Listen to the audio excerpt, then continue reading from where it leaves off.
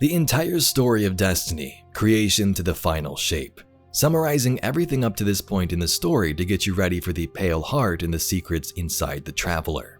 It's all led up to this moment, so let's recap the story of this epic universe.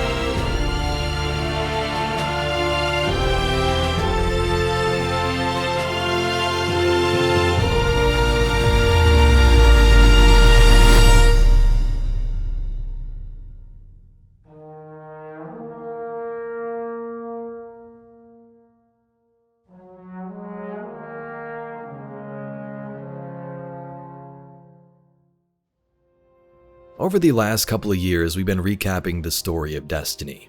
This year's video adds on to what we made last year. Big chunks of it are the same. If it's not broke, don't fix it. I've added Lightfall and its seasons and rearranged parts like the Witness and its backstory in some areas. I want to recap the entire saga after the final shape, likely an updated version of this video, so stay tuned for that. Before we get into the overall story, I wanted to make a short summary to make the overall universe easier to understand, hopefully. This is the basics of Destiny, then we'll get into everything else and start from the beginning.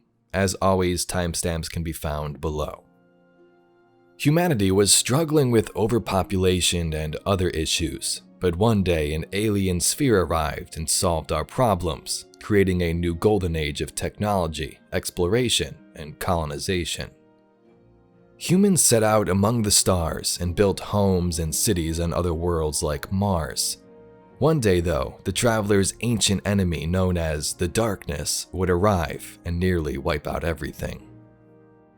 In its last bit of hope though, the Traveler pushed back the Darkness, and so the story begins. Hovering over Earth is this alien sphere known as the Traveler. Humans from around the globe would begin a journey to the sphere to make a new home, hopefully survive. When the Traveler pushed back the Darkness, it created the Ghosts, AI-like companions whose sole purpose was to find a guardian of their own, resurrect a dead human worthy enough, and they would be the defenders of humanity. Destiny is a game about becoming legend. Guardians defend Earth and the city from alien threats as the Darkness makes its approach once more. So that's the basic overall plot, but let's take a deeper dive. If you watched last year's video, much of this is the same, but I did change some of the paragraphs, updated the lore we have from this year, and re-edited everything again, so I hope you enjoy. Millions of years ago, an alien race called the Hive would form from the Krill. The Krill lived on a gas giant called Fundament, and their world was dying. 3 siblings, heirs to the Osmium King, would dive deep into their planet in the hopes to find something that would save their species. Down in the deep, the siblings found the Worm Gods, beings of immense power and darkness who convinced them to take a worm, consume it, and become one of their own minions. Returning to the surface of their planet, the siblings gave the rest of their species these worms, and thus they became the Hive, a powerful race that would crusade across space, destroying everything in their path. These worms gave the Proto-Hive a chance to live, the 3 siblings a chance to live. But there was sort of a catch. They had to keep killing to feed their worms, if not, they would consume them. The Hive have many leaders and gods, as many players call them. The most important at this time was Oryx the Taken King, and he had 2 sisters, Xivu Arath and Savathun. Oryx was known as the Navigator and had most of the power it would seem. Xivu Arath, the Hive god of war, and Savathun, the god of cunning, She would play many tricks on her enemies. The three siblings would scour the universe, feeding their worms and becoming more powerful. They would even fight and kill each other to showcase their strength, and even created these things called throne worlds or ascendant realms, a location which they have absolute control over. Throne worlds are like a backup for these Hive gods. If you want to kill a Hive god, you need to kill them in their throne world as well, or else they'll keep coming back. Throughout time, the three Hive siblings grew indifferent. Oryx communed with the deep and learned the power to take, changing beings into something else, his own army. Savathun began to question continuously feeding her worm. Was it even worth it? And Xivu took her Hive war moons and fleets and had her own plans. So the three split and went their separate ways. The gods also had their own offspring. Oryx had Nokris and Crota. Crota one day was messing around as children often do and opened up a portal, a rift that would let another alien species into this reality, the Vex. The Vex are very interesting, time-traveling robots attempting to save their dying species. This was the start of their invasion across the solar system, space and time, and eventually when we see them when we play the game.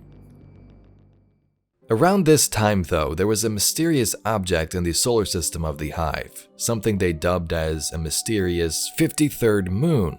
Although it didn't visit their planet, it was there and brought many questions. Was this thing the cause of their apocalypse? The giant moon would visit or travel to other worlds though, not just the Hive. One day it would vibe at an alien world of another species and grant them glorious gifts and ether, a substance used to survive for this species whom was called the Eliksni. The Eliksni, or sometimes referred to as the Fallen, prospered under the Great Machine Moon for many years, until an event called the Whirlwind happened, an apocalyptic period where the Great Machine decided to flee them, leaving the Eliksni in ruin. In the chaos, the Great Machine fled, abandoning us all.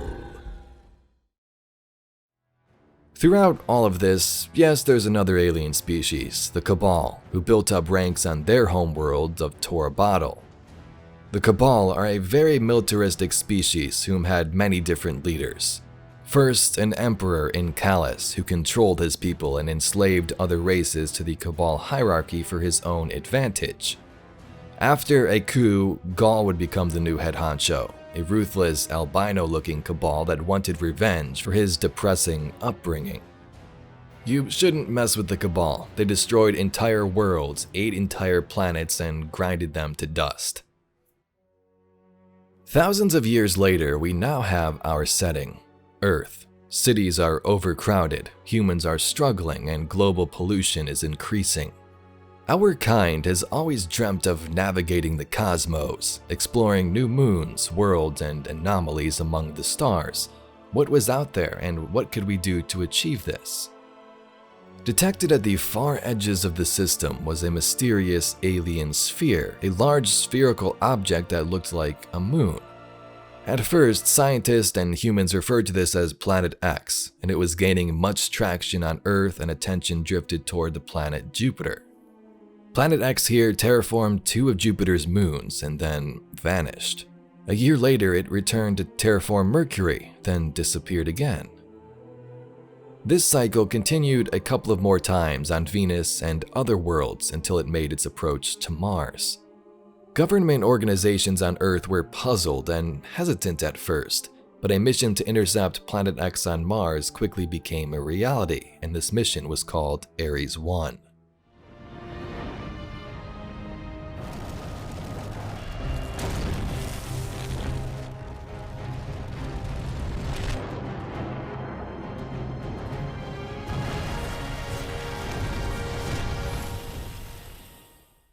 Astronauts launched for the Red Planet and came into contact with the alien artifact, who brought rain to a planet filled with sand and harsh environments. One of these astronauts aboard Ares is responsible for naming Planet X, saying it seemed to move with a purpose, and so they called it the Traveler.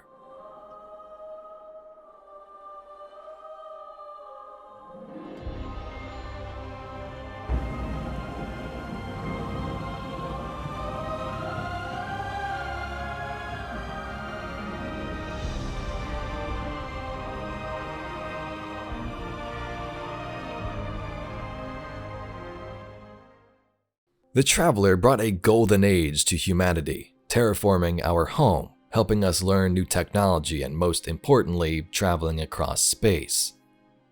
The Golden Age was a time of triumph for the human race, building entire cities in no time thanks to nano-replicating technology in Siva, star and colony ships to travel to other worlds, and establishing homes on those worlds. The Golden Age saw many giant corporations form.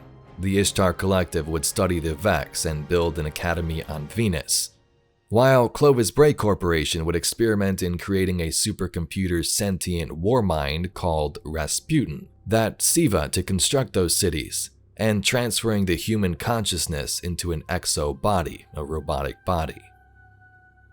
As you may come to know, Clovis Bray, the creator, was a madman, but his advancements had a huge impact on humanity. The list here during the Golden Age goes on, and this was the greatest achievement we've ever established, but this Golden Age couldn't last forever, of course. The stories tell of a golden age long ago, when our civilization spanned the system. It was a bright and hopeful time, but it didn't last. Something hit us, knocked us down and tried to stamp us out. No one knows exactly what, but we do know this. Very few of us survived. And those who did owe their lives to the Traveler.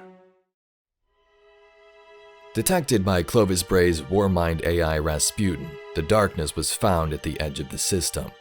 As word began to spread and panic broke out in the streets, the Traveler too made its next move. Departing Io, it made its way to Earth as its enemy invaded the system. Rasputin would try to defend humanity, but nothing could be done, so it went dormant in the hopes of surviving the impending storm. The darkness destroyed our worlds and species and grinded us to dust and ash. In its last dying breath, the Traveler repelled the darkness and saved our people. This was not without apocalyptic-like casualties though, as most of Earth was destroyed, people were scattered, and the air was filled thick with smoke. Out of the vanishing haze and clouds, you can still spot the Traveler, making its last stand, now hovering over our planet in a dormant, idle state. Humans who once explored the stars were now forced into survival mode. Most of them made their way to the wilds and built camps, safe havens for a time, but conditions were not always the best. The Traveler still would continue to help humanity though, even after it essentially was in a coma. In its last moment, that dying breath, it created the Ghosts, small AI-like companions that had one job: to resurrect a human and give them the powers of the Traveler, the light, and this is where our story begins. Legends say the Traveler sacrificed itself to save us. The mysterious sphere still hangs where it made its last stand, low above the earth, keeping silent watch. The years that followed the collapse of the Golden Age were hard. But slowly, we joined together to build a city beneath the Traveler. And now we've begun to venture back into the wild, only to find that we're not alone. Strange and deadly creatures have occupied our old worlds, and they're pressing hard against the city, probing for a weakness, trying to stamp us out for good. The first Lightbearers were not always super friendly. After the collapse came the Dark Age, a time when ruthless warlords ruled and claimed parts of ruined Earth. Humans were treated poorly by these warlords who wanted nothing more than power and the treasures scattered across the new landscape. But warlords weren't the only threats. Some of those alien races we talked about have now made their way to Earth and Sol, like the Eliksni, who scavenge the wilds of our dead world, longing for the Traveler to return to them. There were groups of Lightbearers that would soon rise up though, to defend these humans from alien factions and warlord scum. The most notable group was called the Iron Lords, who made their home high above a mountaintop on Fellwinter Peak. Over time, these Iron Lords would extinguish the Warlords of Earth and help many people find safe haven. They would build camps and outposts. Those outposts became towns, and those towns became one city under the Traveler. One city of humans united together under the protection of this alien god.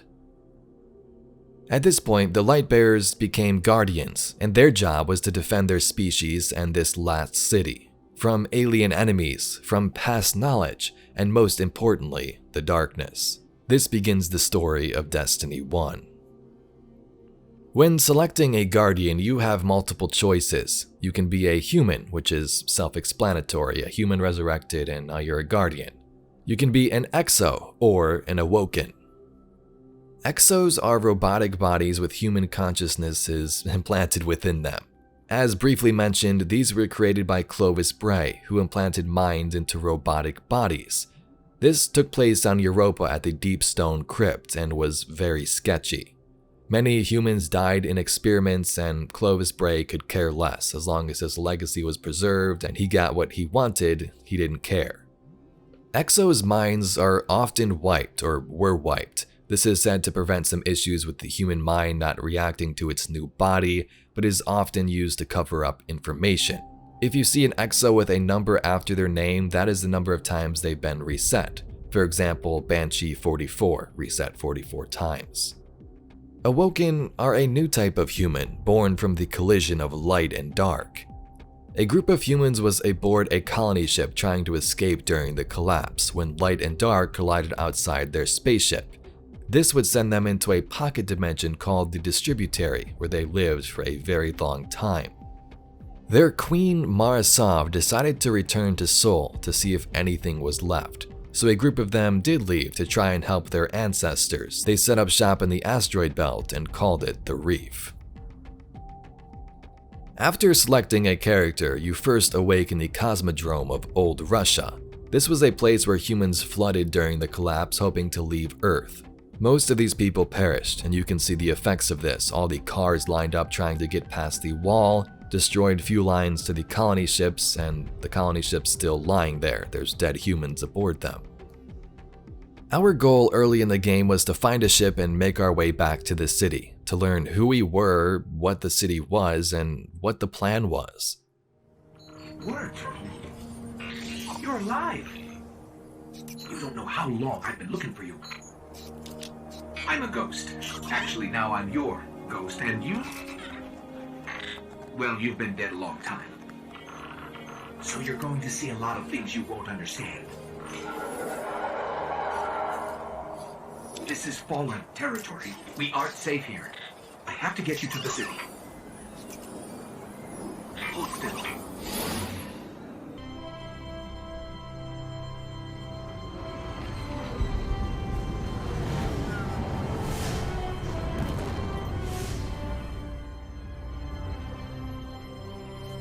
Welcome to the last safe city on Earth. The only place the Traveler can still protect. It took centuries to build. Now, we're counting every day it stands. And this tower is where the Guardians live. Once we arrive, we are briefed by the speaker. He says he speaks for the Traveler and tells us the basics. The Traveler gives us the light to wield as guardians. It has an ancient enemy in the darkness, and it's gonna make its return one day, so we need to fight to protect it. Until it wakes and finds its voice, I am the one who speaks for the Traveler. Guardians, to protect us, and do what the Traveler itself no longer can. I could tell you of the power of the darkness, its ancient enemy. There are many tales told throughout the city to frighten children. Lately, those tales have stopped. Now, the children are frightened anyway. The darkness is coming back. We will not survive it this time. In the tower, we will also find the Vanguard, 3 leaders that represent the 3 Guardian factions of Hunter, Titan, and Warlock. They can be found in the middle here at this table and will often command you on your missions. With their word, our adventure begins when we are introduced to these alien races on multiple planets and moons: the Eliksni, or the Fallen, the Cabal, the Vex, and the Hive. As we explore different worlds and slay aliens to recover epic weapons, we can't help but notice someone was watching us. First on the moon, then we finally speak to them on Venus. Many Guardians fell. Strong ones. But you made it here. They brought us here. The Vex. Evil so dark it despises other evil.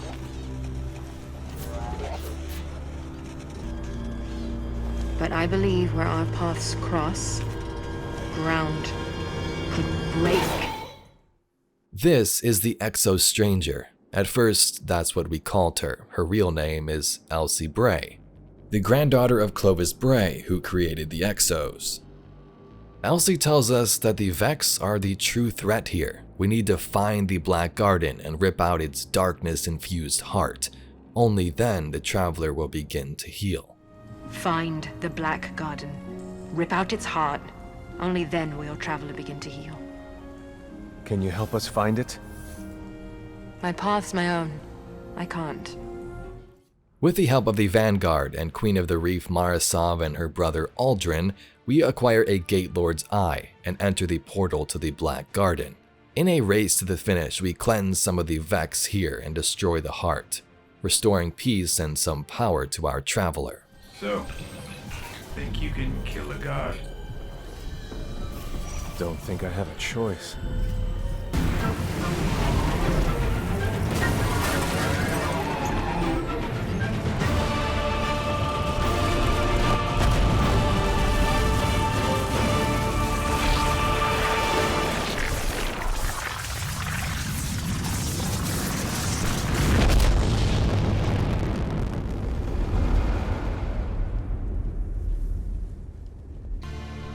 There's so much more, Guardian. I've seen terrible things born out in the darkness.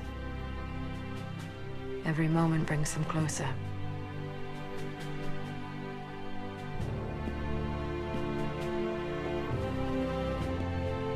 All ends are beginnings. Our fight is far from over.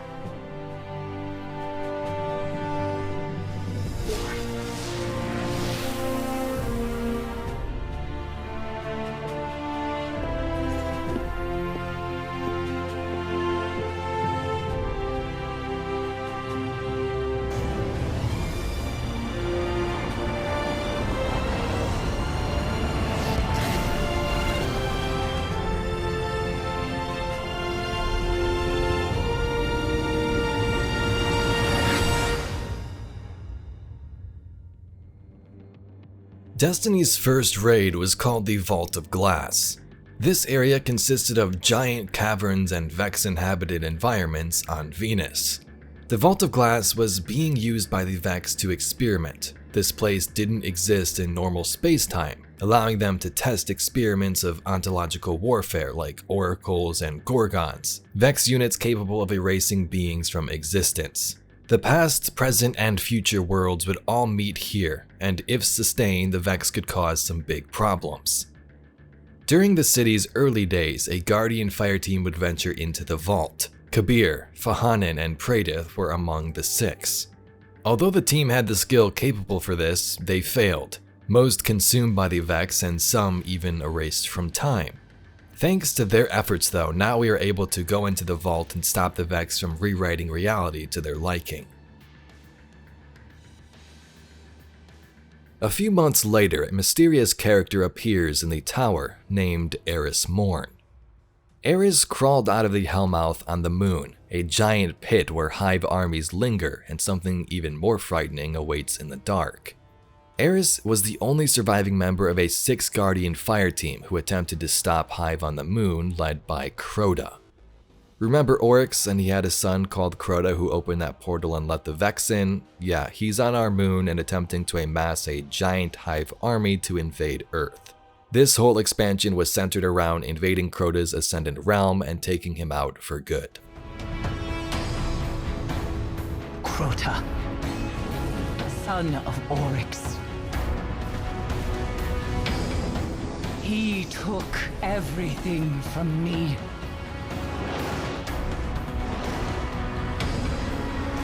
He will turn his eyes to Earth.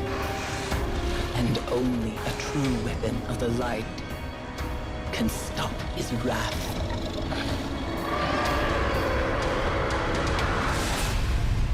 Now you must face what lurks in the dark below. In May 2015, the Guardians would be called to the Reef to assist Queen Marasov of the Awoken once more. Mara gave us the location of the Black Guard previously and expected some form of payment. This was it. The Fallen have different houses among them, different factions who believe in different things. One of these was the House of Wolves, whom was allied with Mara, but during the House of Wolves expansion, they would turn against her and the Reef.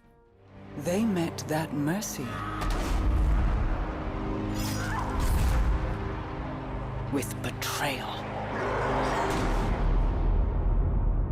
Now, they will feel my wrath.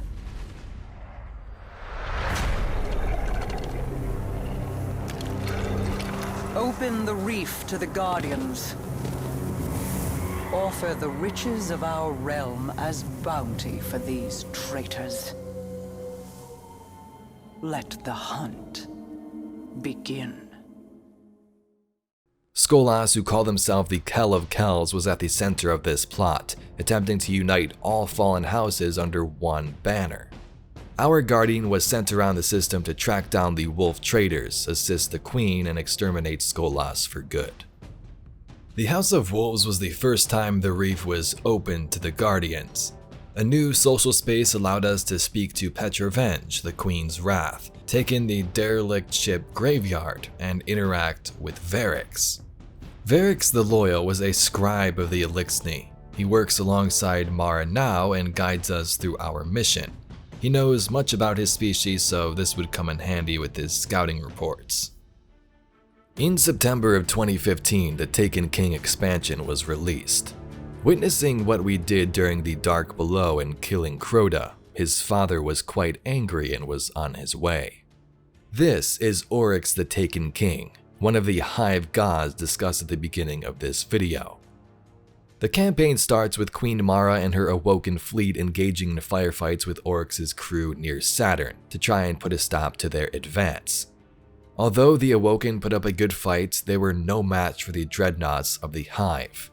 Many Awoken were destroyed, including Mara, which was a part of her plan, and her brother Aldrin crash-landed on Mars.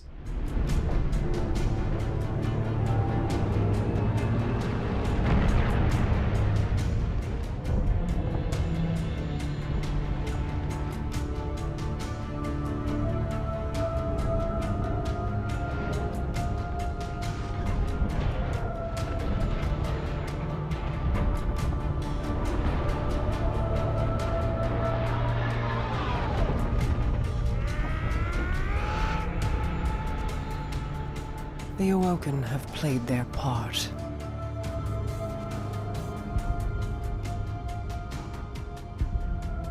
This was all part of the plan.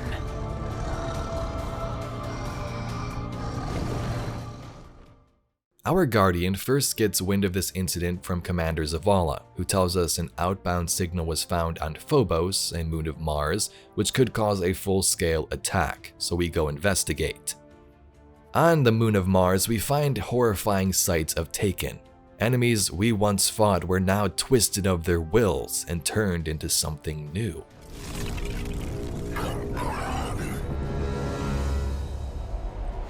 Cade makes his way to the hangar where he and Amanda Holliday outfit our ship with stealth tech to infiltrate the rings of the Dreadnought in secret and board Oryx's command ship. An unsanctioned op using modified stealth tech to infiltrate a dreadnought above Saturn's rings so we can knock out its weapons, create a transmat zone, and send in the cavalry. Aboard the Dreadnought, we take part in many missions. We fight Hive, which of course are part of Oryx's forces, but also Cabal, who have crash-landed one of their giant warships into its hull, attempting to neutralize these vermins in their own ways. After sneaking back to Crota's Ascendant realm and stealing an essence from his tomb, our Guardians become Ascendant, allowing us to enter a portal and confront Oryx in the final story mission.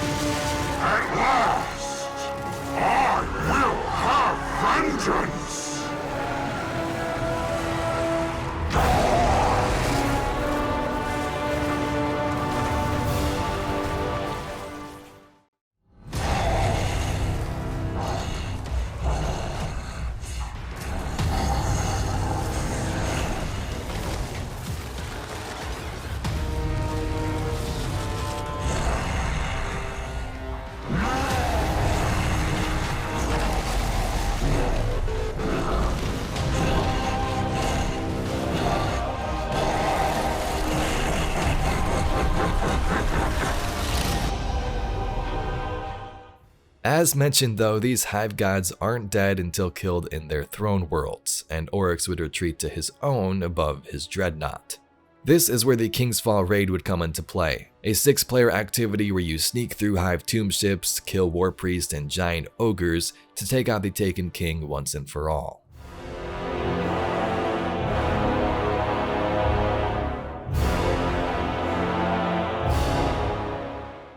In 2016, the next big adventure would begin. Long ago, the Iron Lords, the ones who helped defend early humans from those warlords, were in grave danger. Some of the lords heard of this technology called Siva and a replication chamber that creates it in the Cosmodrome. This was that technology during the Golden Age that assisted in rapid city creation and starship construction. So you can see why they would want to go after this. So this is a perfect opportunity to help the humans in the last city and maybe reclaim some of Earth. As the lords ventured to the vault, the Warmind Rasputin, that super powerful military Warmind, turned against them, unleashing Siva and other forces to fight the Iron Lords. In the years after the collapse, the world had no guardians. It had only Iron Lords. Immortal, fearless, we fought to protect the survivors of a once great age. Our battle was about more than crawling back from the shadows. The Iron Lords would give humanity back its future.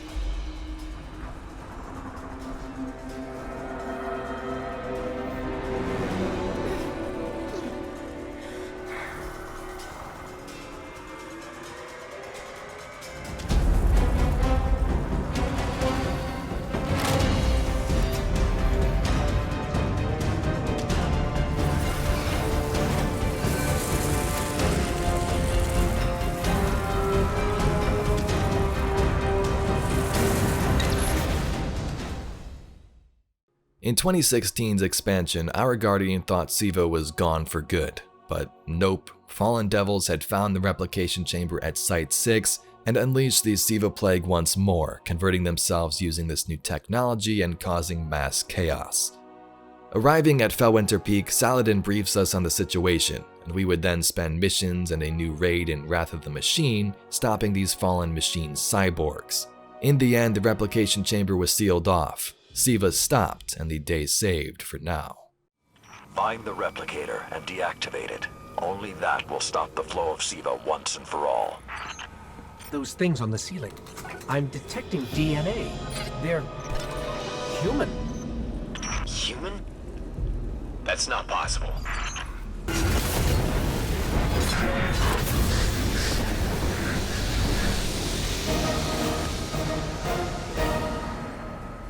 Young Wolf, finish this.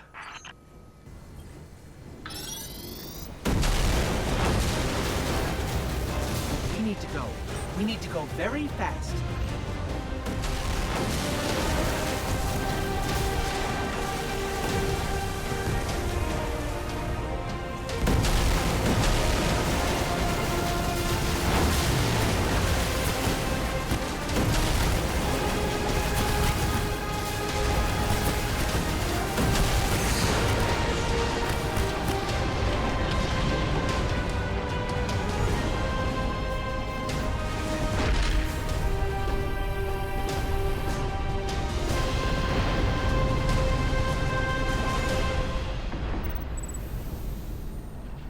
Well done, my young wolf.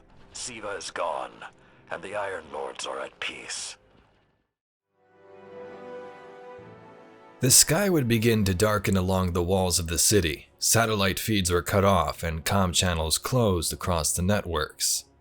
As the Vanguard leaders pondered the cause of this anomaly, Cabal warships began to invade the city. Battle stations!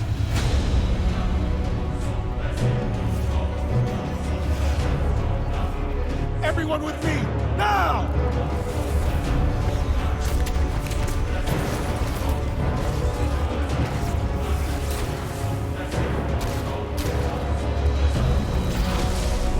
Hang on!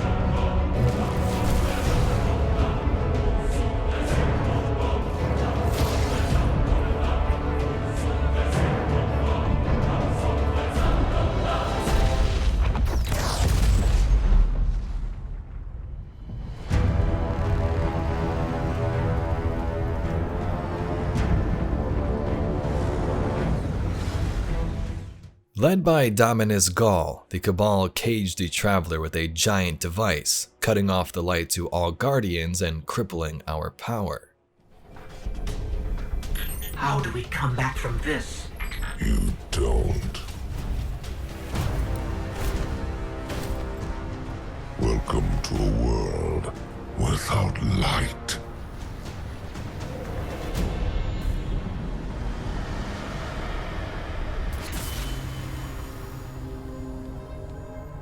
Guardian, something's wrong.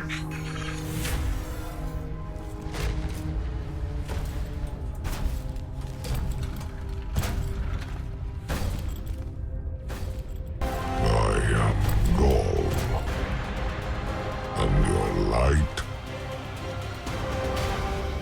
is mine.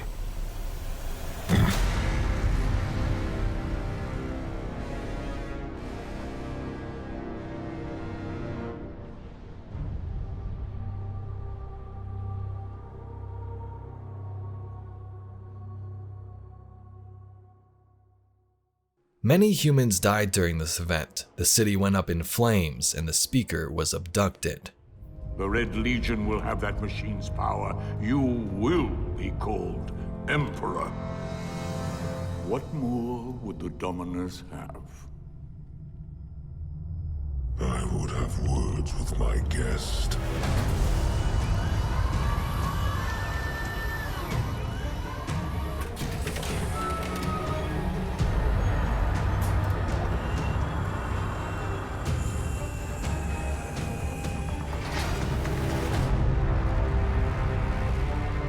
So you're the one who speaks for the Traveler. Those Guardians that survived were forced to flee the city and find somewhere safe to rebuild for the time being. After venturing out to the wilds of Earth and the forest, we regrouped with some forces at the farm in the European Dead Zone. Somebody left a perfectly good Guardian lying around. Things must be worse than I thought. And that's our cue. Time to go, people!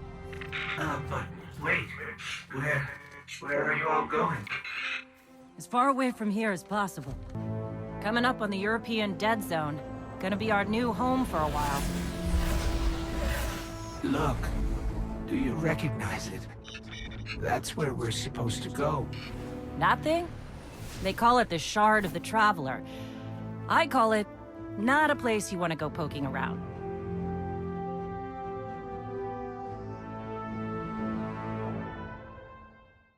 This would be our new home for a bit, a social space with a bit of contrast compared to a giant city. It was calm here and much more relaxing compared to those battles you'd get into soon. The EDZ was an interesting place, yes, cool to explore, but a massive shard of the Traveler landed here during the collapse, and it still had some power. Venturing through the dark forest, we get our powers back, and begin the conquest to destroy the Red Legion, Gaul, and take back our city. This is why we were led here. I haven't been as close to the Traveler's light since... Do you feel it? Hold on to your helmet.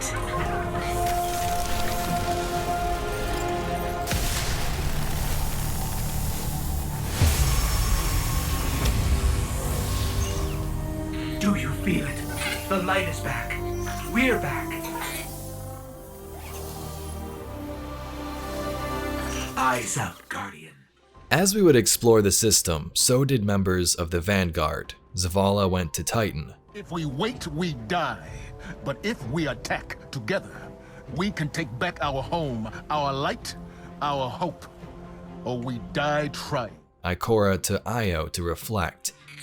Ikora, Zavala is forming a resistance, and he believes... What good is a resistance when you are the only one who would survive? And Kate 6 to Nessus. Quick, hurry, come on. I don't know how long this portal's gonna stick. Kate? What have you... Stop. Look. Long story, and it may look like I don't know what I'm doing, but I do. Maybe not. It doesn't matter. Killing the power source at the origin point should break the loop and get me out of the portal system. Have you got that? Say you've got it. See something! Many Guardians fled the city during the Red War. This is where the Vanguard leaders went. We made our way to the farm. Gaul, of course, here wanted the power of the light from the Traveler, for it to speak to him and reveal how to become a god.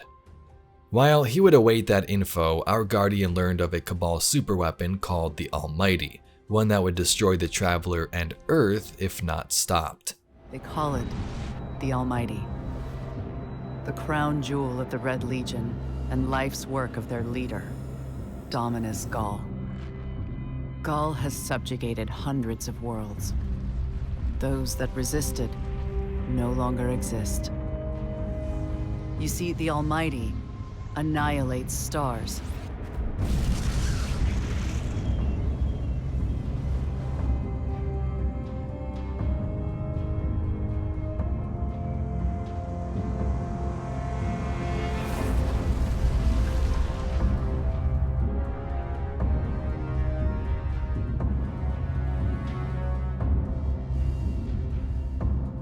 Nothing and no one survives Gaul's ambition.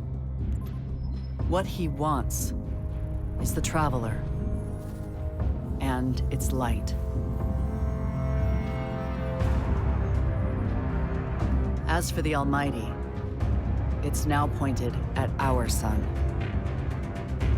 In short, sir, the war's over, and we've lost. The Almighty needed to be stopped. Gaul would want to get his answers, learn how to take the light, and then just destroy our system. We ventured to Titan to spread the word to Zavala, Nessus finding Cade, and Io Ikora, convincing them one by one to join us in the European Dead Zone and make a plan. We formulate a plan with them to stop this Almighty. The Guardian will steal a Cabal ship and board the superweapon, race to the finish, and destroy the beam. Meanwhile, the Vanguard will fight through the city, push back the Cabal, and plant a Vex teleporter.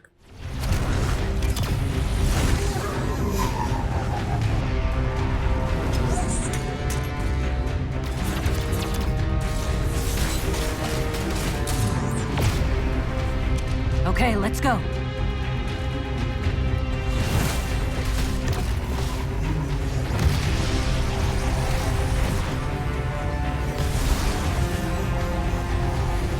Zavala, we're coming around.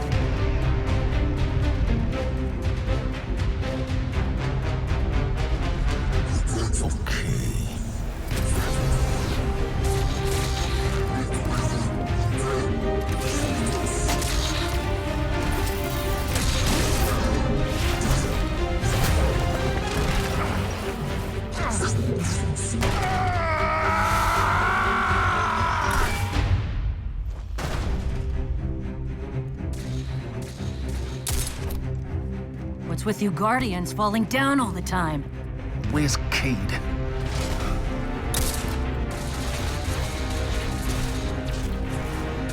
If he's sticking to the plan, he's right where he needs to be. Now we just gotta get you and Ikora up there with him. After we destroy the Almighty's coolants, we race back to the city to assist the Vanguard leaders, taking the Vex portal they planted to board Gaul's command ship. As we make our way to the top, we get into a final battle with him and take him out. Gaul actually succeeded. He obtained the power of the light and was about to become a god. The Traveler then broke this device and its silence, expelled Gaul, and saved the city. Annihilator of suns, Raiser of 1,000 worlds, Slayer of gods and Conqueror of the light, I am Gaul! And I have become legend.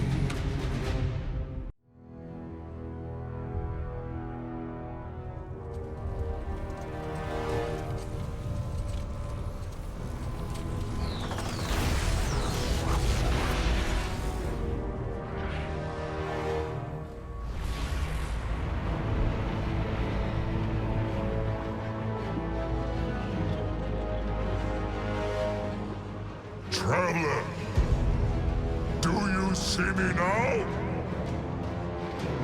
I am immortal, a god. You have failed. Witness the dawning of a new age.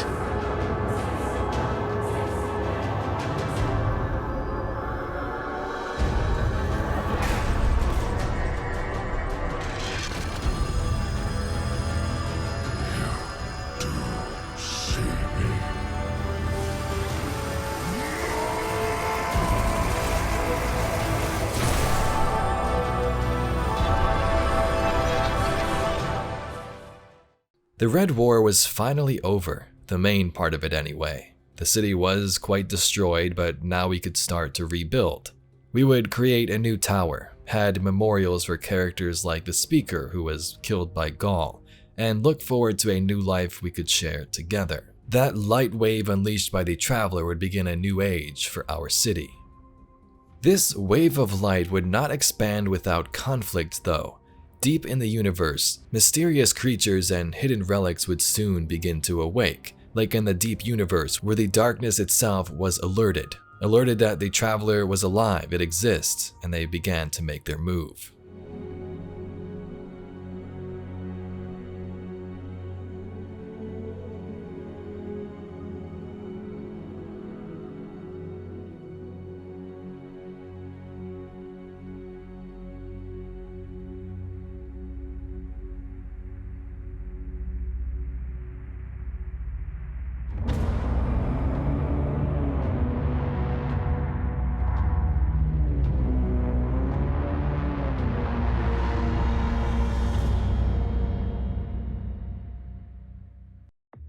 In the wake of the Cabal's defeat, a giant starship would appear around Nessus called the Leviathan. The Leviathan was controlled by Emperor Calus, the original Cabal emperor before Gaul, who was exiled and overthrown years ago. Calus was put on this ship and sent adrift on a random course. He would have many strange experiences with the darkness, and as he said, would come to know its true understanding. The Emperor would invite us to his ship, where we took part in multiple raid layers.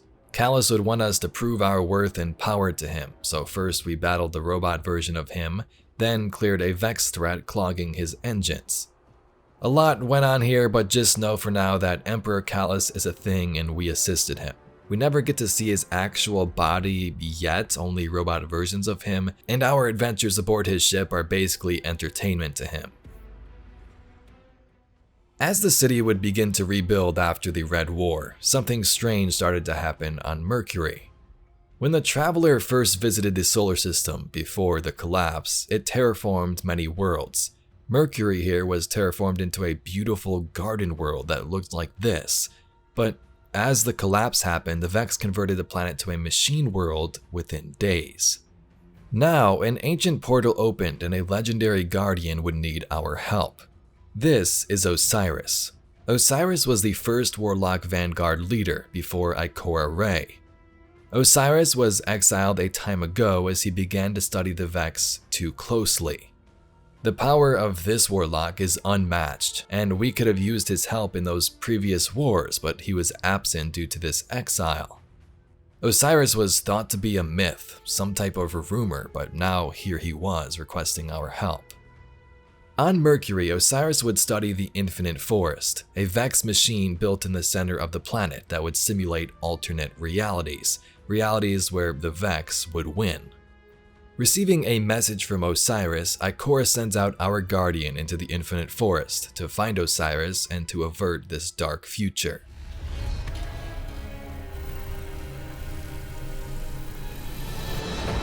Well, Osiris. What did you see? Slow down. Wait. I thought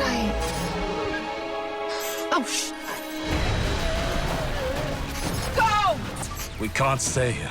If the Vex succeed, it's the end of everything. Sagira, we can see your light. You have to go. Nope, not leaving you. Without me, there's no coming back. If I don't stop the Vex, there won't be anything to come back to. I'm doing this for the both of us. Don't you even... Osiris!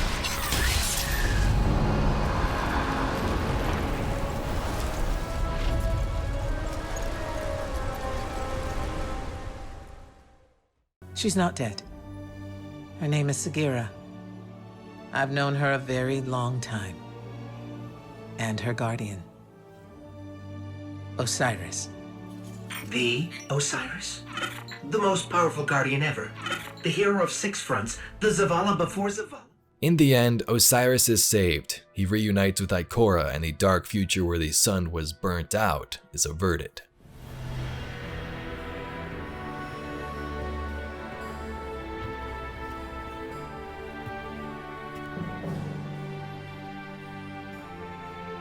Vex's mind is destroyed, and the path to their dark future is gone with it. Come, little light. We have infinite realities to explore, and all the time in the world.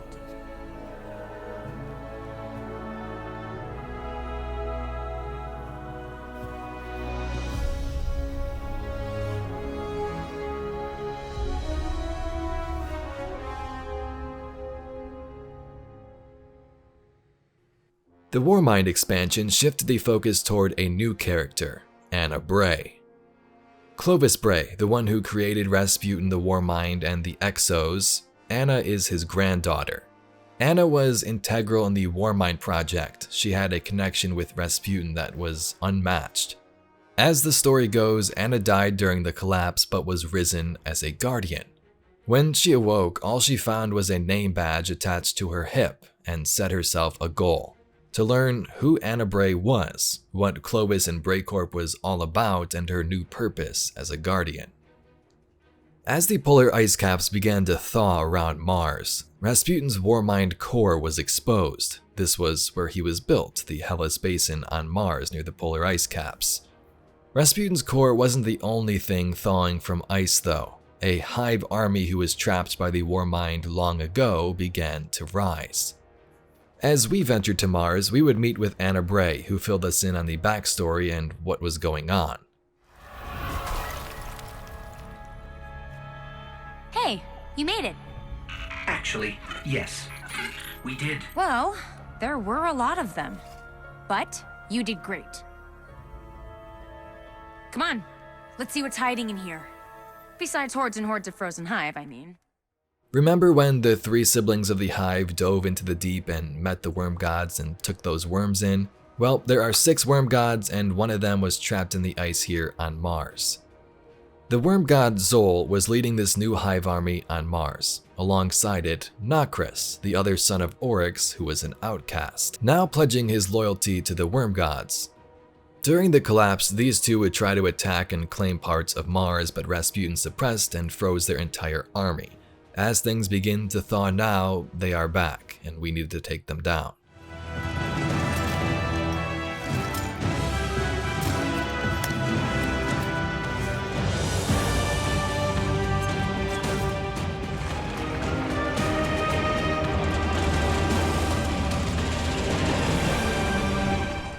With the help of Anna, we scour Mars for clues on what to do next.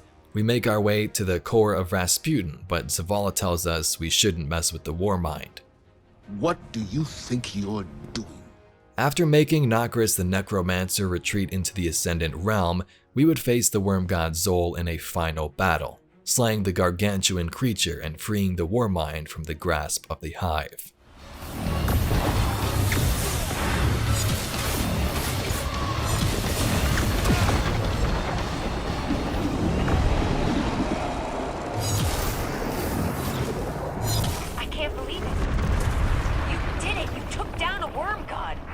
We all did. We're a team now, Anna. A good one. The Bray family shaped me to be an all-seeing savior, while your vanguard sought to wield me as a primitive weapon. But today, that ends. And I define the reality of my own existence.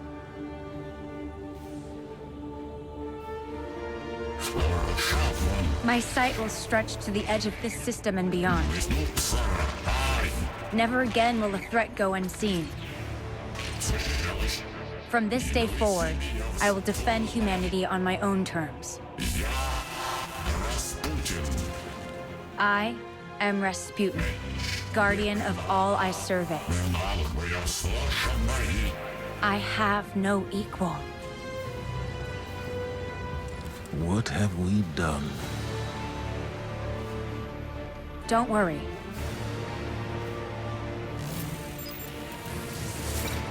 We've got this. In 2018, the Forsaken expansion would change Destiny forever. Aldrin Sov, brother to Queen Mara who crash-landed during the Taken King cutscene, was back. Aldrin has always been devoted to his sister. When we met him in Destiny 1, he was really stuck up and didn't want to assist the machine killer spawn of the Traveler. Since crashing on Mars, Aldrin has been through a lot searching for his sister Mara, and along the way began to get corrupted by darkness. In his search, he came across a wounded Eliksni named Fikrul. Aldrin wanted to save him and wished this into existence. The wish was granted by an ancient creature we'll talk about in a bit. Thanks to this wish, some of Aldrin's darkness infection was transferred into Fikrul, and he became the leader of the Scorn. Aldrin and Fikrul together quickly amassed this new army of Scorn, Eliksni infused with darkness. The new army would invade the tangled shore of the reef and pillage for any supplies and scraps they could find. Petra Venge, the Queen's Wrath, and Cade 6 were sent in to contain the Scorn. They eventually captured them and put them in the Prison of Elders, a mass prison in the reef belonging to Mara. They remained here for a time. After a while, Varix the Loyal, if you remember from the House of Wolves expansion who helped us, he was in charge of this Prison of Elders and decided to open the cells and leave. An outbreak was underway. The pirate Scorn and Aldrin had escaped from the Prison of Elders.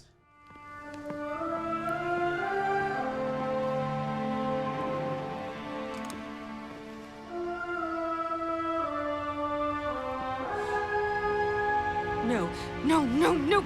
Cade, he's gone! This isn't a prison riot. It's a prison break! The airlock on Deck 0. It's the only way out this far down. They're going to escape! Not if I get there first. Petra and Cade were once again called in with our Guardian to assist in these efforts, but the worst was yet to come. Cade 6 was killed by Aldrin Sov. He and his barons had escaped. You help me out here, little buddy.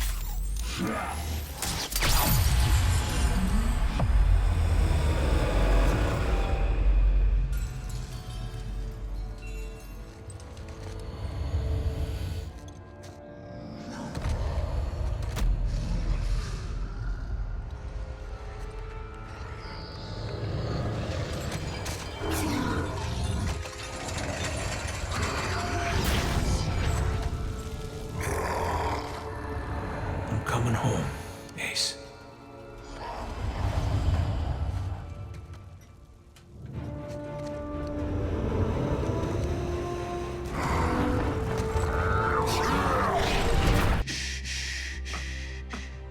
This is going to hurt. A lot. Any last words? How's your sister?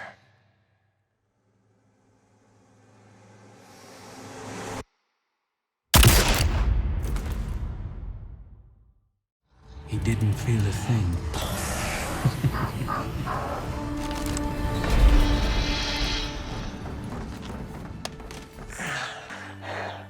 Hey, tell Zavala and Ikora.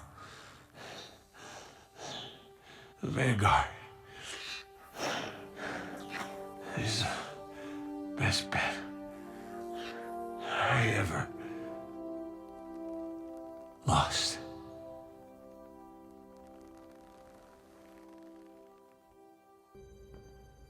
We should have been there.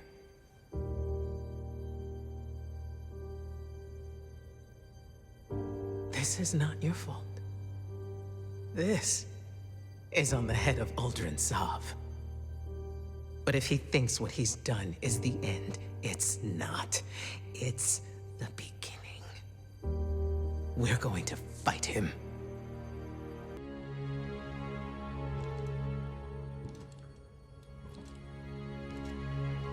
I refuse to bury any more friends. You won't have to. Uldren Sov is mine.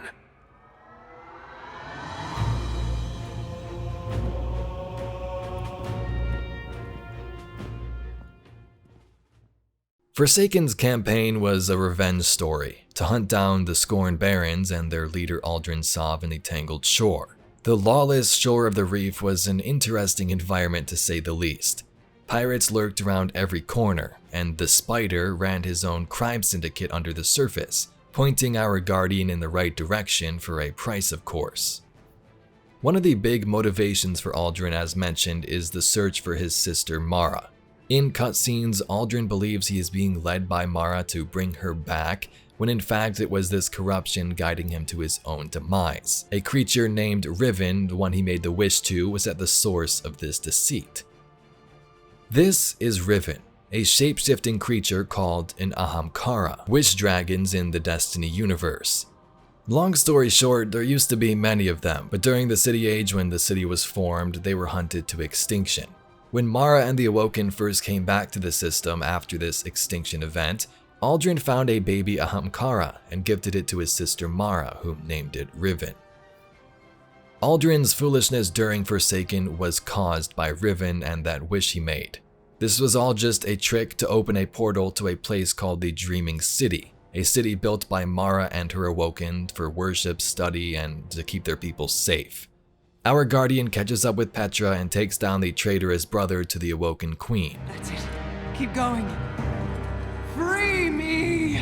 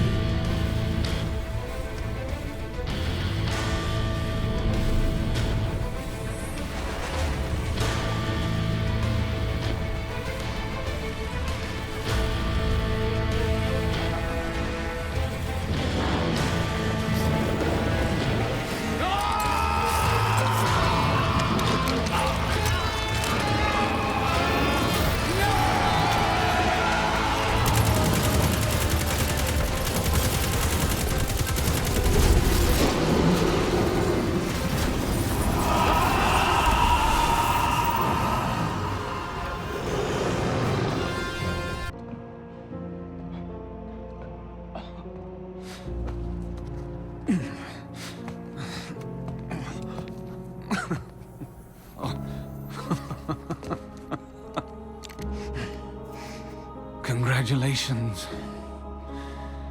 You have my undivided attention.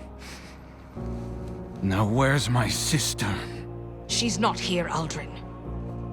And if she was, this would be a whole lot easier. So, this is to be a reckoning. Wait, not like this. Look at him. He's finished. Even with everything he's done, we can't just... You have no idea what he's done! If Cade was here, I know what he would do, Guardian. Do you? Yes. What would the notorious Cade 6 do? You have his gun. Seems you get the last word. Everything I did for her. Funny. The line between light and dark is so very thin. Do you know which side you're on?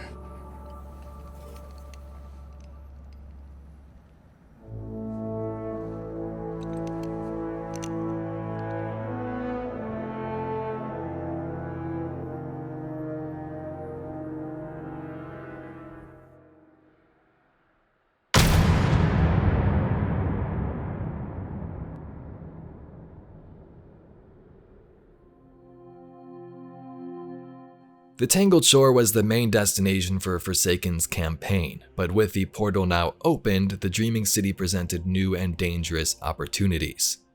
The Dreaming City was created by the Awoken shortly after they came back into the solar system. They lived in the Reef, and this city was sort of hidden away from the prying eye of those outside worlds. Mara and her Techians, the tech witches with magical powers, constructed this city from the ground up. The Oracle Blindwell, the Gardens, Ahamkara lived here for a time, and even Eleusinia, Mara's own throne world. Remember back when Mara died during the Taken King with her fleet? This was her plan. She had her own throne world anchored to the Dreaming City so she could survive. Mara did end up surviving, but there was an issue. In the aftermath of that defeat, the Battle of the Taken King, Oryx would storm through Mara's throne world, taking everything and blazing a path to the Dreaming City, where he also partially took Riven, the Wish Dragon. Back to current time, Mara and Petra sent the Guardians into the city to destroy Riven, as she had been corrupted. We were successful, but what we didn't know was that this would unleash a curse, one last wish made by an evil Hive sister. My queen commanded me to slay a beast. We could not do it alone, so I turned to the Guardians. 6 brave heroes came to destroy my people's greatest secret. Riven, the last known Ahamkara, a creature of immense power and cunning. The Guardians killed Riven and ripped out her heart. But Ahamkara transcend death. They can transform desire into reality, even when they are nothing but bone and dust. I should have known that Riven would grant one last wish, one last curse. Now the Dreaming City has been taken. I opened the gates.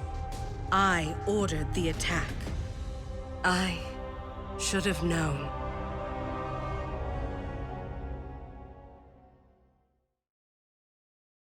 The curse in the Dreaming City was set on a 3-week cycle and caused by a wish from Savathun, the Witch Queen. After Oryx's death, Savathun found Riven and made a wish. The Guardians killing her would grant that wish, and the infected cycle would begin, looping week after week.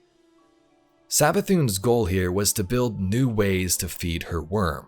Instead of killing and cause mass destruction to feed her worm like most Hive do, she would resort to feeding her worm by deception. Her cunning nature would help with that. So the goal for Savathun here was to find a way to invade the Awoken distributary. That Awoken pocket dimension where they were born, where time passed way faster than it did here, meaning she could become super powerful in a short amount of time. As for our guardian, this meant returning to the Dreaming City to stop this curse, or Savathun would win. Week after week in Forsaken, we would also be brought to the Queen's Court to reunite with Mara Sov and learn more about her unanswered secrets. Mara knew that we killed Aldrin, she knew about some of the darkness, and had meetings with a group called the Nine. It was during these meetings months later that a huge plot twist occurred.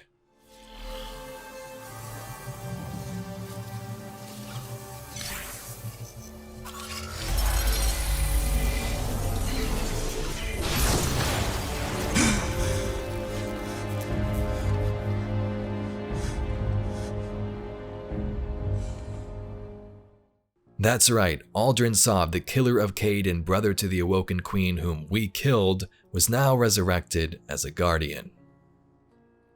During the Golden Age, the Black Armory was formed. 3 separate families came together to manufacture powerful doomsday weapons in preparation for any extraterrestrial threat that might one day appear. The Black Armory created forges, allowing them to build these weapons and produce unique gear like Izanagi's Burden. The founders of this group thought they were prepared, but when the collapse arrived, they were quickly proved wrong. As the darkness began to invade, these weapons were useless. One of the members' daughter, Adelaide, was injured during this attack. Fleeing into the wilds of Earth, the mother had no choice. She would let her colleague Yuki, formerly a part of Clovis Bray, upload Adelaide's mind into an exo body. Thus she became Ada-1.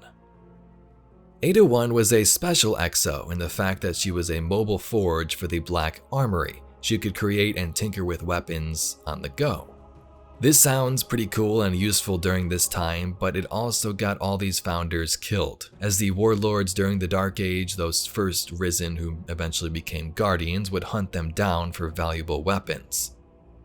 Ada was the lone survivor and made her way to the last city where she would hide in secret.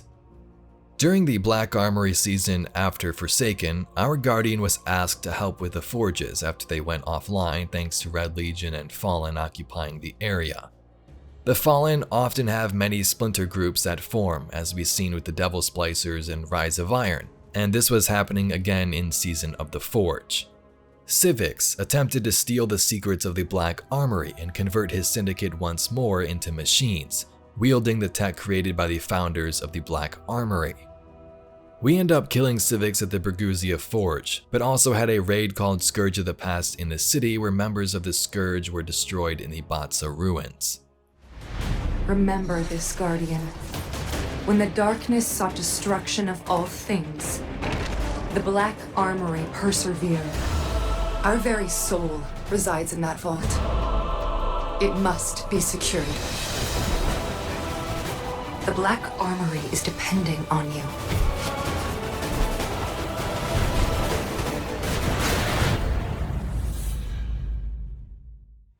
Someone taught you respect, little man. Ha! Someone like you? I know you all keep tabs on me. Yeah. You've been straying. You don't even use his name no more.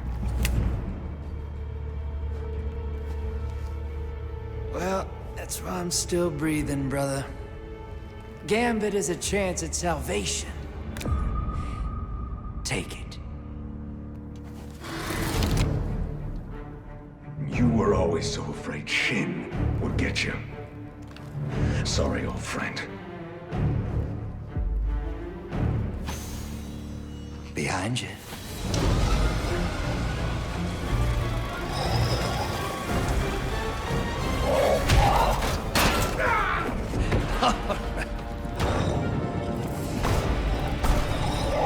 Oh boy.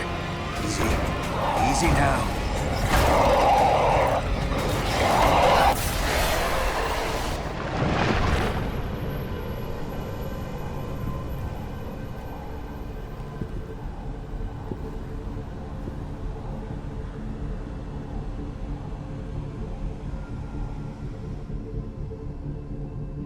Dredgen. Nah, not anymore. It's Drifter now.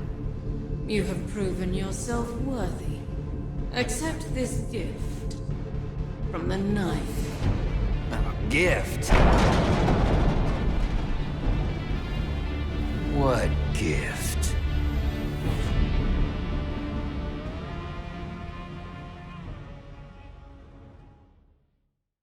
Back in Forsaken, a new character appeared in the tower called the Drifter. Drifter was a rogue lightbearer who came with a new game mode called Gambit, wanting you to bank Motes of Darkness and summon taken primevals whom he'd had stored on his ship. Drifter had a long storied past of shady deals and encounters with other legendary guardians. There was once a group who called themselves the Shadows of Yore, a group of evil guardians who essentially worshipped the darkness and killed other guardians. The Drifter is so shady he ran with that crew for a time, and was watched in the shadows by a man called Shin Malfur, whom the Golden Gun is named after. There is a lot there, but this season focused on some of those storylines, hunting down the truth of the Drifter and choosing to side with him or the Vanguard. Drifter also had some deals in the past with a group called the Nine. The Nine are very mysterious, but here's a quick summary of what we believe. Some lore suggests that the Nine are dark matter entities anchored to our planets and sun, the bodies of our solar system. 5 of the 9 want to help humanity, while the other 4 do not.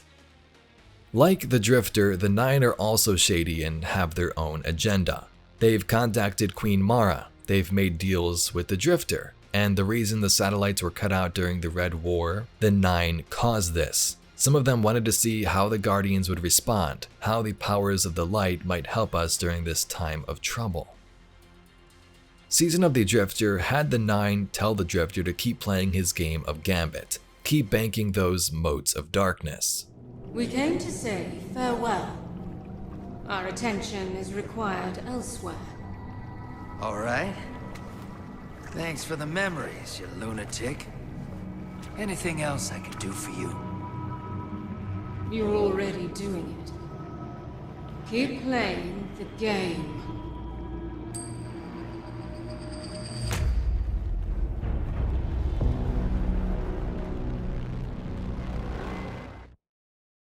A few months later, we would return to Emperor Calus's Leviathan. At this point, we've completed 4 raids aboard the vessel to assist the Emperor, but he still wanted more. Open to the Guardians was the Menagerie, an activity on board that pitted us Guardians against different enemy races Calus had captured over the years. This was for us, one, to get some cool gear, but also for Calus's enjoyment. This wasn't the only reason we came back to the Leviathan though. Calus had plans to control parts of the Hive, and as you can assume, that did not go well. Calus sent some of his crew to retrieve a Hive artifact called the Crown of Sorrow. With it, perhaps he could command and civilize the Hive on board his vessel. But nope, the infection broke out and we had to jump into the Crown of Sorrow raid to cleanse the place of madness. The final boss in said raid was called Galron, and instead of wearing the crown himself, Calus put it on this Cabal, which corrupted him and made him go insane. Galron was slain and the Emperor saved once more, but something even more sinister was going on under the surface. This Crown of Sorrow that Calus obtained was planted by Savathun, sister to Oryx the Taken King, cause of the Dreaming City time loop, who would now begin to make more moves as Oryx was dead. Savathun wanted Calus to wear that crown so she could control him, but it didn't work. So this sister is now making more moves behind the scenes with her cunning nature, tricks in the Dreaming City, trying to fool the Cabal Emperor.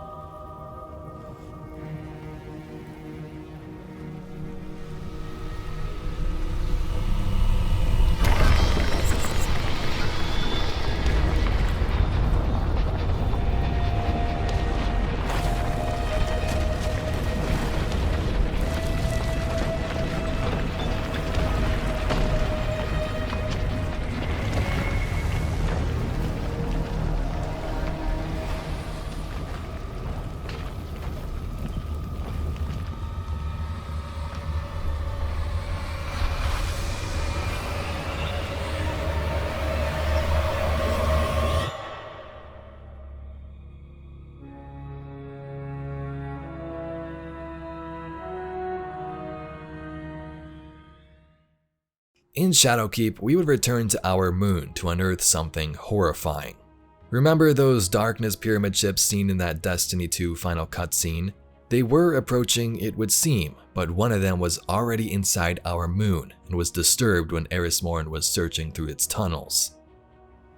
The darkness on our moon was just the match that lit the fire, as the other ships would be alerted even further away and continue their journey.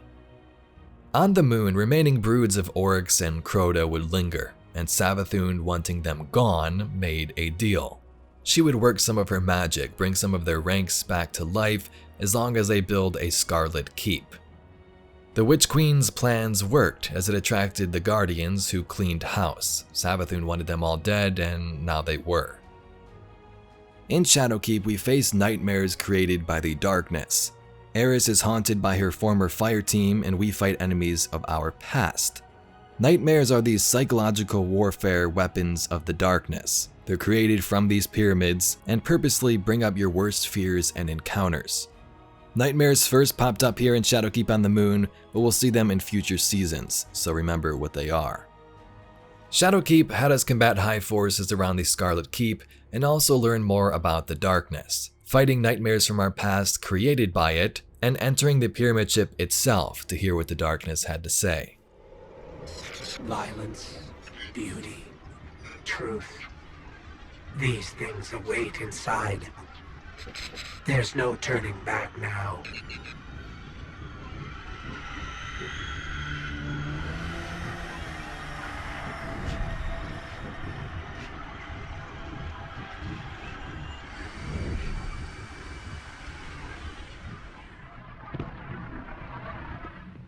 Welcome. We've been waiting.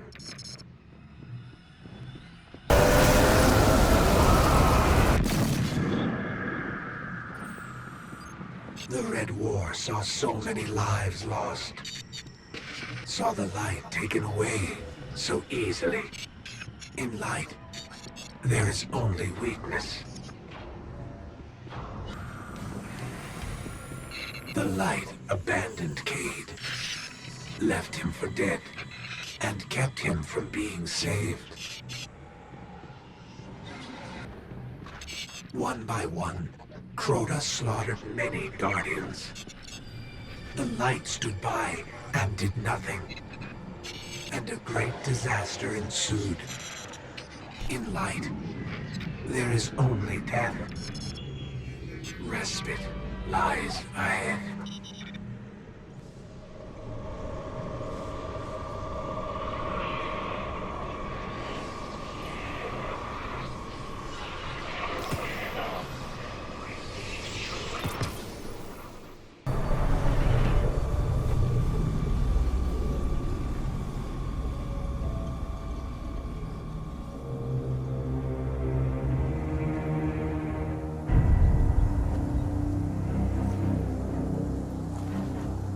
You made it.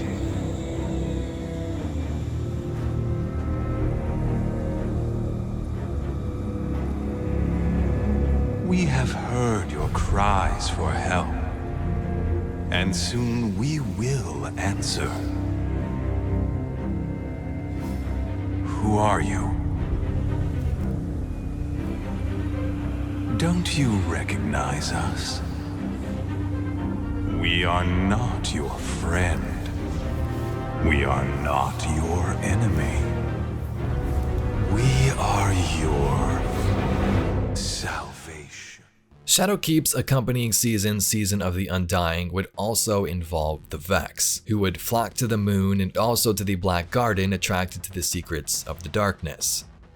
The Vex have always been connected to the Garden, so we take part in stopping their invasion, destroying the Undying Mind in seasonal content, and also the Sanctified Mind in the Garden of Salvation raid, which is in the Black Garden. We say that the Black Garden is the birthplace of the Vex. But it was not the beginning. It was the reason. The life in the garden called out a question. The Vex are the answer. They will do anything to protect the garden. In these things, there is symmetry. The gateways have opened. The Vex are coming. In summary, certain Vex worship the Black Garden in darkness, and they were back, so time to end them. After those events from Curse of Osiris, Osiris and the Drifter would construct a device called the Sundial on Mercury, basically a time travel device. Remnants of the Red Legion led by Scion Flayers, super powerful Scions, jumped at this new time travel opportunity. What if they could travel back in time and change the outcome of the Red War? This was their plan.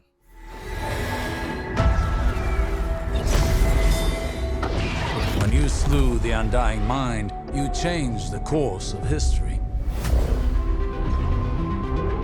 Now time is broken on Mercury, fractured by the Legion.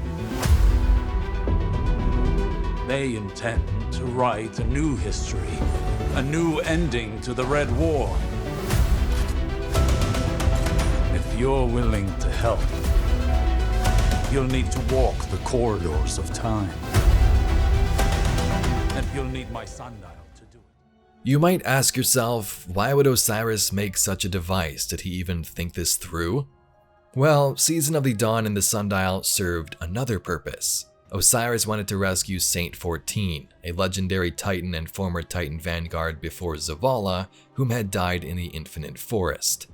Back when Osiris was exiled, he went to Mercury, and Saint learned of this and tried to find him, but failed.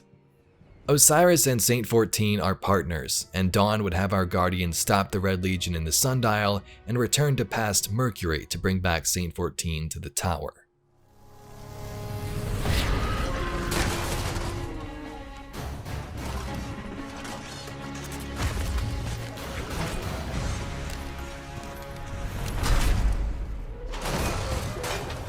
My name is Saint 14.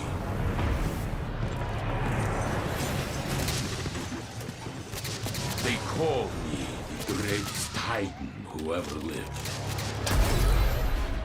But I would be dead if not for you.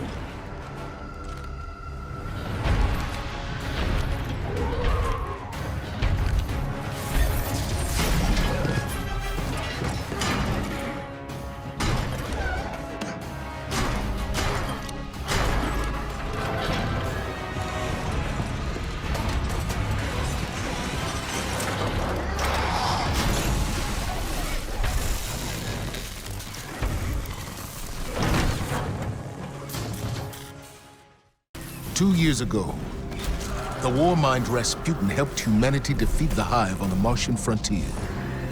On that day, it swore to protect us. Now, it may be the only thing that can. The Red Legion has one last play. They have boarded their superweapon, the Almighty, and it's on the move. You already destroyed its star-killing munitions, but whatever the Legion hopes to achieve won't end well for us. They once took the tower. They will take nothing else. The Red Legion just never seemed to quit, do they? Season of the Worthy was their last-ditch attempt at rebuilding their forces. During the opening cutscene, we see Anna Bray and Zavala aboard the Almighty, the superweapon we boarded during D2's campaign. It seemed the Cabal on board destroyed the engines and set the Almighty on a collision course with Earth. Worthy would have us team up with Zavala and Anna to arm the Warmind Rasputin and stop the Almighty. You can imagine this thing is pretty huge, so we'd likely need tons of defenses or bombs or something to destroy it to steer it away from Earth, and Rasputin is likely the only thing that could achieve this.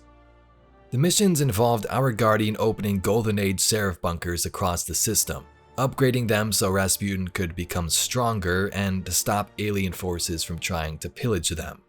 Inside the Seraph bunkers, we could also see Rasputin was tracking the arrival of the pyramid ships, and week after week, they would get closer. Worthy gave us a deeper dive into what the Warmind was. Characters like Zavala often had their doubts in past in terms of trust. Rasputin itself even wavered at times and killed humans like the Iron Lords, but was now focused on one goal: protecting humanity. During the season, we got some more info on stories like Felwinter, Rasputin's Iron Lord Exo's son whom he killed. In a time of great prosperity, a tyrant king sent his son to live among the people and learn their ways. He did so for many years, until a great calamity befell the kingdom. In the aftermath, the tyrant's son was changed. The tyrant's son turned away from his father and became a warrior. The tyrant chased his son across fields and mountains and oceans.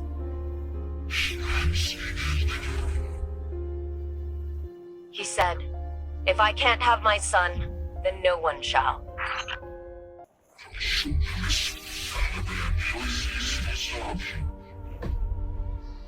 In the end, the tyrant used his son's love of the people against him.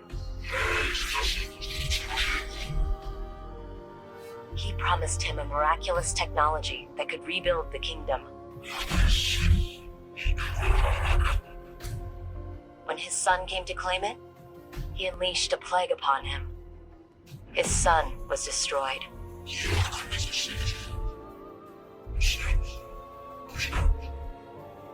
And the tyrant looked upon his tyranny and wept. And in an epic live event conclusion to the season, Rasputin would stop the Almighty from colliding with our city, sending it into the mountains in the distance.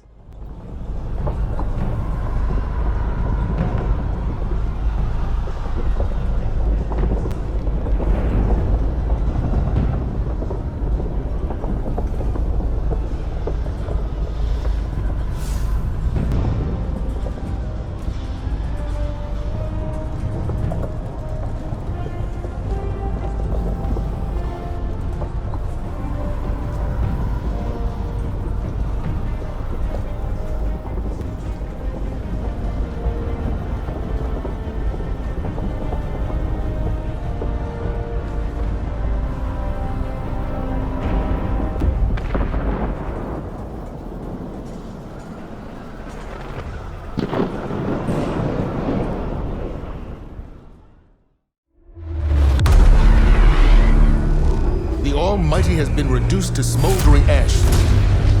And with allies like Rasputin, who can stop us?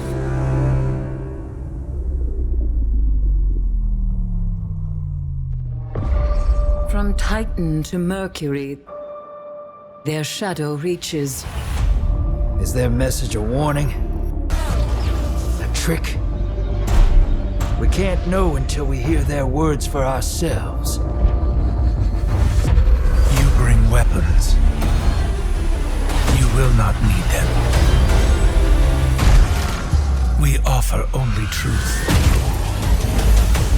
The darkness reached out, but something interferes. The witch sister of the taken king, Savathun. So remember that thing we talked about Rasputin arming himself and being super powerful now? Well, about that. At the beginning of Season of the Arrivals, the pyramid ships had finally arrived. 4 of them halted over some of our worlds, Io, Mars, Mercury, and Titan. These pyramids had immediate effects, as seen on Mars with the Warmind, who went dark and was shut down.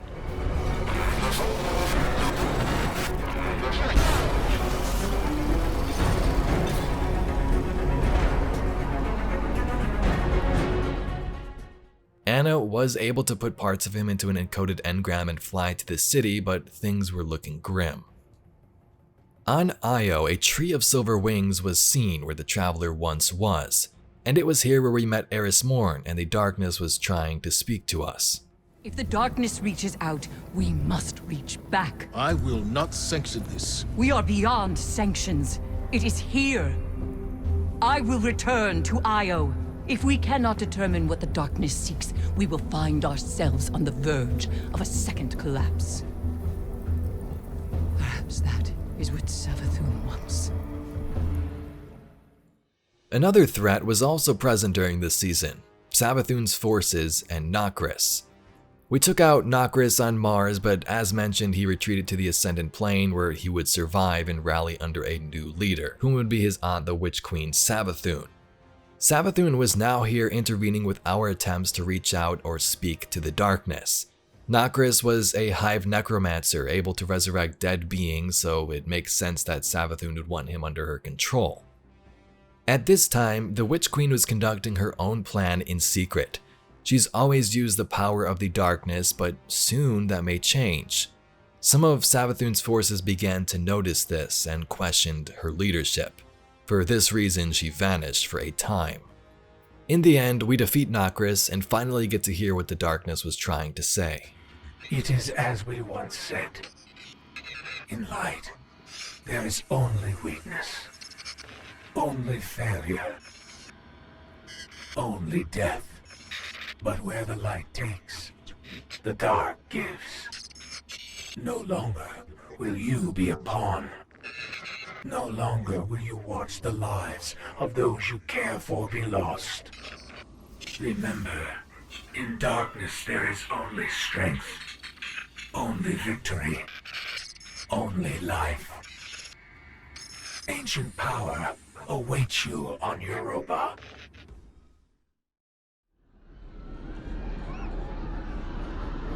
It is drawing power.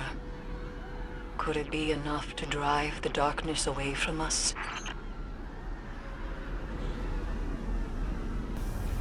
Every fire team has returned to the city, even the hunters. They're with the people, keeping them safe. And the last time this happened, the world ended. I'm not worried. I'm not.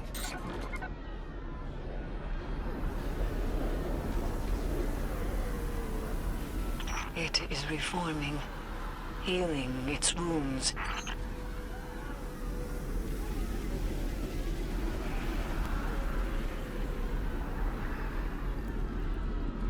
This will not be the end. It will be an escalation.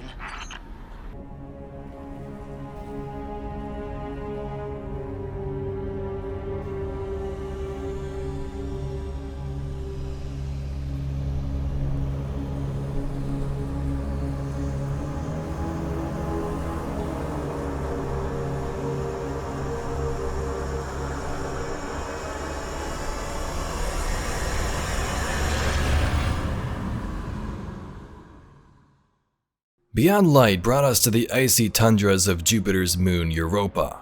Led by Aramis, a new fallen splinter group titled the House of Salvation would begin to make their home here, longing to rebuild their lost kingdom from their homeworld and take in new power for themselves, darkness in stasis. These fallen wanted revenge on the Traveler for leaving their species back on their homeworld of Rize. Aramis had acquired stasis and began to rebuild Rize Reborn, a new home where they would begin to rule as they once did. Chains! For centuries we have been bound by them, servants to the so-called Great Machine. We even built idols in its image. We have become pawns of our own devices. No longer.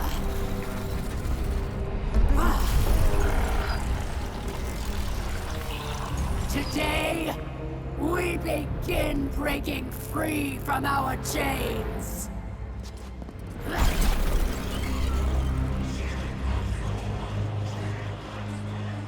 This power is a gift. One I will share with all of you in time. Vilax!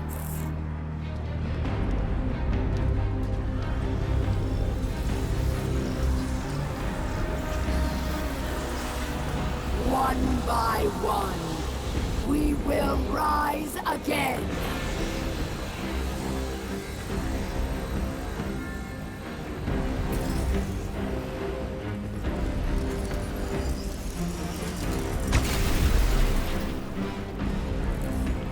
This is our future. Our enemies stand no chance against this power. The great machine will finally know our pain! House Salvation found stasis on Europa, but also Clovis Bray's Deep Stone Crypt, the place where he created the Exos. And fallen Exos would be pretty terrifying. They didn't have the power of the Traveler and Light to be revived, but this was sort of the same thing. If they can turn themselves into Exos, they can come back over and over again. As we were told on the moon, ancient power awaits us on Europa, so we went. People of the last city, humanity has endured a devastating blow. Vanguard scouts have confirmed that Io, Mars, Titan, and Mercury have disappeared. We don't know why. We have lost contact with Deputy Commander Sloan and Jensen Scribe Ashamir. We are deploying Guardians to all corners of the system to find answers. The Traveler protects us, and we will protect you. The Guardians will come through. They always do.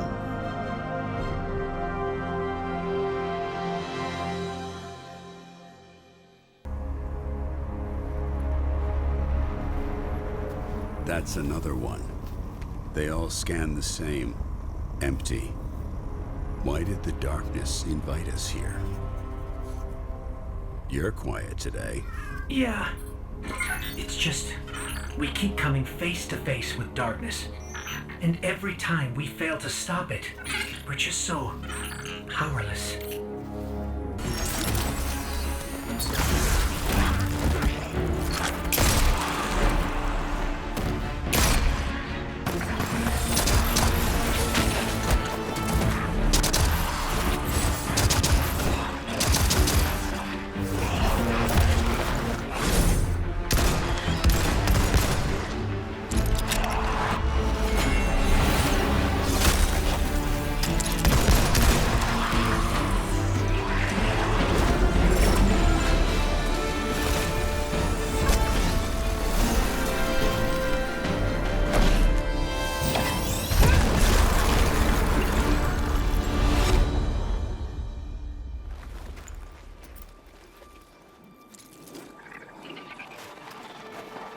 And here comes our Guardian.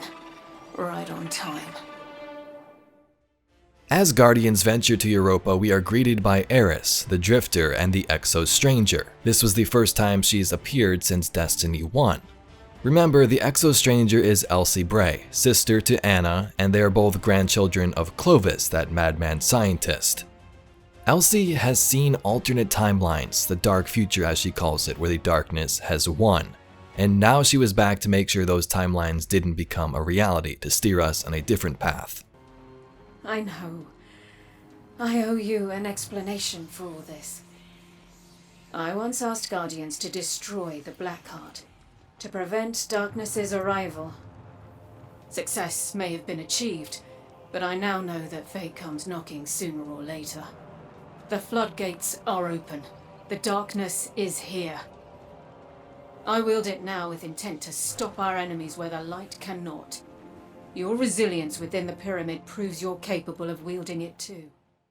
Guiding us through the cities of Europa, Elsie encourages us to also wield the power of darkness, that it was the only way to stop Aramis, so we do.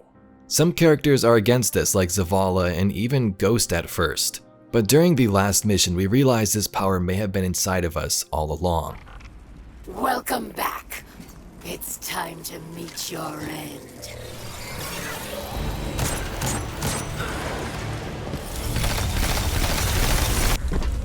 Your chains are showing. All that power, wasted serving false gods. Ha! Allow me to help you break free. Ghost. This is... I can't. I'm sorry. Ha!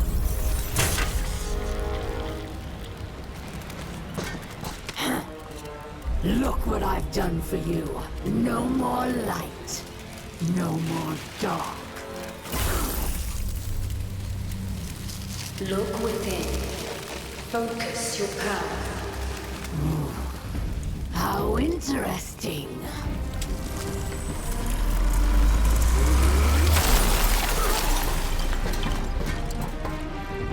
The only thing we have to break here is you. Come then, Pawn. Show me what freedom has given you.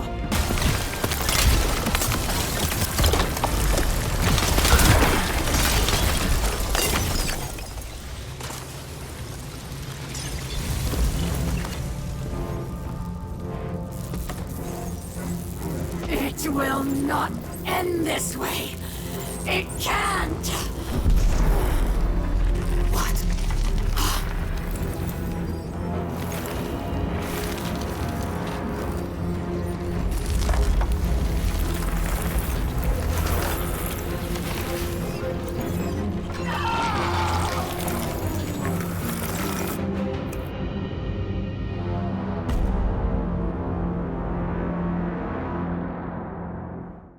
Although Aramis was frozen in stasis, we still had much to do here on Europa. Fallen had found that Deepstone Crypt, and some of them even began to convert themselves into exos like Atrax 1. During the Deepstone Crypt raid, we enter the crypt and stop an orbital station from crash landing into the moon. The fallen exos are destroyed and parts of the crypt still preserved. We must all face the consequences of our struggle for power. For Aramis, the deep stone crypt provided another grasp at darkness. But firm it was not. Their loss is our gain. For the deepest secrets of Europa are now within our grasp. Europa has tons of history. Much of this belongs to Clovis Bray, whom killed many humans for his experimentation and gain for the Exo Project. He did create the Warmind, which seemed it would help us on the front, but the Exo program was quite sinister. Clovis invited his granddaughter Elsie to Europa to help him on this Exo Project. After learning she had a genetic disease that would eventually kill her, she became an Exo to fight for this cause, stop the Vex, and eventually her evil grandfather. When Clovis died, he put his mind into two places. First was an AI which would watch over Europa and his creation.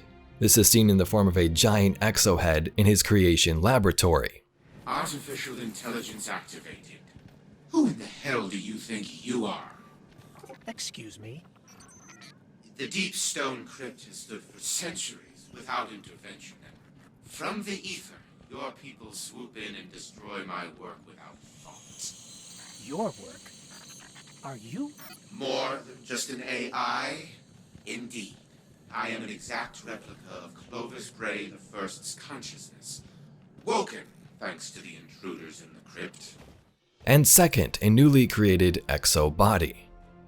Elsie and Clovis have a long backstory together. When they first came to Europa, Elsie would see how sick and twisted Clovis was. He used darkness and Vex to create the exos. Clovis Bray's exo form became Banshee 44, the gunsmith we see in the tower. After he and Elsie fought off the Vex long ago, Exo Clovis learned about his creator. He vowed not to be like that crazy madman, so he reset himself and began a new life. If you want to learn more about Clovis and the Deepstone Crypt, there's many videos on my channel. At the end of Season of the Arrival, Savathun went into hiding. Now her sister Xivu Arath would step up at the chance to outrule her sibling. Xivu Arath corrupted our system with Hive cryptoliths and deployed her champion the High Celebrant to hunt down Savathun for betraying the darkness and turning away from the way Hive normally do things. Season of the Hunt begins with Osiris on the moon. Osiris has been around the system learning about these Hive cryptoliths and what they're all about. There's a strange new presence here. It grows as an organic technology, like a small tower. There are Cabal gathered around it, enraptured by something I could not perceive. Perhaps their own desperation or madness. A long-range scan of the structure was inconclusive, save for confirming it was of Hive origin. The Hive is fractured, shattered, turned on itself. The Black Fleet intends to punish Savathun for interfering with its efforts to communicate with us. No one knows where the Witch Queen is, not even her own court. And now Sivu Arath is using this opportunity to consolidate her power. On the moon, he comes into contact with the Celebrant, and his ghost Sagira gets destroyed.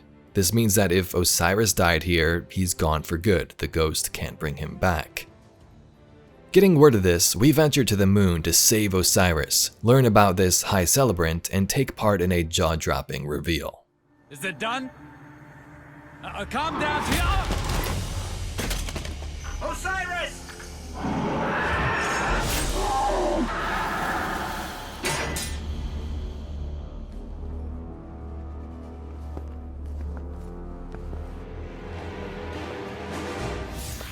We warned you it was going to be dangerous down here, especially for the ghostless. I'm glad to see we're all okay, though. I'm Glent, by the way. It's a pleasure to meet you all. Go on. Introduce yourself. They call me the Crow. My boss wants to see you. Impossible. So Aldrin Sov, who was revived as a Guardian, was now back, and he was called the Crow. Remember, new Guardians have no recollection of their past life, so Crow had no idea about Aldrin's past. He didn't know he killed Cade, he didn't know Mara was his sister, and now he was under the command of the Spider out in the Tangled Shore. Yourself. Osiris. Lost his ghost. He's gone back to the tower to recover. You lightmongers never cease to amaze me. You deal violence so easily, suffer loss so poorly. Such fragile killers. We'll finish what he started. And what's that? Avenge Sagira. Eliminate the High Celebrant. My little bird sure is something, isn't he? I have to imagine you share in my appreciation of fate's cruel sense of humor. I found him wandering the reef like a piece of wind-blown trash. Aimless, hopeless, no memory of the prince he was. Now, I could have sent him off to the tower, but we all know what's waiting for him there. I couldn't let that happen, so I took him in as a kindness. As far as his loyalty is concerned, I took a few extra precautions and made some modifications to his ghost's shell. Now, if he ever flies too far from the nest, boom. That ugly business out of the way. Let's focus on what really matters. This Hive infestation. I propose a partnership. You go out there and do what it is you do best, and I'll, lend you the resources you need to get it done. Maybe even a little extra something on the side. Just don't mention the name Aldrin Sov. For his sake. Throughout Hunt, Spider was kinda cruel to the Crow. He rigged his ghost to explode if he ventured too far away, and commanded him to complete many of his own tasks. With the help of Crow, we destroy the Hive cryptoliths and eventually the High Celebrant in the Ascendant Plane. With the deed done, Spider thanks us and says that we can have a gift, anything we want, and we pick the Crow. So it is. So it is. All right, Guardian. As promised, you can have a prized bauble from my lair as compensation for your heroics. I want him. Cute. Real funny. You said anything in the room.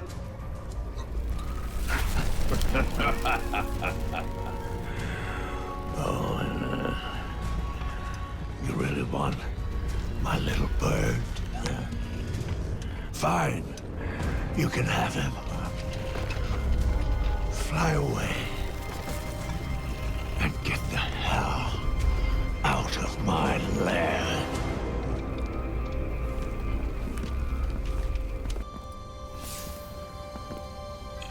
Now what?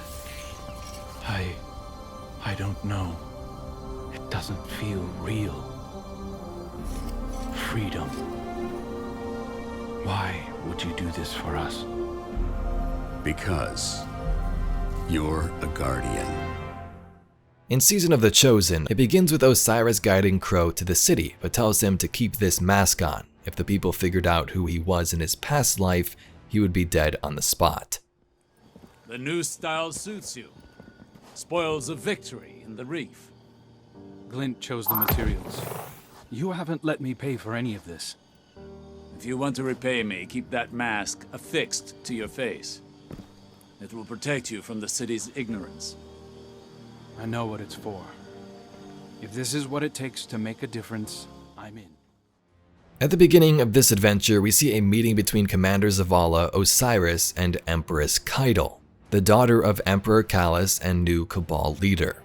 The reason Keitel and her forces now chose to come to the city is this. Their homeworld Tor battle was under siege by Xivu Arath. A Hive trick was played and a portal opened over their homeworld. Xivu invaded and destroyed nearly everything.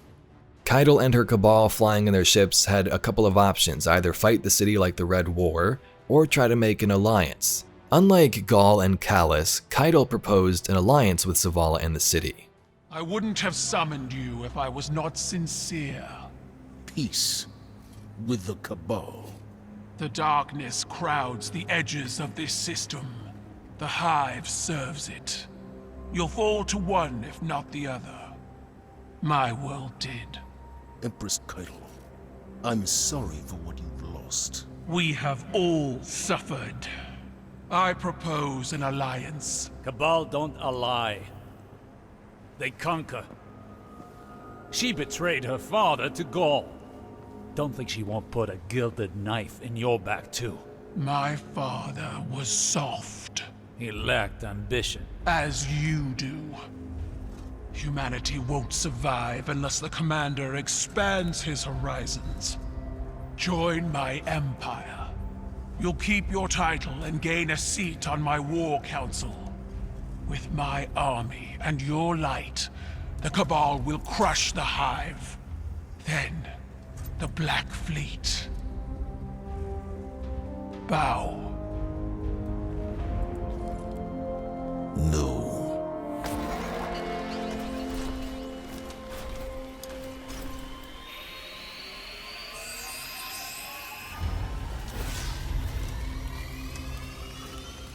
Very well. Ready yourself, Commander. I'll sharpen my gilded knife and see you both on the battlefield. We take part in Cabal battleground activities to prove our worth to Keitel. As the story builds over the season, so does the relationship of Crow and Osiris. Crow begins to learn of a planned assassination attempt on Commander Zavala by some rogue scions. He investigates in the shadows and thwarts an attempt in the night. Listen, I've been combing through the prediction you pulled from Nessus. I've got bad news. I think the Cabal are going to try to take Zavala out. He's missing from every single one of the futures they predicted. Not missing where'd he go missing. Dead missing. Osiris says there are only possibilities, but I think it's the real deal. Zavala has refused to work with Keitel. It's in her best interest to remove him. Sends a strong message. Good. This gadget you found. It's a tiny light disruptor. Small, but strong enough to knock down a ghost. Saladin says when the Cabal sieged the city, they severed our connection to the light. Looks like the Scions have refined that tech. I'll tell Osiris, and I'll keep an eye on the Commander. You know, just to be safe. Sometimes I like to listen to the city's pulse. I hear it best when the people are asleep, and when I'm alone. It was a warm night, and I wanted to feel the breeze on my face. I took a walk through the first garden we planted inside these walls, to remind myself how far we've come. We've made so many sacrifices since those early days. But with the green of that garden and the murmur of the city we built up around it, I could be at peace. For a little while. Have you ever felt someone's eyes watching you, Guardian? You might not believe it, but I knew he was there before I saw him. I turned, and there he was, Uldren Sov, his spirit haunting me. Then he shouted a warning, and something snapped in the trees behind me. I spun around, my gun in hand, before I realized I'd drawn it. It all happened so fast. A Cabal assassin, one of Keitel's, no doubt. When I looked back for Prince Uldren, he was gone. Was it a troubled spirit? A hallucination? I wasn't sleeping well before. Now I'm not sure I will at all.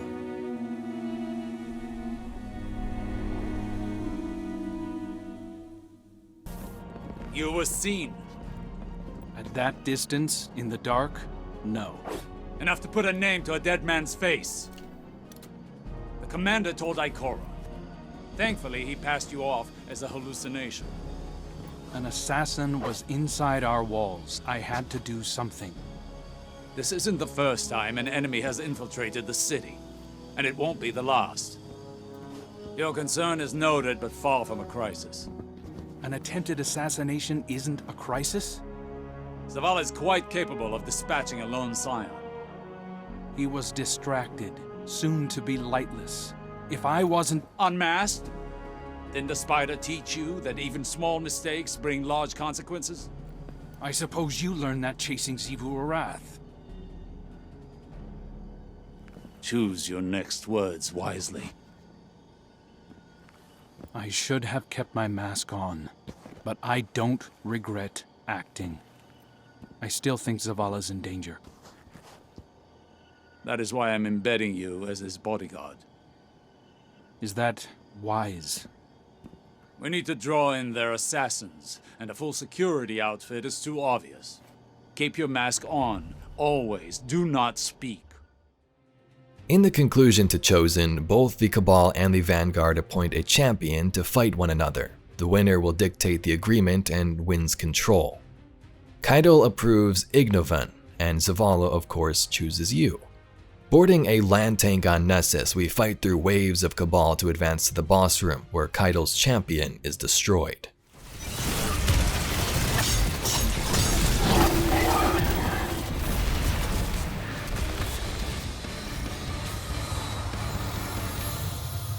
Keitel, your champion falls. I pride myself on seeing the strength in others, and yours can no longer be denied. When can we discuss this treaty of yours? As soon as I debrief the strike team, Empress. I hope the blood spilled here today will be the last. In the final cutscene, we see this agreement coming to a conclusion. The leader of Cabal and City and Zavala meet each other, and just as this does, a scion jumps out, attempting to take out Zavala and his ghost once more. Crow jumps in and saves the day, but not before revealing who he truly was, Uldren Sov. Be hallowed. Let honor bind us.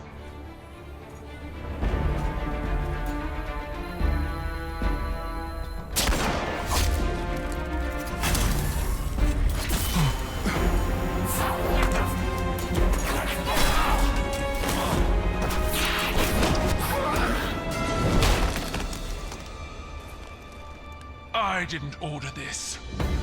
Bring me the one who pulled the trigger. They'll know who did.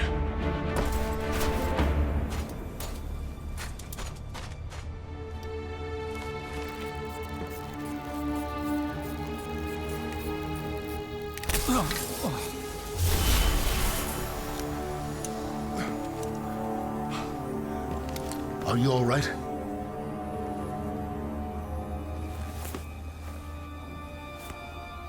I'm alive.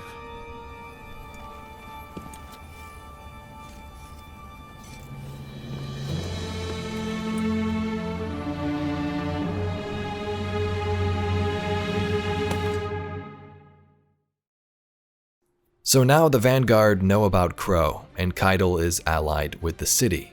Those Scion assassins were sort of a splinter group not under Keitel's command, but she does seem to actually want to have an alliance and help us. Also taking place during Season of the Chosen was the Presage mission aboard a Cabal ship called the Glykon Velatis. Guardians are sent in to investigate a signal from a trapped Guardian on board. As this story goes, the ship belonged to Emperor Calus, and this Guardian on board was assisting the Royal Emperor and his Shadows. The Shadows were basically followers of Calus. Remember the Crown of Sorrow that was on the Leviathan? Well, Calus brought the crown to the Glykon. On the ship, he fused the minds of the Scorn, who are darkness-infused fallen, with the crown to try and speak to the leader of the darkness, and he was successful. Seems Calus has fled. Omsat states, Emperor Calus has left us, his shadow broods. The legionaries spread rumors saying, he merged with darkness, he is dead, he fights to save us. This is an address from Calus to his crew. I chose Galrun, and his frailty betrayed us. He was too pure, too alone. Our new guests are neither. A glorious chain of dark minds, an open mouth for the one in the darkness, that it may sing in exaltation of my majesty. Greatness recognizes greatness. To invoke the attention of the end, our offer must be great. After venturing through the ship, we find traces of the lost Guardian Catabasis, Scorn enemies, and the main boss in the Locus of Communion. Osiris guides us through the mission as he speaks to Keitel about mysterious anomalies and questions. In the end, Calus is nowhere to be found, though we do manage to destroy the Locus and acquire a pretty sweet exotic. Season of the Splicer, a Vex simulation called the Endless Night, began to cast itself over our city.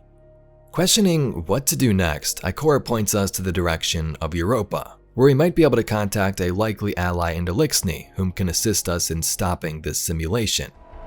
Osiris tells me it's a Vex simulation that has plunged the city into an endless night. It seems they have found a way to harness our energy against us, and even in all his wisdom, Osiris can offer no solution.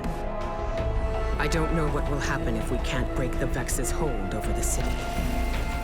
I do know that we must protect our people, no matter the cost. The Vex are machines, and no one understands machines better than the Eliksni. Osiris and I can only think of one we might turn to. Mithrax, Kel of House Light. My spies report he claims to be among the last sacred splicers, those with the power to commune with machines. He may be our best and only hope. Find him, Guardian, before the Vex do. On the moon of Jupiter, we find Mithrax, Kel of House Light, who is one of the last known sacred splicers. Splicers are technologically enhanced Eliksni who can interact with Vex technology. Mithrax first sends us into the Vex domain to try and decipher what is happening with this simulation.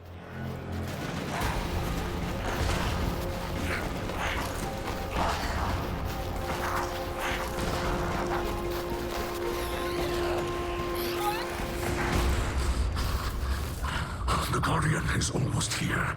Stay down. Stay quiet. How do you know we can trust them? I don't. But the light provides.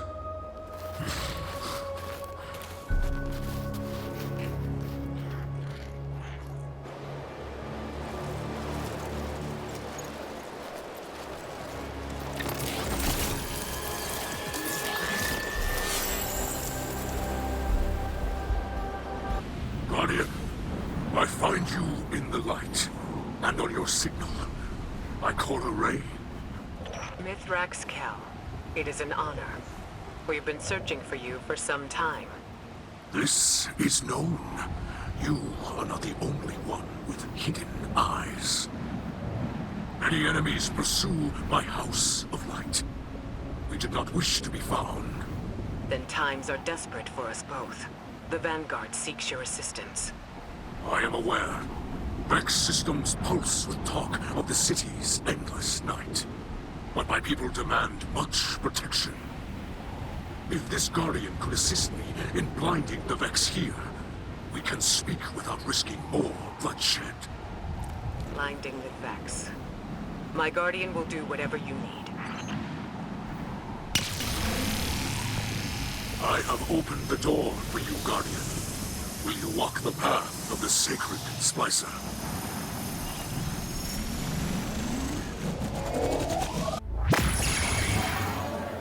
Did you send them into a Vex simulation? The path before them is no illusion. The Guardian ventures through the Vex domain itself, where the machines guard their most precious secrets. The system is collapsing. Hold strong. I will create another exit.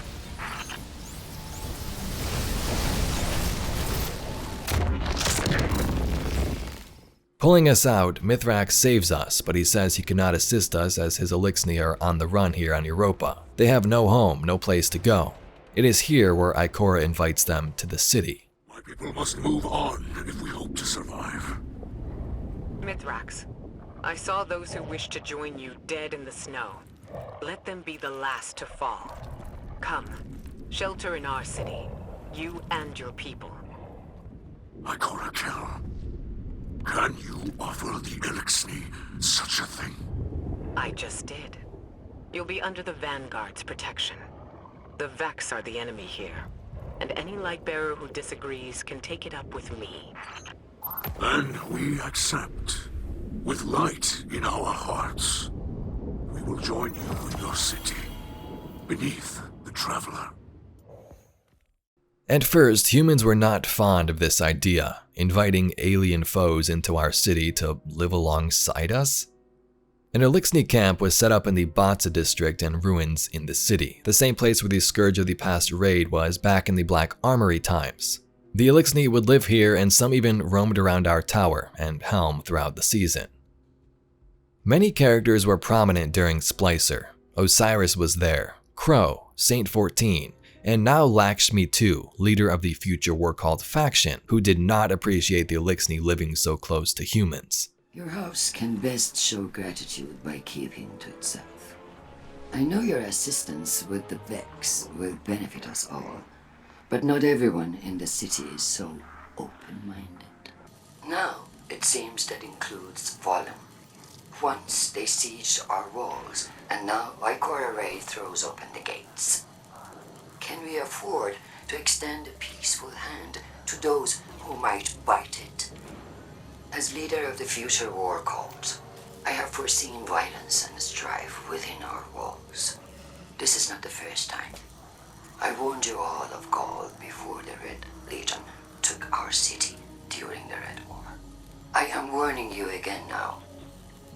Are these newcomers the cause of our visions?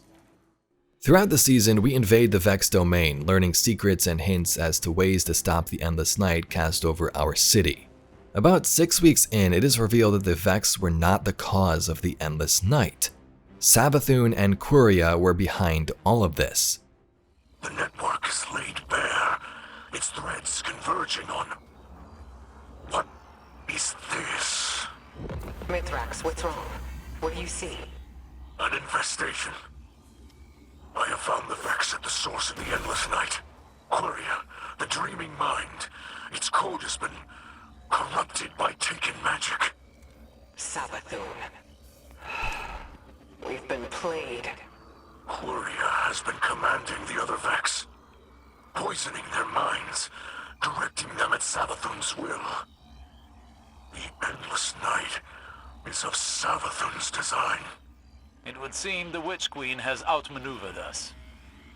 But perhaps She did not count on us seeing her hand so soon. Then we strike now. Miss Brax and I will lead forth. We bring the fight to Korea and crush it. We cannot rush into this. We must find a safe route through the Vex domain where Korea's hiding. Becoming a sacred Splicer ourselves with the Splicer Gauntlet, we infiltrate the domain and find Quria. Quria, blade transform, the dreaming mind. Yes! This is it! Fight with everything you have! Lights guide you.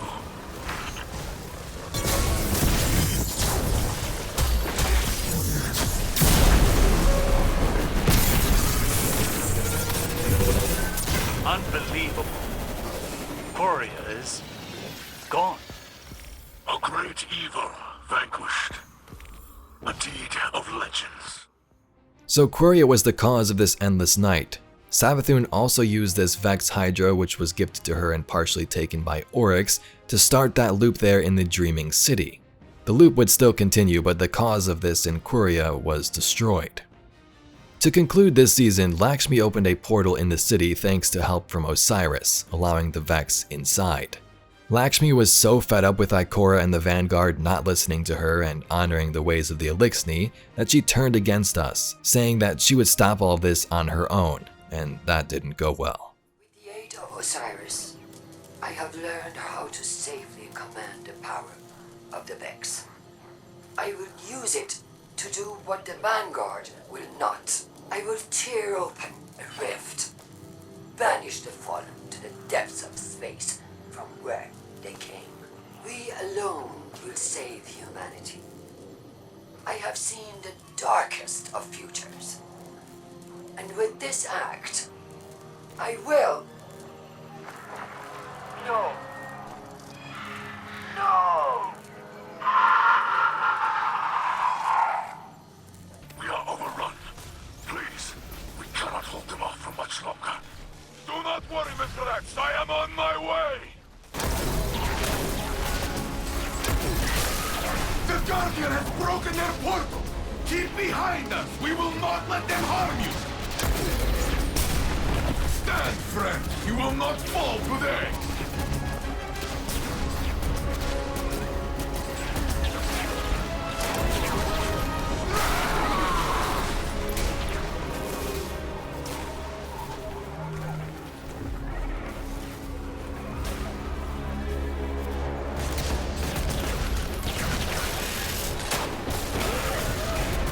If we do not survive, this is the story Eliksni will tell of the Saint standing beside us. And you with me, Cal of Cows. Together, we are enough.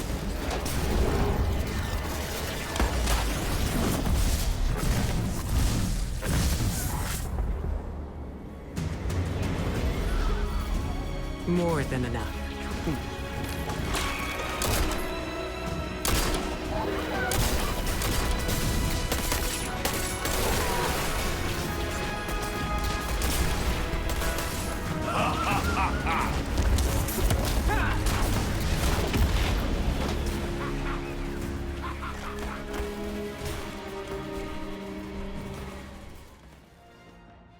In the end, the endless night would slowly lift with Quria dead.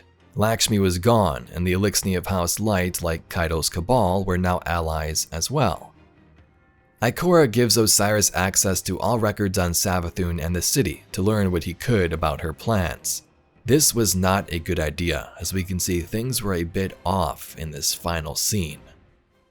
Made a great sacrifice to protect humanity from the Hive. I lost everything. My fleet, my brother, my people's very way of life. I watched the dreaming city fall into ruin, desecrated by Oryx, cursed by Savathun. Now I've returned to retake this sacred place, to finally wrest it free from the Hive's claws. Although you have taken things near and dear to me as well. You have also learned that your list of enemies need not be so broadly defined. Today we are afforded a unique opportunity The road ahead of us is fraught with perilous choices, Guardian. Choose wisely. Season of the Lost. Marasov returns and wants to end parts of this curse in the Dreaming City. The first mission opens with our Guardian and Saint 14 hunting down Osiris in the Dreaming City for his involvement with Lakshmi's Vex portal. Why the heck did he do this, and we need to find some answers. At the end of this mission we get a cutscene. Mara sees Crow for the first time revived. Of course he doesn't recognize her, and something crazy is revealed.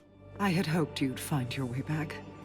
I'm a bit lost, actually, but this feels familiar. Do I know you? Osiris? You must come home. Answer for what you have done. The Vanguard will show mercy. Yes. Ikora and Commander Zavala are nothing if not generous. Queen Mara. Look how they've welcomed the Crow into their flock.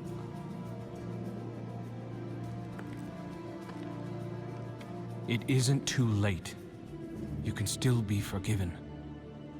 Be careful. I'll hold you to it.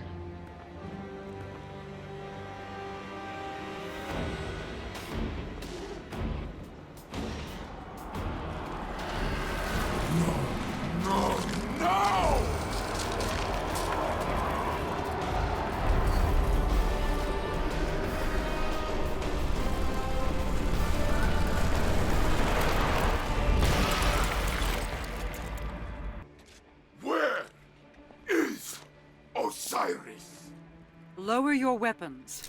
Osiris still lives. You trust this thing? This thing and I have come to an agreement. You need only cooperate. What is it? I am Savathun, the Witch Queen, sister of shapes, deepest in the Hive coven, etc., etc. My sister Zivor Rath hunts me on behalf of another. I wish only to be free, and Marasav has graciously agreed to help. And Osiris? Sweet that you should care, little bird. I have been Osiris for as long as you have known him. But rest assured, I will return him safely to you, in exchange for your assistance. Queen of Lies! Pray this is the one time you are telling truth. The Vanguard must know what has happened here. Stay, Guardians. I will go. Someone once told me that the line between light and dark is very thin. Walk it alongside me. For Osiris. So since Season of the Hunt, remember when Osiris went to the moon to combat the High Celebrant and Xivu's forces? Since then, this has never been Osiris. This was Savathun, the Witch Queen, taking the appearance of Osiris and steering her own agenda from the inside. For the last, 3 seasons, we and characters of the city have been talking to Savathun, as she kept Osiris alive in the background someplace else. It is revealed that, yeah, Savathun will give us back the real Osiris, but she wants to get rid of her worm first, then she'll give him back. So, since Oryx's death, Savathun has been plotting her moves all along. Forsaken in the Dreaming City with Riven's wish, Aldrin getting revived and coming to the city, all of this was a part of Savathun's plan. Season of the Lost involved this, finding Mara's lost Techians in the Shattered Realm so they could help us perform this ritual and get rid of Savathun's worm. With her worm weak, maybe we can just kill it and take her out for good. In the Shattered Realm, we fight taken forces of Xivu Arath, who are still hunting down Savathun for turning away from the darkness.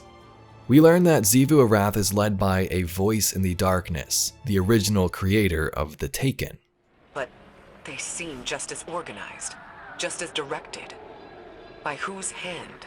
There are greater things in the dark than Hive gods, Ikora. The Black Fleet's powers are vast. Oryx did not invent the Taken. He merely borrowed them. From you. I have already learned much by observation. The Taken pursued her here. Taken she once controlled. taken that now serve a new master. Or, if Savathun is to be believed, their original master. Not her brother, Oryx, but something far older. She fears it. Darkness is not inherently evil. Some among you already discovered this on Europa. In my travels, I have seen true evil. It is the worm gods that the Hive serve. It is the Black Fleet, waiting to strike. It is the entity that commands them all. The voice in the darkness. In Lost, we speak to Petra, Marasov, Crow, and even Savathun, who is stuck in this crystal form until we're ready to perform the ritual. Crow struggles as he wants to speak to Savathun to learn the truth, but Petra explains this is a bad idea. Why do you have such a problem with me, Petra? 5 minutes, that's all I'm asking. The Queen of the Reef forbids it. Well, I don't take commands from the Queen of the Reef. Savathun unraveled the Dreaming City with a single wish. I've spent years trying to contain that mistake. Better men than you died because of it. Later on, Crow disregards Petra's words and visits the Witch Queen's crystal. She reveals his entire past of Aldrin Sov to him. Brought you to the last city. Offered you guidance. Stop. If that's what you want. I want the truth. I was kind to you because I wanted to be. Because the truth hurts. You know this better than anyone. Shrinking away from the rumors of the man you used to be. I'm not him. How can you say that when you don't even know who he is? If the truth is what you really want, then lay your hand on me. Crow, don't. Please. See? Even your ghost thinks you're better off in the dark.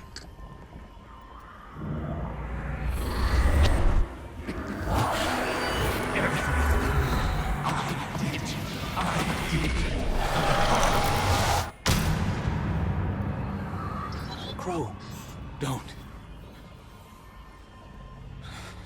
Don't come any closer. What did you show him? Everything. No, wait! Aldrin Sov, Awoken Prince, brother to the Queen, murderer. Now I know the man I was. And you.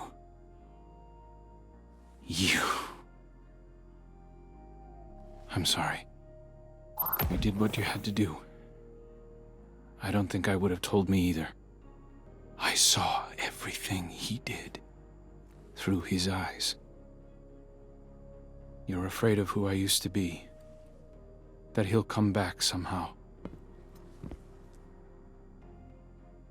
I am too.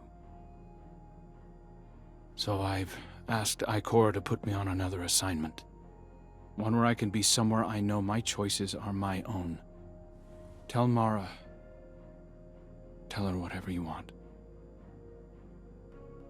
I'll see you again when I'm ready. Aldrin gets freaked out and makes plans to leave the city immediately. A time later, all Technians have been retrieved and rescued, and the ritual can take place. As we are called to assist Mara, craziness breaks out in the Dreaming City. Kaido's forces are battling in the skies as we defend the ritual being prepared.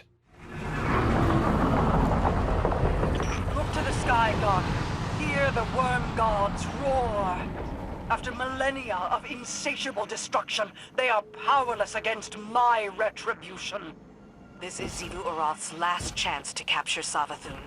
She's dispatching all local forces to the Spire. Corsairs to me! Fall back to the entrance! Use the teleporters to join us as soon as you can. Hold this line to the last soldier! For the reef! Guardian, with the ley lines activated, Xivu Arath's forces are pouring in from the Ascendant Plane. We're being overrun!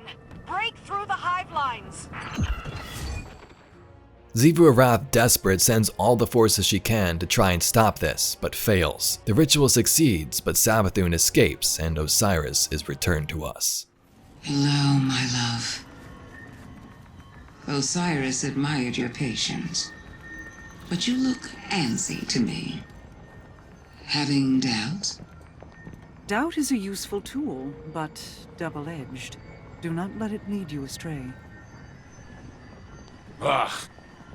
Leave him be, and keep to your promises, or I'll let him drag you into Xivu Arath's waiting jaws. And then she would swallow you as well. Why must we threaten each other? I am merely clarifying my intent. It is time. Yalaya, Sajari, Austin, and Savathun. We are sisters of circumstance, bonded by fate. Open those bonds to each other. Become one. Expel the parasite from our collective.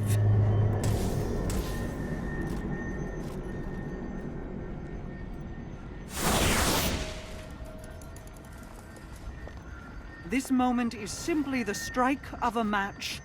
The fires we light here will burn long after. Be ready. Large concentrations of Xivu Arath's forces are closing in on our position. Protect the queens.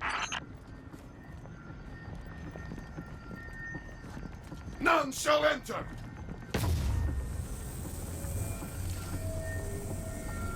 Xivu Arath's forces are converging on your position. Defend Queen Mara and the Techians until the ritual is complete.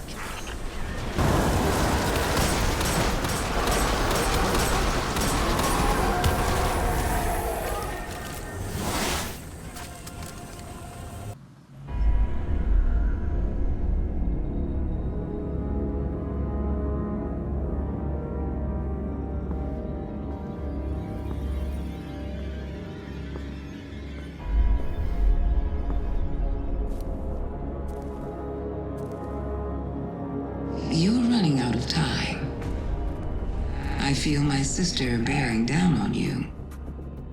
Your family is tenacious, if nothing else. No more than yours. My brother spent years suffering punishment for the path you made him walk. Finally, justice finds its mark. Let this be the end of it.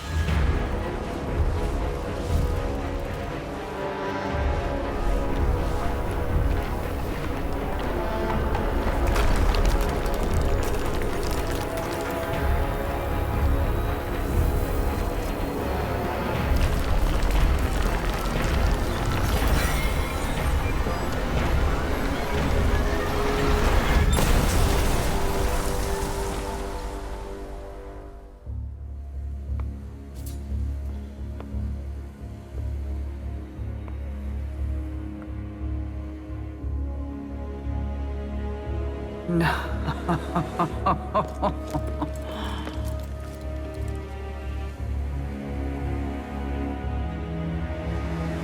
Thank you.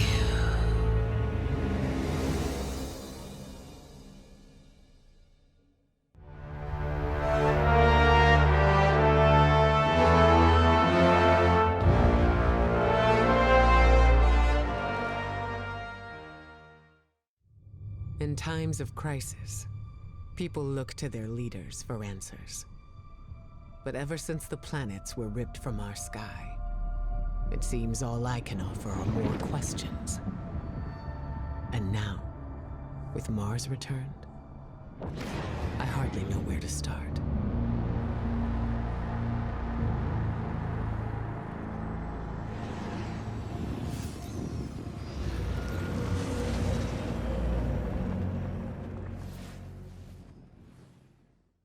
The campaign begins with Ikora Rey meeting with Eris Morn on Mars. Remember, Mars was one of the planets engulfed by the darkness during arrivals, and Guardians were forbid to go there. Now, it's been returned, but in a bit of a different way. Time fractures litter its surface. Golden Age areas of Mars are exposed as they once existed. As the two speak, a giant Cabal Mac cannon is moved into position and pointed towards Savathun's ship, which now hovers over the red planet. What are they aiming at?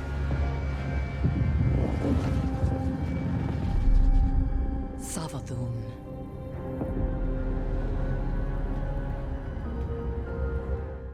Savathun was last seen at the end of Season of the Lost, breaking free from that crystal prison and casting a spell to teleport herself away. This would free her worm and return Osiris to us in his coma. But now Savathun's appearing so soon in the surface of Mars for some weird reason. On her ship, we fight through Hive and eventually learn of Hive Lightbearers. Savathun has gained the power of the light somehow, and those Hive that are our enemies now wield the same powers we do and can be resurrected by a ghost.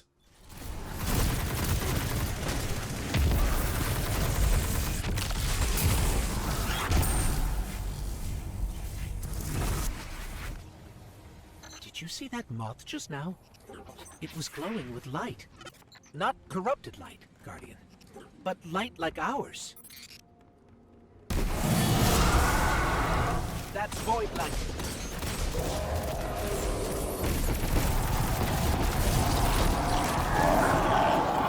No, that's impossible. Is that a ghost? It can't be. Get me closer, Guardian. I have to see. Can't believe it. Ghost helping the Hive. We have to stop its ghost. There's no other way. That thing is not like me. You see that, right? I can't believe this. We have to keep going. Oh, Traveler, what has she done to you? After defeating the first Lightbearer we come across, we are following Savathun's trail into a portal. This takes us to Savathun's throne world. We quickly track her down and take her out pretty easily, but this was a trick.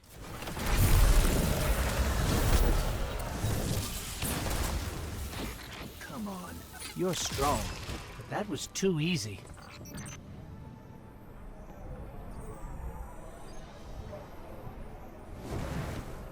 It did seem too easy, didn't it?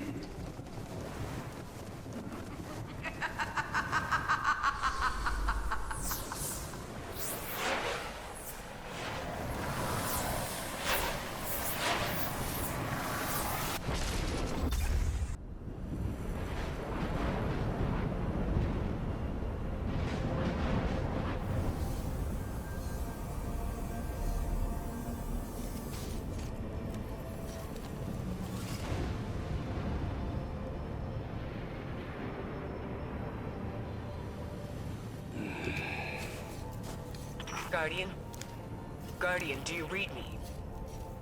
We're here, Ikora. We're back on Mars. Back? From where? Savathun's throne world. I know, we should have checked in, but we had Savathun in our sights. That might have been our only shot at her, and we couldn't miss it. I understand completely. That's not like Savathun to allow herself to be seen so easily. There's something else.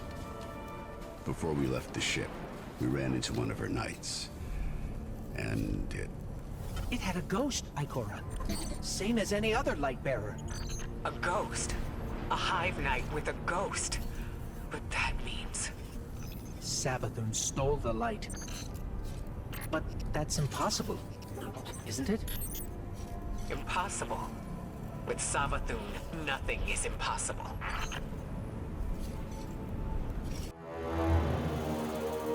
Savathun, the Witch Queen. Hive god of cunning and lies. Hive legend tells us she was born on a hostile, far-off planet, where she would have lived a short, uneventful life. If it weren't for the worm familiar that warned of an impending cataclysm. And so, she led her siblings into the depths, where the ancient worm gods offered them immeasurable power in exchange for endless blood tribute. From this, the Hive were born, and countless civilizations were condemned to extinction. For untold ages, they devoured life, and light wherever it could be found, facing little resistance. Until they tried to take on the Guardians. After the death of her brother Oryx, Savathun went into hiding. Not out of fear, of course, but out of strategy. Because Savathun knows the best way to beat your enemy is to join them. In her greatest trick yet, she infiltrated the Vanguard, weakening us from within. And stealing our most sacred resource. The one thing we thought she could never touch. The light.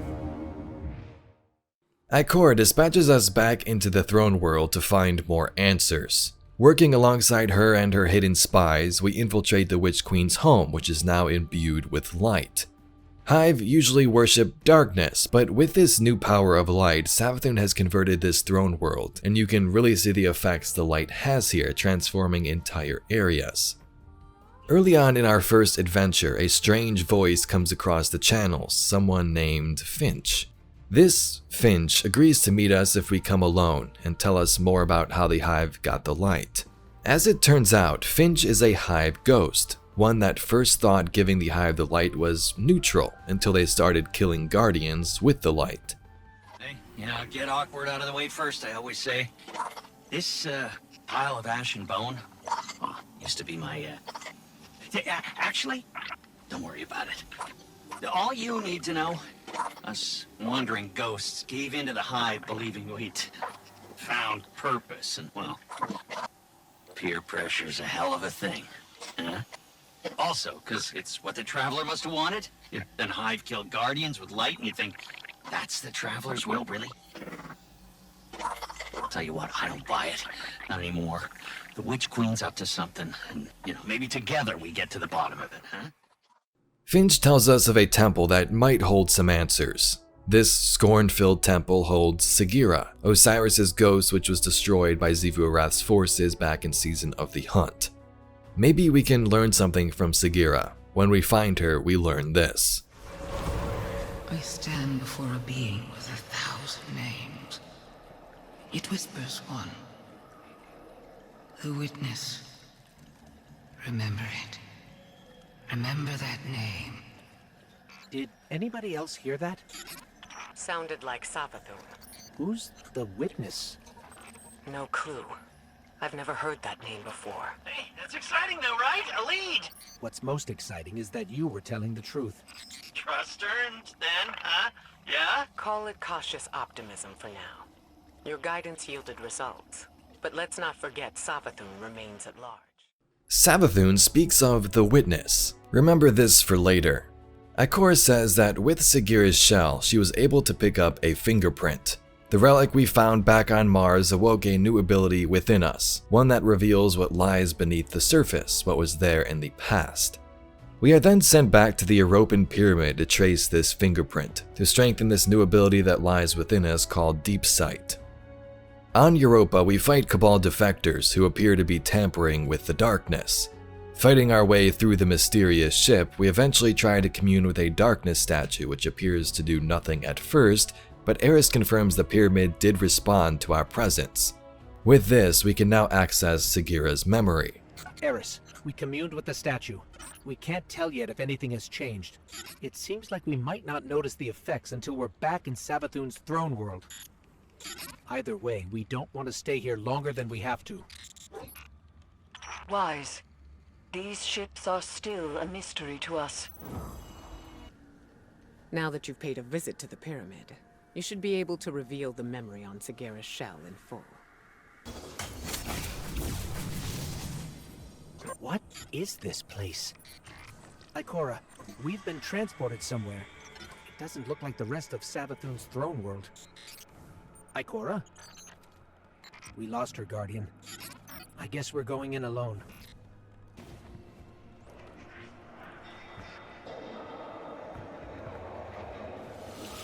I stand before a being with 1,000 names. It whispers one. The witness. Remember it. Remember that name. It is not darkness, but something that wears it like a cloak. It gives darkness a wicked shape. I refuse to be its servant. I spent centuries crafting schemes, playing tricks, finding loopholes. And then I select my new name. A man with many enemies and few friends. But those friends know secrets about the light, about new beginnings.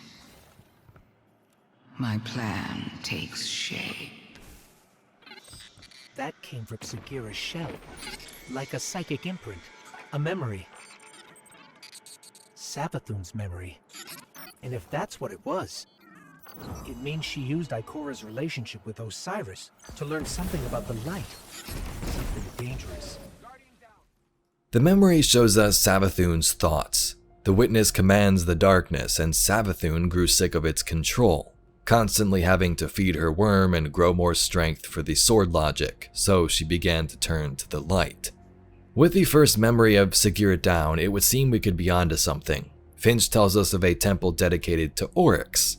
In this temple, we fight more Hive enemies and eventually confront Alakul, the light blade who falls to our blade. His ghost escapes. We pick up the artifact, which is a piece of the Tablets of Ruin. The tablets are what Oryx used to learn the power to take or commune with the darkness.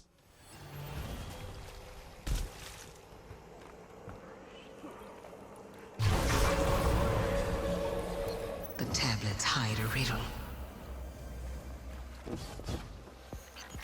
Finch, you were right. We found something. It's a piece of the Tablets of Ruin. The tablets Oryx used to create Taken. I was right. I knew it. I knew the Taken were involved somehow. Alakhul's ghost got away. It just left his body here. Contingency plan. They're learning. Trying to stay a step ahead of you. But you got the tablet. That's the important part. That gets us one step closer to taking down the Witch Queen. We revisit the altar and experience a memory thanks to this new tablet. I will never be the Taken Queen. I refuse to play second fiddle to my brother Oryx. When Oryx carved the Tablets of Ruin, he described the ability to create the Taken. But Oryx's chisel was affected by viral power from the deep. I studied its vermicular path. I read between the lines. The tablets hide a riddle. The answer to this riddle is something greater than the power to take. It is the power of the witness to move worlds from one reality to another. This is what I will do. I will not take. I will give. I will grant the Traveler a safe haven away from its enemies. And once it hangs in the sky of my throne world, I will seal it away. Savathun studied Oryx's tablet and learned something. Oryx had the power to take, which he learned from the darkness and the witness, but the witness had its own power, above that of the Taken King, the power to move worlds from one reality to another. Savathun doesn't want to be like Oryx. She wants this power of the witness for herself so she can move the Traveler to the safety of her throne world and seal it away. Ikora tells us that the witness is responsible for our planet's disappearing and not the darkness. Ikora feels this is partially her fault as she gave Osiris or Savathun access to those files in the city and let her guard down over the last couple of seasons. Next, we have, you guessed it, another Hive temple. This time, one dedicated to Sathona, Savathun's name before she became a Hive god and ingested the worm. At the end of this facility, we find a statue of Sathona holding a Hive worm, which we pick up. At this moment, an Ahamkara illusion bursts in and a massive fight goes down, which was pretty epic. So, that's the temple Savathun dedicated to herself. It's quite a sight, isn't it? Can't accuse Savathun of being too humble. Ikora, I'm sorry, but it doesn't look like there's anything here but the statue. Finch, Please don't tell me the Guardian did all this for nothing. No, there's something there, I swear. Wait. What if the object is the statue itself? Or one part of the statue. That worm familiar looks like it's a separate piece. Of course. This is Savathun's temple, after all. There had to be a trick in it.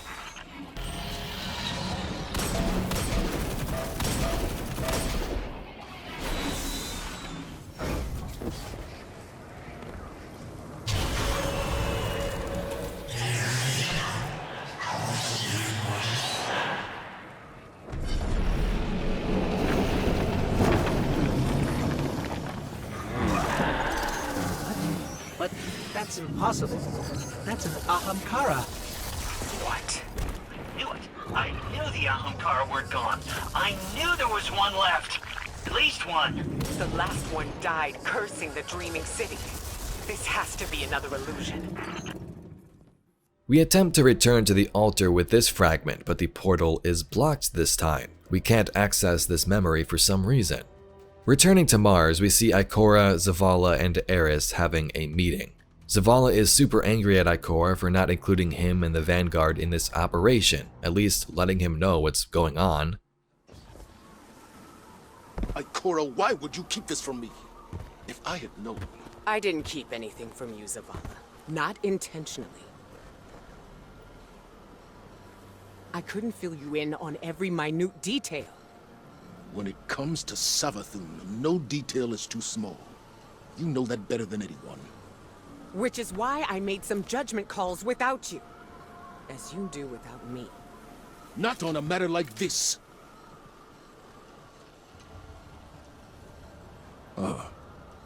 Guardian. We can discuss this more later.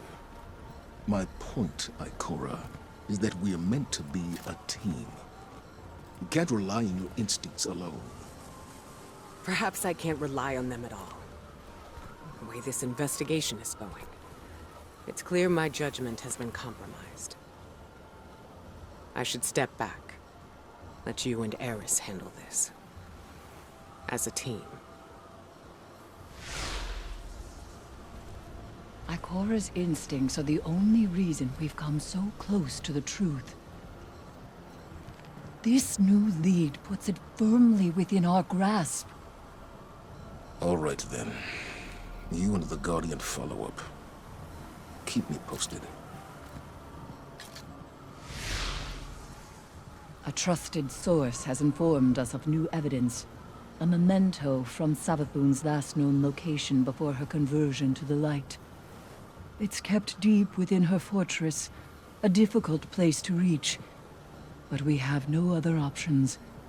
Go there and I'll be in touch.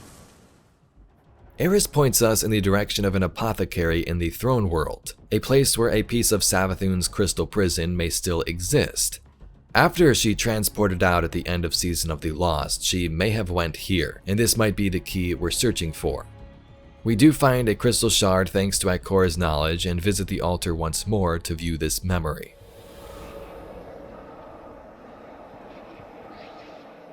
Devotion inspires bravery.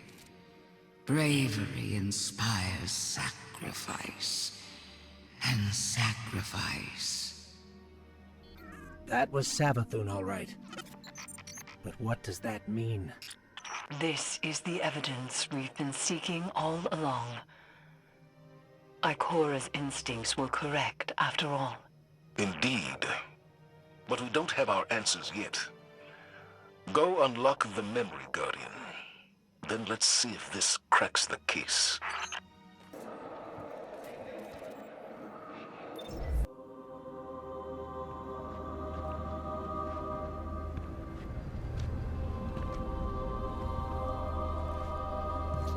I saw the end before it happened. My own death, brought on by the separation from my power. And in these final moments, I looked to the sky. Hello, old friend. I've chased you for a long time. First as an enemy, then as a collector. And finally, now, a supplicant. What is it the Guardians say? Devotion inspires bravery. Bravery inspires sacrifice. And sacrifice...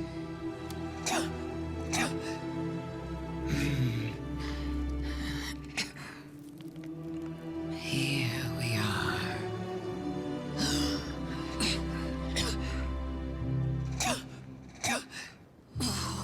Wouldn't it be clever of you if after everything, you simply let me die? Oh, what a trick.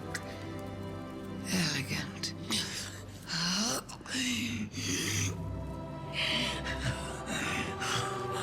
Is that it?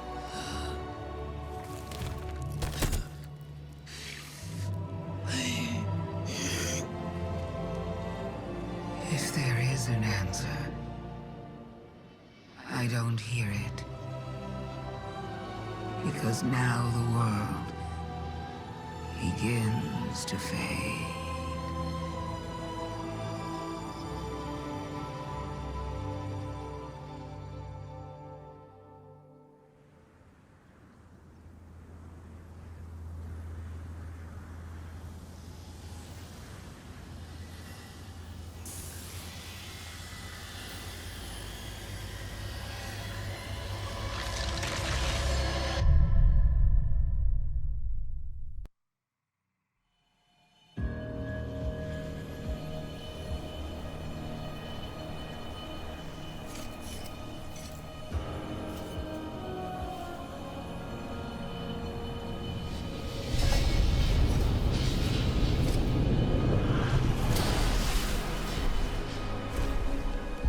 Incredible that I could forget something like that, isn't it?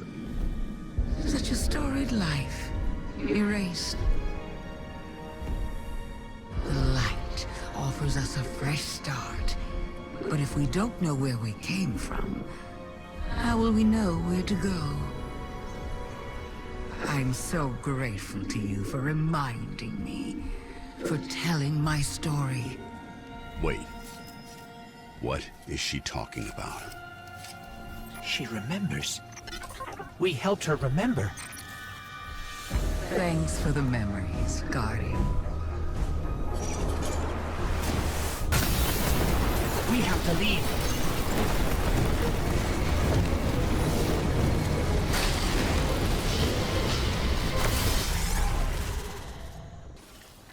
I knew Ikora had nothing to do with Savathun having the light. But the truth is so much worse. I don't understand how the Traveler could choose her the same way it chose you. We need to talk to Zavala. Thanks to this cutscene, we learn how Savathun got the light. After the ritual was performed in Season of the Lost, Savathun was found outside the walls of the city, transported here. She was weak, and then she dies. Moments later, a ghost chooses to revive her. The Traveler's power chose her, and she was now worthy of the light. Savathun, as a new Hive Lightbearer, had no memory. She was brought back to her throne world and told by her forces of her past, the plans she had all along. Back at the altar, Savathun appears and thanks us. For what though? Well, what we've been doing throughout the whole Witch Queen campaign with these memories helped Savathun get them back herself. Eris explains how the Traveler left the Eliksni when the Witness arrived. Maybe it was planning to do the same thing it's always done for centuries, leave the planets and leave Earth next, causing a second collapse. Ikora says, yeah, that doesn't matter. If Savathun takes the Traveler, we lose the light anyway, so we need to defend humanity and prepare for the Witness.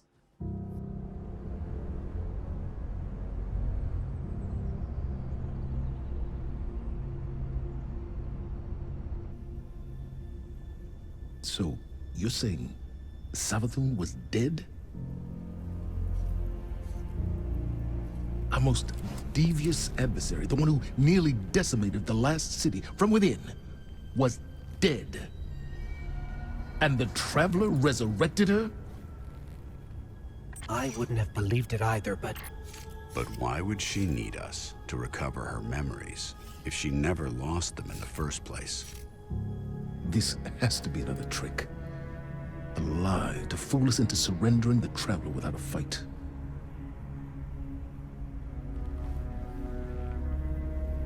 This has been the Traveler's approach from the beginning. The Books of Sorrow detail many civilizations it blessed with the light, then abandoned. Hive propaganda. The Fallen tell the same story. When the Witness and its Black Fleet came to call, the Traveler moved on to our system. Or it sacrificed itself to save humanity from the same forces. Forces which included the Hive! After all that, why would the Traveler give our worst enemy the light? It doesn't matter. I don't know why the Traveler gave Savathûn the light. Maybe it has changed its mind about Guardians. Maybe it's not as infallible as we once believed.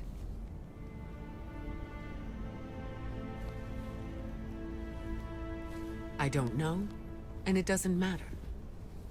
Because I'm here to protect humanity. And if Savathûn takes the Traveler, we lose our light, along with any hope for surviving the Witness's return. So, whatever it takes to stop this heist, we will do. All right. How do we stop this?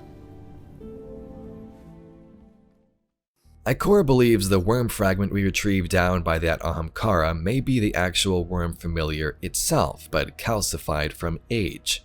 She plans to use this artifact we found to slice into the past and learn the truth, and that truth is frightening. Hive legend tells us Savathûn was born on a far-off planet, where she would have lived an uneventful life if it weren't for her worm familiar. The object you retrieved from the underbelly of the throne world. What if it's not a statue? What if it's the worm familiar itself, calcified from age? That would explain why you couldn't unlock it with the others. That also means it contains a memory that Savathûn herself doesn't know. What that is, we're going to find out.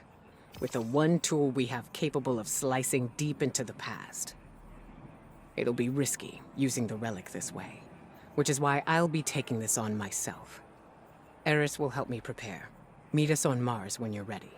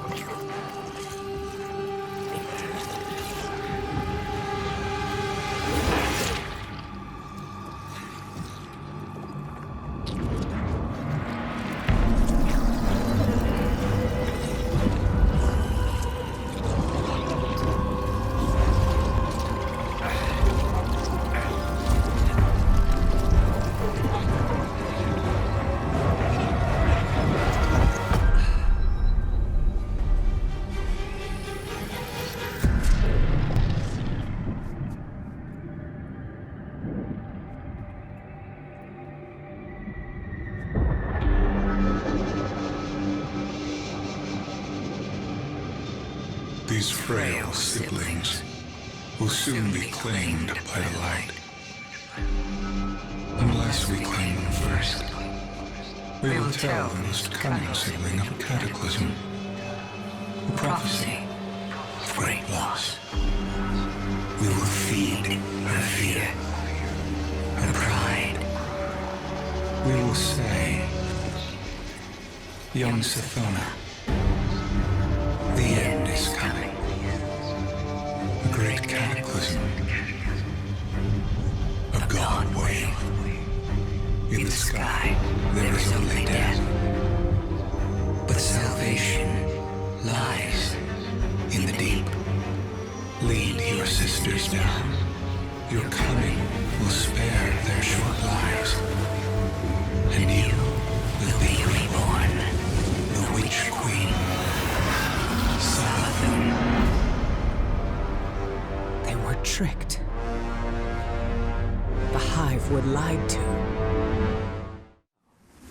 The Hive god of lies was lied to. This changes everything. Well, not everything. We still can't let Savathun seal the Traveler away. The ritual's already begun. We need to move fast. Savathun may be one of the Travelers chosen by rights, but she's still leaning on tricks she learned from the Witness. Take the familiar to Savathun's fortress. I'll follow as soon as I'm recovered. Wait until you're in the heart of the ritual, then unleash the memory. That should be enough to destabilize things and break her hold on the Traveler. In the Books of Sorrow, we were told there was an apocalyptic event on the homeworld of the Hive, so the three sisters dove into the deep and took the power from the darkness and the worm gods, ingesting those worms and becoming the Hive. But as it turns out, the Witness tricked the Hive. Remember that 53rd moon in the Hive's home system? That was the Traveler. The Hive could have become disciples of the light, but the Witness would step in and trick Savathun herself. It told her, hey, there's this great cataclysm on the way, and the only way to stop this and save your species was to dive into the deep and take the darkness. The Witness made Savathun and her sisters wield darkness when they could have had the light.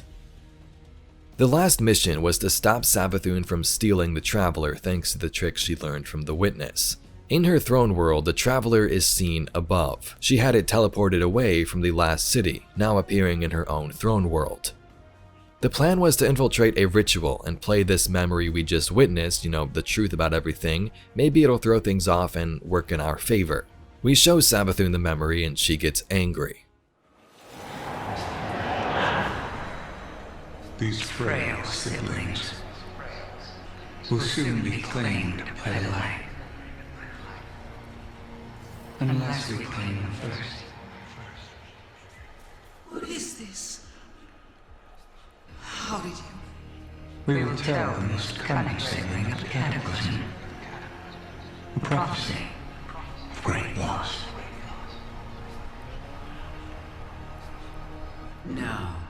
No, that's not what happened. The Traveler never came to us. We were forced to choose the deep. How could I have missed this? So now you want to play games? Then let's play.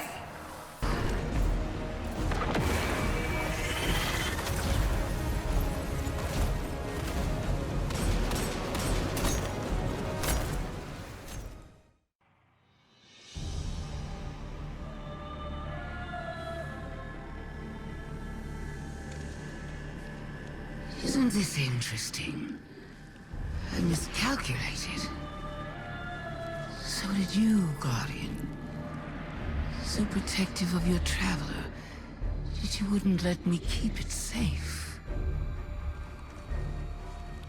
But the Witness is coming. The game is yours to play now. Yours to win or lose.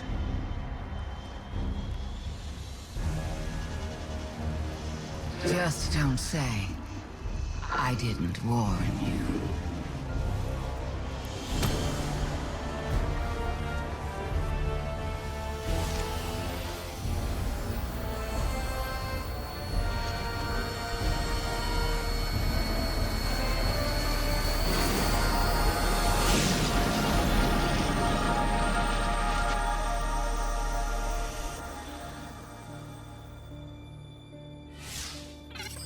No.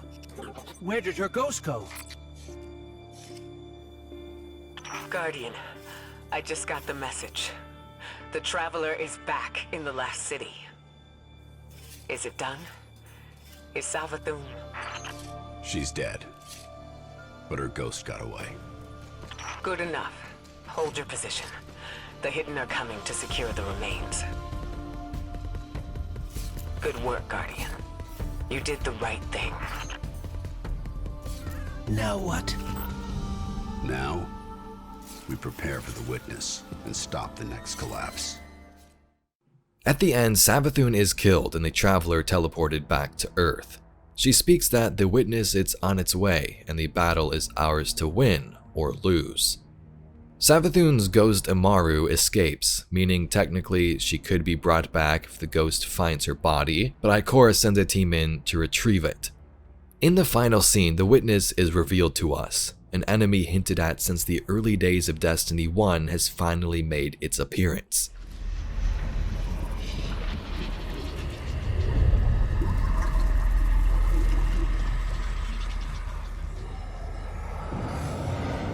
We have seen enough. The children of Soul cry out for salvation. You promise them life, but deliver only death, as you have for so many before. Enough. Enough death. Enough life. You have no pieces left to place. The game is over. Do not be afraid. Your pale heart holds the key. This time, there is no escape.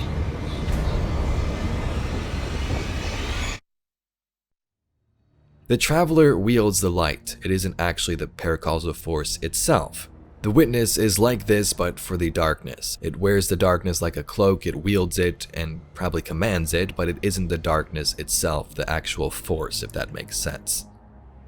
The witness speaks about how the Traveler has done enough. It's now on its way to complete this final shape. No dark, no light, and no more death. There is no escape. Before we move on to the seasons of Witch Queen, let's first talk about the Throne World and the Vow of the Disciple raid. You may have noticed Savathun's Throne World has its own pyramid. Previous pyramids on Europa and other worlds were scanned empty, but this one in the Throne World was different. A disciple of the Witness was sent here to keep track of Savathun.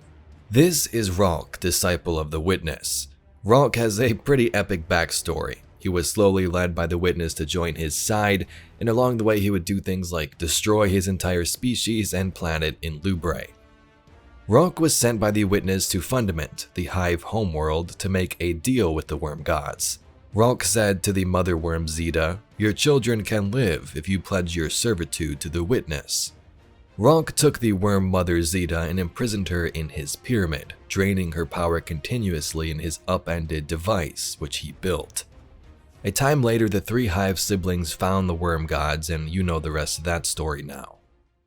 It was your infinite wisdom, my Witness, that led me into the planet's great sea, and face to face with that which was believed to be unbeatable. You instilled in me a true understanding of wanton domination, not for pleasure, but as a means to achieve our absolute finality. When I reached the creature known to some as the Leviathan, it laid its thoughts bare. Turn from the deep fearmonger, it relayed. I know what you seek. Press on, and you will drown in it. I do not drown. I spoke with a defiant tongue. In a mere infinitesimal measure of time, I held a rib of this beast in one hand and pushed aside its maimed vessel with the other. I rise. The Witness wanted Savathun to be one of its disciples, like Ralk, hence this plan and why he watches over her in the Throne World. The two worked together for a time. Ralk would create worms to fuel the Hive, and Savathun tolerated what she could. Eventually, she would betray Ralk and the Witness though, interfering with their attempts to contact the Guardian back during Season of the Arrivals on Io. This was the start of all that. Savathun would then hide in the form of Osiris, and Ralk would later try to destroy her throne world, but failed. He would become trapped here in the swamps in his pyramid, now grounded. While trapped, Ralk began experimenting with Scorn, who have invaded the throne world as well. He tried to fuse them with the Hive worms, and it worked in some cases. The Scorn are a part of the darkness and would now follow it directly. In the Vow of the Disciple raid, Guardians would invade Ralk's pyramid, take out darkness-infused Scorn, lay eyes upon Zeta the Mother Worm, and slay Ralk in the final boss room.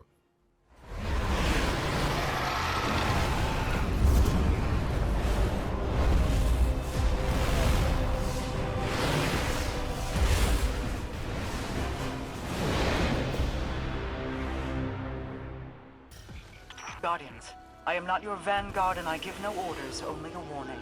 The pyramid ahead is not like those you've previously encountered. This one was not left for you to find. You were not guided to it, not beckoned. This domain belongs to a dark entity, unknown in power. It seeks domination of the throne world. Your presence within will be most Welcome, children of light. Drown in the deep, or rise from it.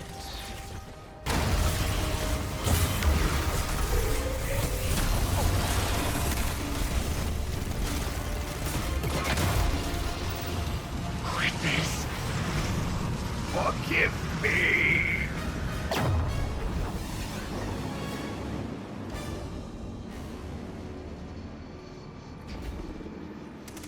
Now we have the season that launched alongside Witch Queen's Season of the Risen. At the tower, as we begin our adventure on Mars with Savathun and her light-bearing Hive, Zavala and Keitel have a meeting in the tower hangar on how to bind together and take on the Lucent Hive Savathun has created together. We can all prevent future losses if we choose to put the incident on Mars behind us and work together. What we discovered there is a threat to both humanity and the Cabal. You want my help? Want is a strong word. You need my help. I don't know how the Hive came into possession of the light. Ikora will find out. But in the meantime... Invincibility lies in the defense. The possibility of victory in the attack. Sun Tzu. I've read your texts. You want us to hit them. I need us to hit them. Hard. In Risen, the seasonal artifact is called the Synaptic Spear, a Cabal weapon that has light-suppressing technology. Throughout the season, we would venture out to destroy Hive lieutenants, hit it with the spear, and Cabal and their scions would capture it into their mindscape and learn what they could, even bring it to the helm for further study. While Ikora deals with Savathun and the Throne World, we begin the fight on Earth, where a Guardian fire team was sent in to investigate but failed. The Hive would begin siphoning their light. The more Hive we capture, we are told, the more info we will gain. Keitel's scions had a big part in Season of the Risen, helping us decode the meaning of the Lucent Hive, but also rogue groups under Calus performing an operation on Mars in the Vox Obscura mission. In this mission, a splinter group of scions was trying to get Keitel's forces to join them under the Black Fleet and Calus.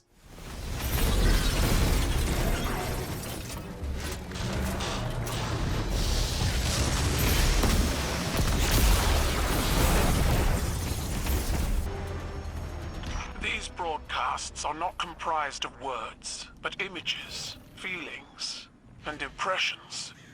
My optices will show me their contents through a telepathic link, similar to the Mindscape. I see the silhouette of a scion. They stand at the head of a full Cabal legion. Above them hovers a black pyramid. behind them stands a towering statue of gold.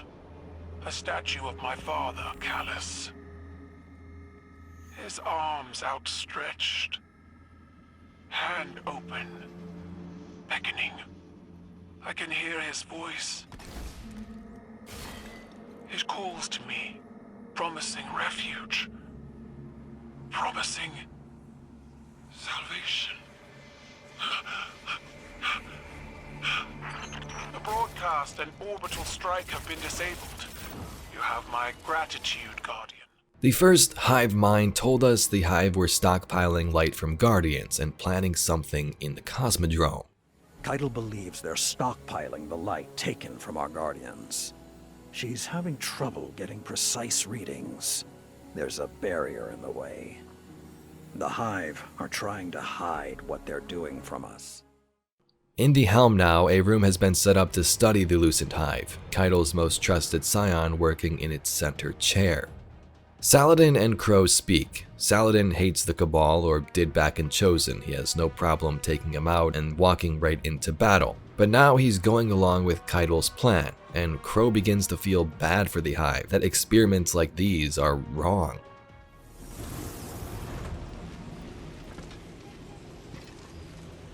Do you think it hurts? Hurts? I could feel Savathun behind my eyes when she reached into my mind. What do you think these Hive feel when we reach into theirs? I also find the Scion's methods unsettling, but they can uncover Savathun's plans more efficiently than I ever could. Better to just put them out of their misery. Keitel believes these Hive might hold deeper secrets. Do not make the mistake of thinking these things deserve your sympathy. Even though they have the light. Maybe you were the wrong person to put on this assignment. They may be our enemies, but this feels like a new low for the Vanguard. For Zavala.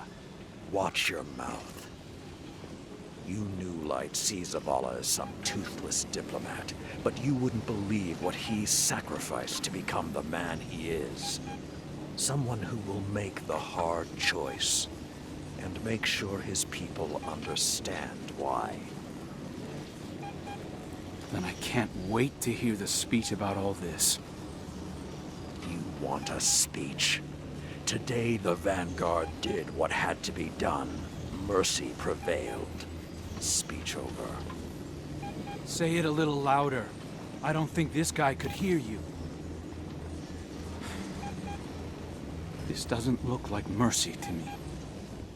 Then you're not looking hard enough. Guardian, over the last year, friends and advisors within the last city have fallen victim to psychic manipulation. Those losses and the rediscovery of the Crown of Sorrow meant that we had to develop psychic countermeasures. So I authorized the deployment of this containment unit developed by Keitel's Scions for psychic analysis of the Hive. The machine can hold the Hive in a painless limbo, neither alive nor dead. This allows Scion operatives to examine their minds, gleaning the information we need. After everything that happened to Osiris, it makes me uncomfortable to rifle through their brains like this. But Guardian lives are at stake. You will be our boots on the ground, and Lord Saladin will oversee the operation to ensure everything goes smoothly. We'll only have this asset for a limited time, so make it worthwhile. Good luck. Near the end of the season, we learned the whole plan was to gain control of the Scarlet Keep on the moon, take it from Xivu's forces and use it as a base. They were stockpiling and stealing Guardian light from dead Guardians and manifesting Savathun's throne world. From there, they could easily invade Earth, so we head to the moon and stop this advance. The Lucent Hive are attempting to retake the Witch Queen's position on your moon. Transporting an invasion force of this size must require a massive Hive ritual. Crow, do you have eyes on the ritual? Crow, do you read me? Damn it. Push forward without it. We can't split our focus while the Lucent Hive are staging an invasion.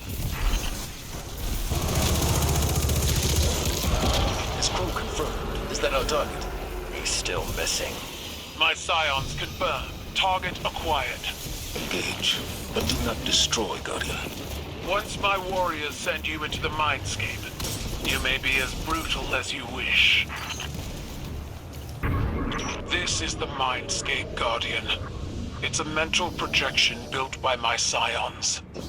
Sever the Witch Queen's connection to this hive before it escapes.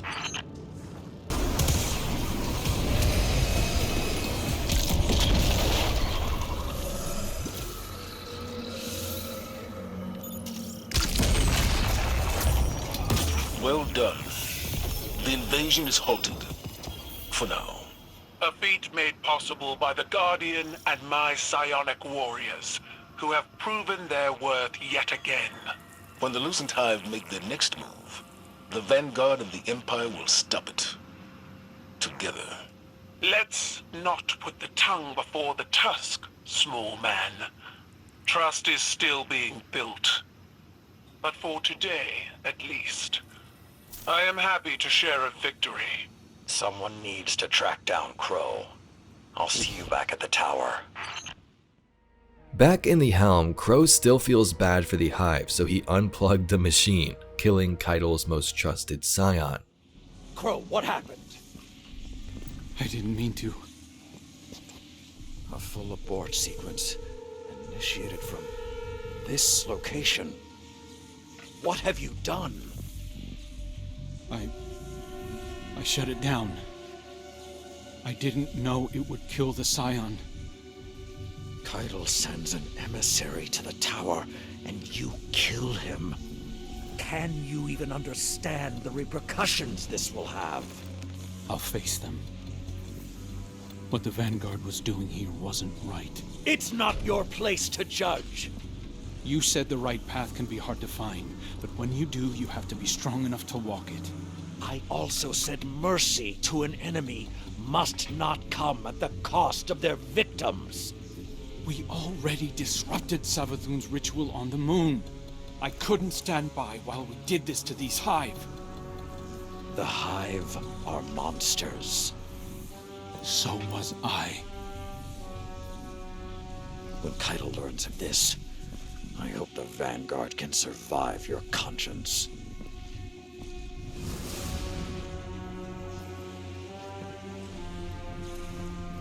You understand, don't you?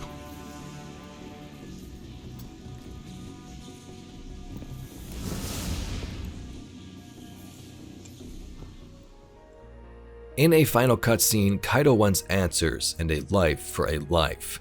She wants Crow dead, but Saladin steps in to take the blame and to honor her. In the end, Saladin Forge joins the forces of the Empress and becomes Brachus Forge, still allied with the city but now working for the Cabal. How do you justify the innocent blood on your hands? It was honorable. It was an accident. The Cabal word for accident has 2 syllables. One is fault, the other responsibility. Honor the scion whose life was taken. A life for a life. That is our way. That is your way, not ours. You will not deny us justice! Do what you believe is right. I did.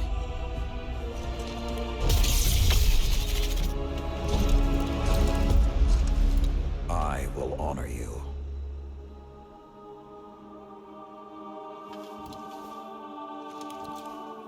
You demand a life for a life. Take mine.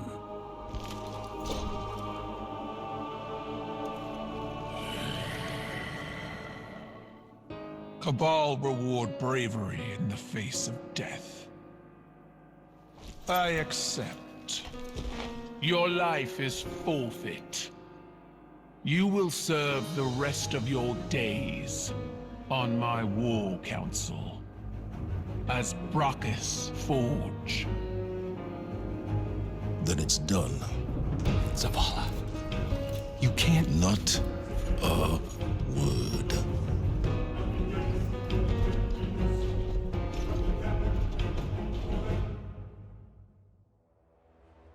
Emperor Calus has returned, now parked over the moon with his Leviathan. Calus is now obsessed with the darkness and witness. We've seen these events stemming from that Glykon mission in Season of the Chosen. Now, he's come to the moon to try and take over the lunar pyramid, merge with it and become a disciple under the witness, like Rock was. We quickly begin to learn that the nightmares have returned, and this time in a haunting fashion. As a guardian and characters of the city, we must face our own nightmares to sever Calus' connection to the lunar pyramid. Eris explains this in the intro.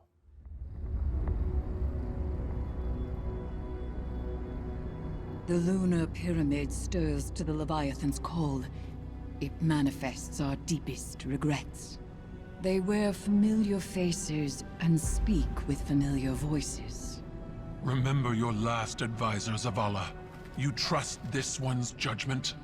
I can bind these nightmares to us, grant us safe passage through the ship. Hive magic. You would doom us all. I know what I'm asking you to confront. Do you? The rules have bent around us. We must also bend. Madness. Your witchcraft plays right into my father's hands. Find someone else for your ritual. Your regrets will follow you, Empress. Let me offer protection. My armor is protection enough. I will lead the charge. You need only follow.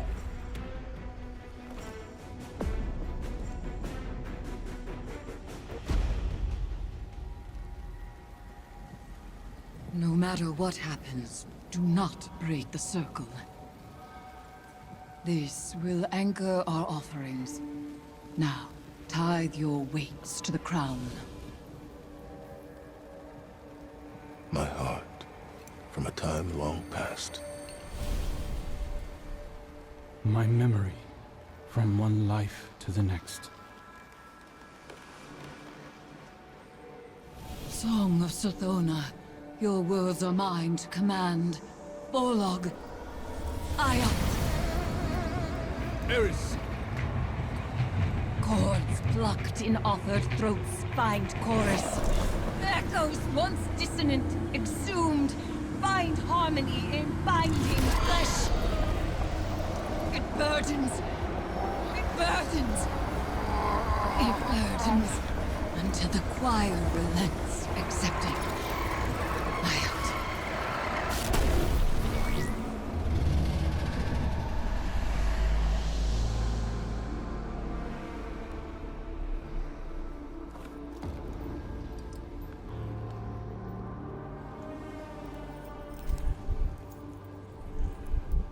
We are bound.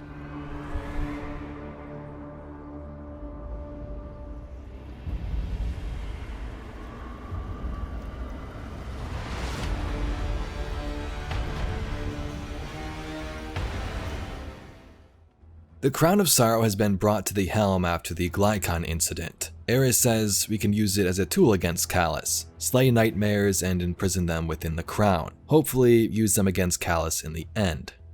Each week we battle different nightmares and see characters overcome their struggles. Crow with his past nightmare in Aldrin Sov. We all have parts we wish weren't there. But acknowledging them can make us stronger.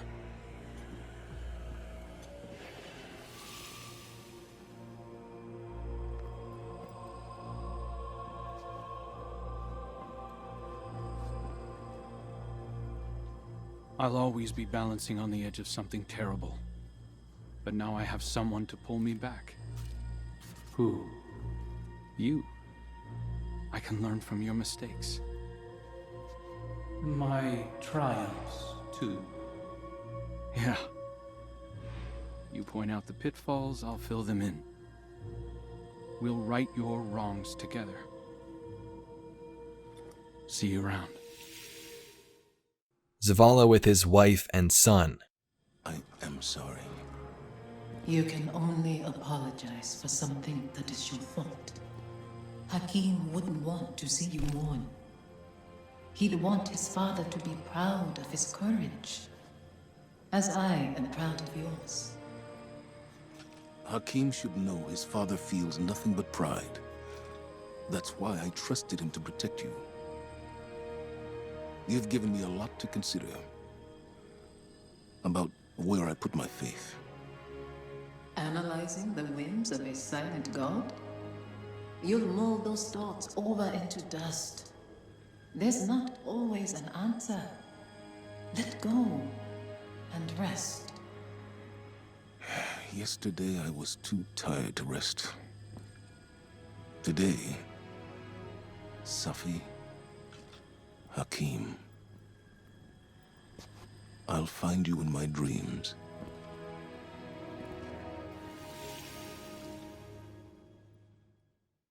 And Keitel with gall. The old ways are dead, Dominus. I forged a new Cabal in my image.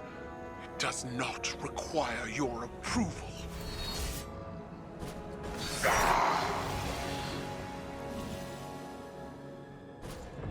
I see you, Keitel. I see your new Cabal pulled from the jaws of extinction. You have surpassed me. I attempted to subdue the light and burn for it. But you wield it on your war council. What conquest is more deserving? You still don't understand. It wasn't conquest. It was compromise. An act your traditions never would have allowed. You have finally grown beyond the prescriptions of your idols. Despite my legend, Call is flesh. His words are only words. Like yours. There is a difference. Mine are better.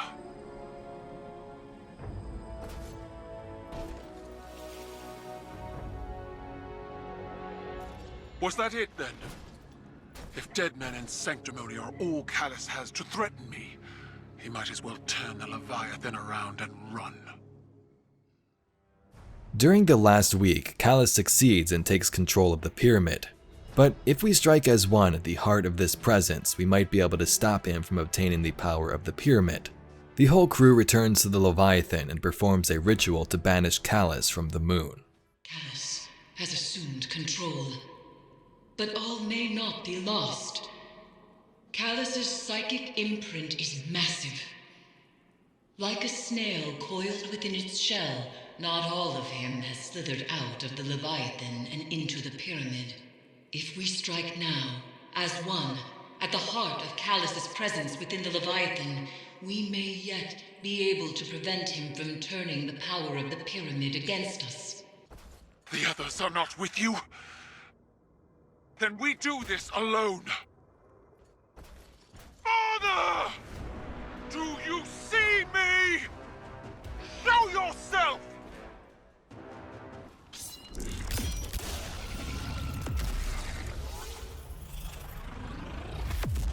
I see you, daughter.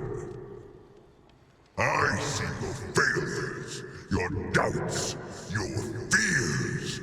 You could have stood at my side, but instead, you chose this. Stand fast! There is nothing to fear! Daughter,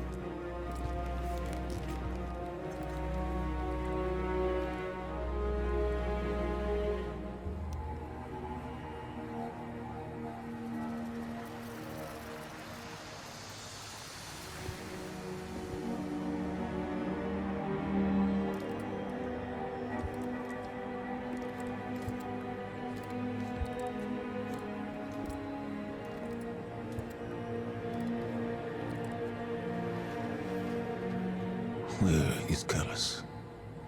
Dead. He has given himself over to the Witness. My father is gone.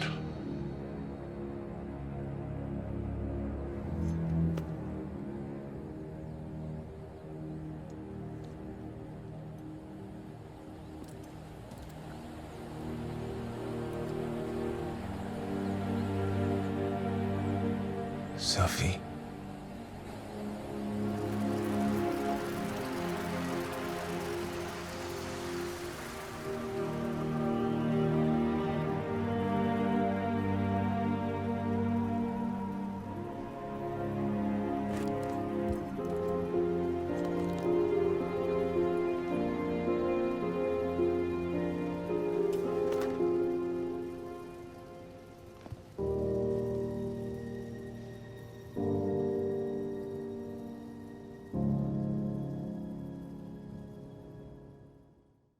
In the end, Calus has given himself over to the Witness. Our character's nightmares have disappeared and the battle seems to be won for now. Calus was not killed here, don't be mistaken. We just stalled the progress of the Witness. Season of Plunder brought pirate tales of adventure to Destiny. Remember Aramis from the Beyond Light expansion, the Eliksni who would use the power of stasis and darkness? Well, the Witness unfroze her now, and under its command, Aramis would search for dark relics across the system. We begin by assisting Drifter on Europa. He wants us to rescue the Spider. After the whole crow incident with him, Mara and the Awoken wanted his head on a stake, so he fled the Tangled Shore. Finding the Spider, he gives us one of his catch ships so we can battle Aramis and her pirate forces. First, let's discuss the matter of our hazard pay. What? We got a deal. I will not be leveraged by an amateur extortionist. Sure thing, boss. We'll just ship you back to the Tangled Shore. Queen Mara's got a handsome bounty on your ugly mug. Could be quite the payday. Tell you what, House Salvation commandeered my old catch. If you can fight your way there, it's yours.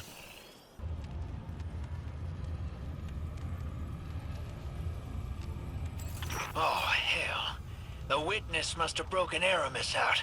No wonder House Salvation's scrambling. So, the ship stealer is back in play. The artifact she's after.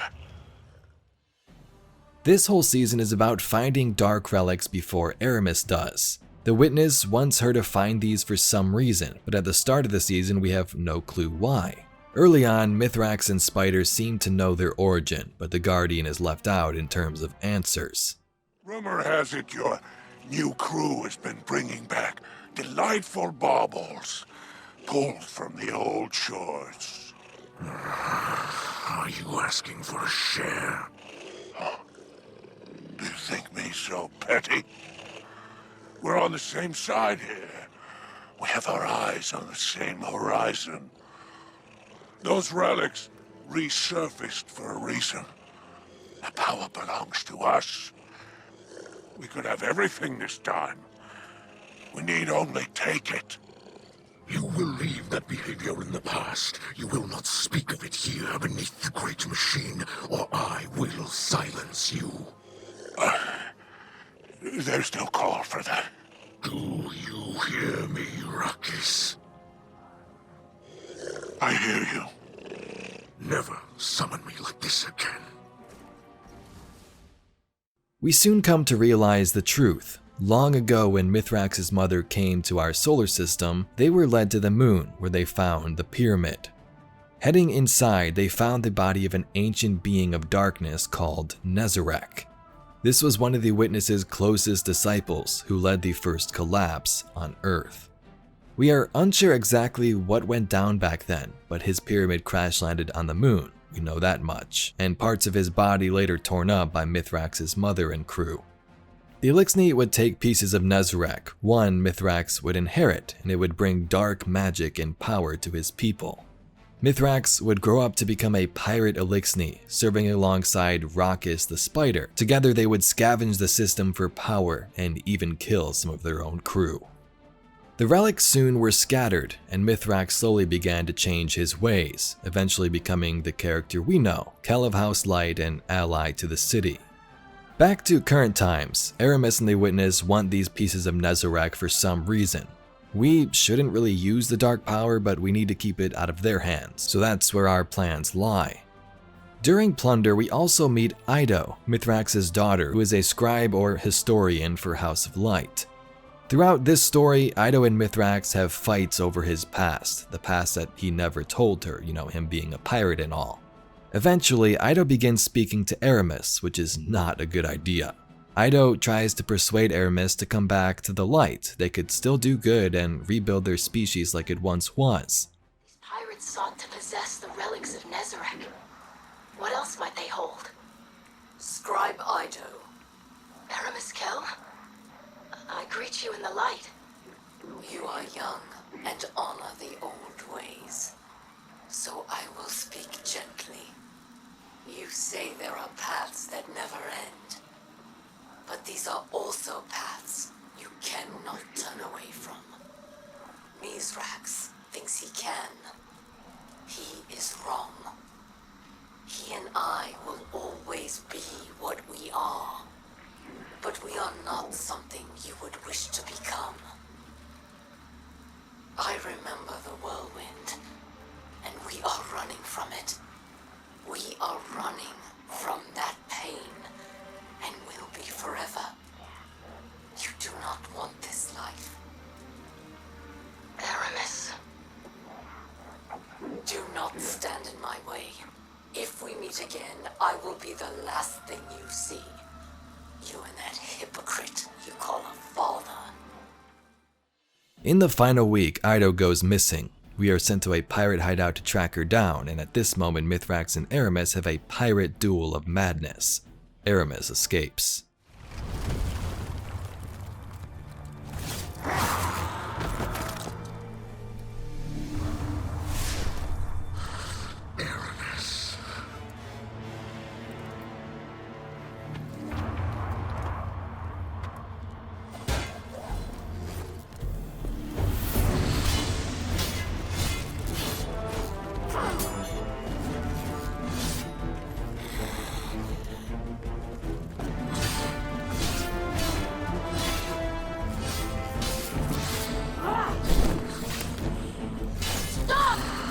Protected me!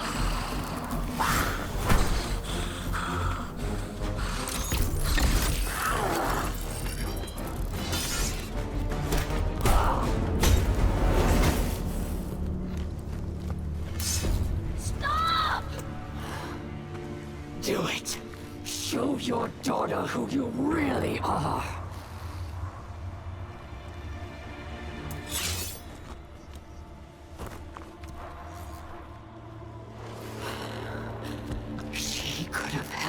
Everything.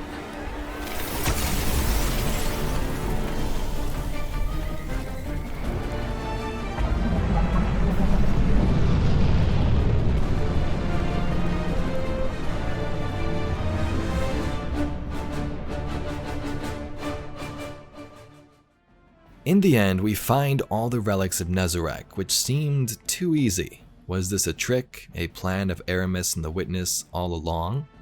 In the following weeks, Ido and Mithrax inspect the relics and try and decode how they could be of use to us. In the final week, we get that answer in an epilogue scene. Using the dark relics, Mithrax turns them into a darkness tea, which Osiris drinks. He reawakens after years in a coma and Savathun's thoughts. And in the last city, as Mithrax would say, the light provides. The Guardians gave their treasures to those in need. Our people were being cared for. And Mithrax could take time to study the secrets of the reliquaries. He said they were connected by threads he alone could perceive, and that they whispered to him. He performed a conversion. He claimed from them a mass of primal darkness. He distilled it, transformed its terrifying energy into a more agreeable state. And Osiris, my phoenix, who broke time itself to bring me to his side, awoke. As he recovered, Osiris would tell us how the energy opened his mind. Let him remember Savathun's thoughts and fears as if they were his own. He would tell us of a power she knew of, a secret hidden away on Neptune. Yes, he would explain all of this. But when he first opened his eyes, his words were only, "Saint, my love." That was all. And that was enough.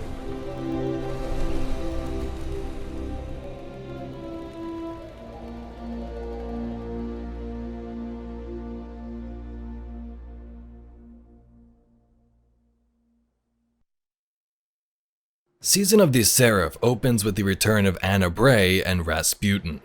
Last time we seen Rasputin, he was damaged when the pyramid ships arrived in Season of the Arrivals. As it began to float over Mars, Rasputin went dark, and since then, Anna would put him in an engram and has been trying to place him into an exo body ever since, but was unsuccessful.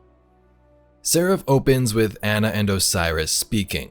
Osiris is having visions of Neptune since awakening, and Anna is struggling with Rasputin's engram. They both don't like what happens next, but it could be the only way to achieve what they both want. They need Clovis Bray's help. Savathun couldn't conceal every thought. Some I stole. One of Neptune. The collapse. A turning point. It's a blur. I cannot focus. Warmind is our greatest bastion of Golden Age data. I need what it knows. I've tried everything. I can't even access his protocols. But perhaps your grandfather could. Osiris? That man? No. Clovis Bray is a maniac. A selfish, murderous monster. So was Rasputin. But it might be the only option I have left. Starting the season, we venture to Europa and find forces of Xivu Arath and Wrathborn invading the area and Bray's creation laboratory. We also learn it's not just Wrathborn. Aramis's House of Salvation are here as well, but even they are being converted into Wrathborn under the Witness and Xivu Arath. Either the Witness is punishing Aramis for the events of Plunder, or she's allowing her forces to be turned into Wrathborn, which seems unlikely. Wrathborn made from House Salvation stock. A gruesome fate. If they're nailed to the Witness, this is a logical step. I don't know. Are Xivu and Aramis not allies working towards the same cause? Opportunity, maybe. Aramis doesn't strike me as the type to tolerate subjugation. After clearing some of them out, we speak to Clovis, who eventually agrees to help. Anna partitions Clovis's AI to the helm, and we begin business. Wait, I think I found him. Hello? Who is that? Anastasia? The one and only. Of course it's you. Remedy this immediately. I want minimal collateral. Stop whining. The Guardian's already on your doorstep. Gramps, let's skip the dancing and cut to the chase. We'll find another way to help Rasputin. Rasputin? The Warmind is operational? Fascinating. His source code's corrupted. I don't know how to fix it, but you do. Ugh. You were always too preoccupied teaching the Warmind to feel, to learn how it functioned. What don't I know? Simply everything, Anastasia. But yes, I will help you. Because you need it. And because no one else can. Scattered around the system are subminds of Rasputin, smaller AIs that have their own personalities but are a part of the overall Warmind system. We're told that if we collect enough submind data from the vaults, maybe we can rebuild Rasputin's core. In the first week, we also learn of the Seraph station above Earth. When Rasputin is back up and in control, he will use that station to launch warsats and defenses from the warsat network against Xivu Arath. So in the meantime, we head up there to clear it out, installing a backdoor entry point for when the Warmind is back online. Once you're aboard the station, I'll guide you to the Warmind Integration Core. There, we'll upload a virus into its system. The virus will hold open a backdoor to the Seraph station's network. We can remotely transfer control of the station to Rasputin once he's ready.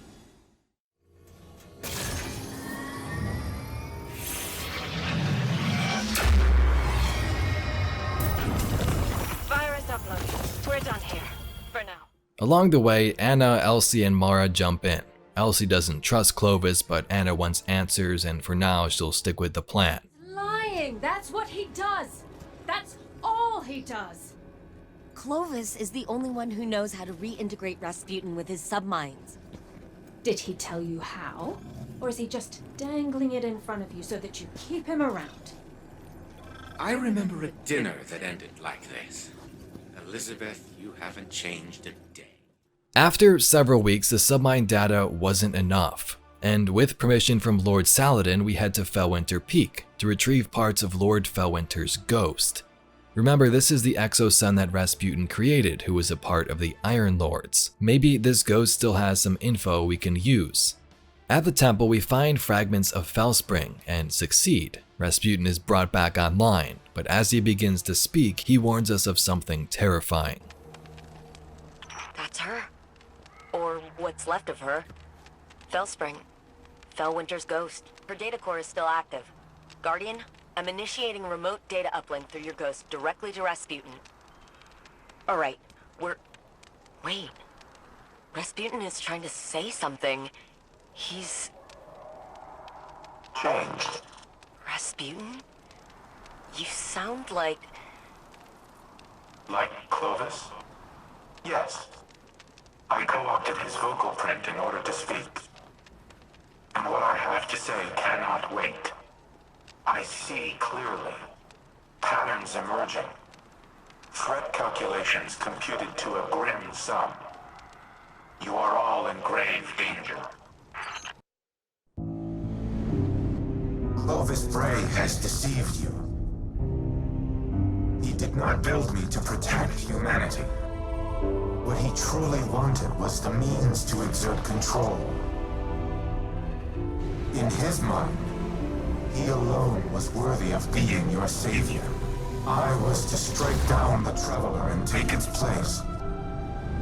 To become a machine god of Clovis's own design. But that did not come to pass. Anna could not know how many lives she spared by deviating from Clovis's agenda. By teaching me independent thought, and all that her grandfather had deemed irrelevant. Art, literature, history, philosophy, music. Where Clovis saw a weapon, Anna saw a mind ready to be opened. I came to see the true value of humanity. As fragile as it was wondrous. Something worthy of protection at any cost. So I rewrote Clovis's protocols, locked him out. He was furious, but powerless to stop me. Then, the collapse came for us all. I could not save Anna. I could not save any of them. I entered a state of dormancy, with the hope that I might one day reawaken and protect humanity once more. But now Clovis has awoken as well. A digital mind, the same as mine. He no longer seeks to use me as his proxy, but as his prototype. To upload his mind to my network and become a god himself.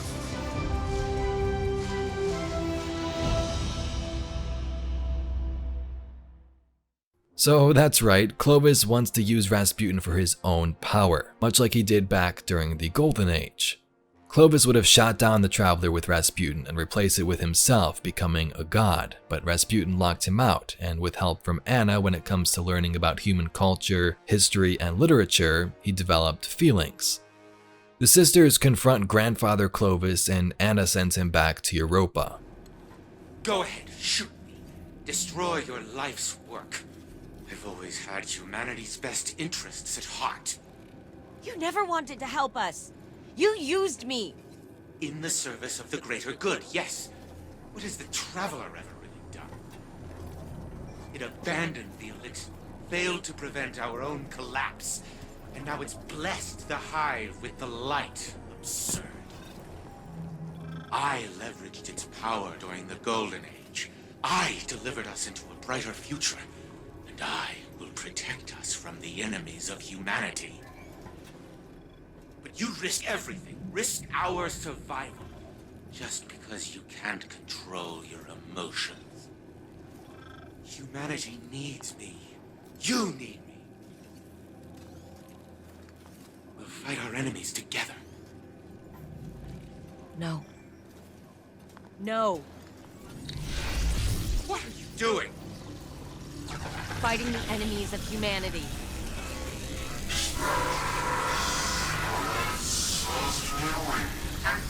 And step!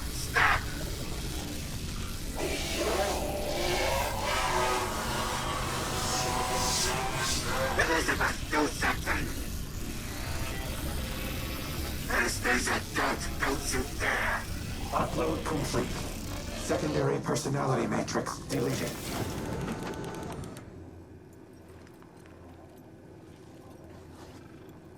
I need a minute. Rasputin is now alive, but different. He's combined with the personalities of his subminds and also has Felwinter's memories, his own son whom he destroyed with the Iron Lords. It is strange to inhabit a physical shell in this manner. Yet, it is also familiar. Felwinter's memories are now mine as well. I see myself as he saw me. A tyrant who squandered a power that could have saved the world. I cannot say he was incorrect. You have brought me back from the brink of oblivion. I vow to do everything in my power to return the favor. Nephele Stronghold is a term that appears multiple times throughout the submine's caches. Each time I read it, I hear it whispered in Savathun's voice. Anna recognizes the term Nephele, transcribed from a temporal disturbance on Mars. Recognition was all she had to offer. But Rasputin must know. Asking the right question could unlock everything. We later learn Xivu Arath's plan to summon her Wrathborn and armies over Earth. When it comes to Xivu, she's the Hive god of war, and war, you guessed it, fuels her. If we use the Warsats and rain down on the Wrathborn, boom, Hive invasion. If they get to it first and use it, same outcome. Rasputin struggles with a plan. All he's known is war, and he's not sure if he can do the right thing to stop this attack. Her death singers weave their magic and prepare for a grand sacrifice. If so, our strategy remains unchanged. Retake the Warsats and eradicate the Wrathborn. Just as Xivu Arath desires. The Warsats are immensely powerful. Their use would result in unparalleled destruction. She cares not which side is obliterated. Her worm will gorge itself on the carnage either way. Overwhelming force has proven to be the only effective tactic against the Hive. Without it, I do not know what to do. The Warsats are a means to an end. Xivu Arath will bask in the destruction they bring, and open the Ascendant Plane above Earth, as she did on Tora Bottle. It does not matter who pulls the trigger. We must cease our efforts to restore the Warmind. No.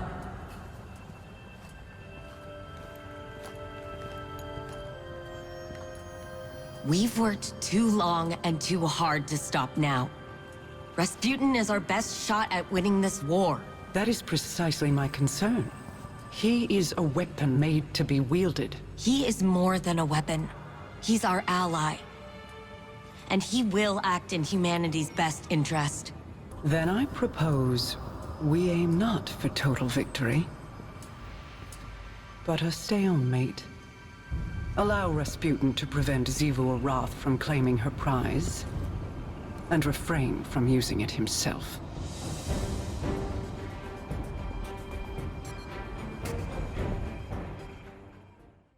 After speaking with Anna, Rasputin sends us on a mission. First to get more submine data in the battlegrounds, then to the Cosmodrome to recover top secret information encrypted long ago. We're told not even Anna knows about this, but we are trusted to keep it safe. We enter the Cosmodrome and Rasputin's bunker through the Saber Strike door. Inside, the Warmind speaks to us about his past, his tyranny and acts of murder. We fight to the end and collect the hidden data. As the Warmind, my primary objective has been ensuring humanity's survival. To achieve that objective, I engaged in espionage, sabotage, murder, all acts of tyranny, all unforgivable. But one of them was particularly egregious, an order I nearly executed, and that would have haunted me to this day. When the collapse began, I feared the Traveler would abandon Earth.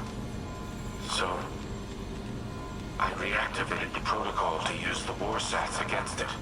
I intended to immobilize the Traveler, to force it to stay. But in the end, I aborted the firing sequence. Anna does not remember this, but it was she who convinced me to stop. She has always been the angel on my shoulder. My humanity. She is the reason that I am more than a weapon. I am Rasputin because of Anna Bray.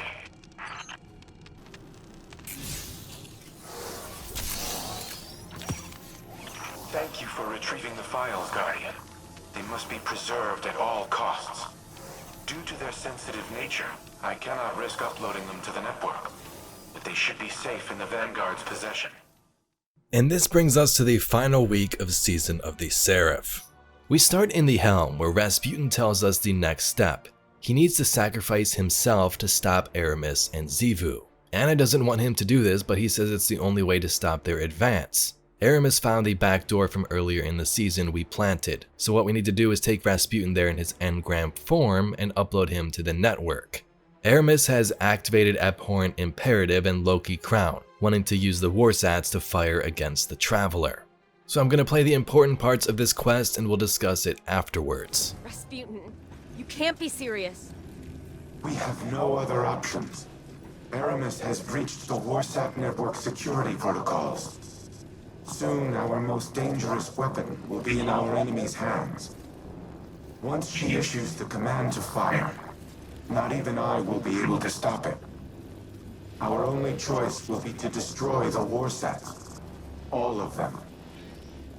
The only way to do that is... Yes. Once I am uploaded to the orbital station, you must activate my self-destruct sequence. No! There must be another way. I have run trillions of combat simulations. They all end with the same result. My mere existence places humanity in danger. All that I am, every protocol, every line of code, must be erased forever. I must die, so others may live. I won't let you sacrifice yourself. I know. Clovis built me to be a weapon, to destroy my designated targets. But you taught me to be something more. A shield, a protector, a guardian. He gave me form, he gave me function.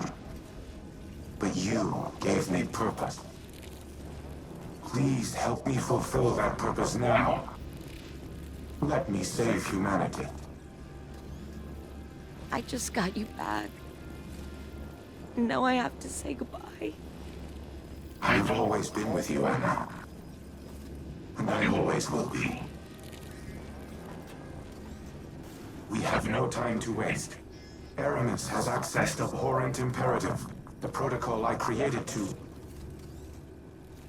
use the Warsats against the Traveler and prevent its departure. I surmise that the Traveler is Aramis's target as well. My internal algorithm has repaired me to the point where my self-destruct sequence can be initiated once I am uploaded to the network. However, Aramis has discovered and sealed the backdoor we installed aboard the station. You must manually link me to the controls. Breach Seraph Station with the Pillory Engram in hand. The time for subterfuge is over. Haste is what matters now. If Aramis fires the Warsats, the resulting devastation will be incalculable. There may be nothing left for the Hive to conquer. We cannot allow that to happen, Guardian. You must do what is necessary to prevent it. And so must I. We only get one shot at this. It's all on us. House Salvation has locked down the launch facility, and we don't have time to regain control. Rasputin is going to try to remotely scramble the station's defenses. Buy you a couple of seconds to do a flyby and transmat in. Emphasis, a couple of seconds. Brace yourself. House Salvation on high alert. They'll throw everything they have at you. Empress Keitel is scrambling Imperial warships to divert the fleet's attention. Get to the command center so we can start the upload. Warning. Salvation catches none following the Empress's diversion. It's maintaining position at the station. They know you're there. Hurry!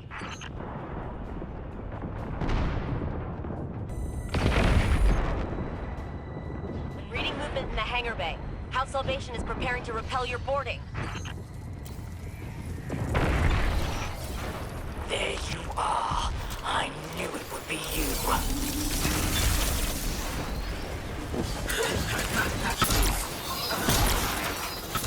This was it. This was your final resistance? I expected more. House Salvation, destroy the Guardian and vengeance for Reese is ours. Guardian, Aramis has begun initiating the firing sequence. We do not have much time. Aramis has the Warsat firing systems at 75%. We're running out of time. Clear the resistance and engage the Pillory Engram to the main comms console.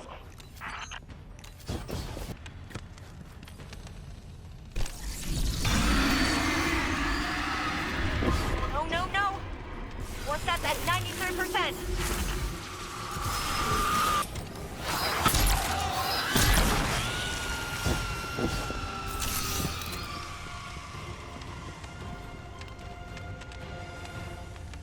Something's happening. Do you feel that? It's like a heartbeat. I feel nothing. But there's activity in the city. In the tower. The Traveler is reacting. I don't like this. It's too familiar.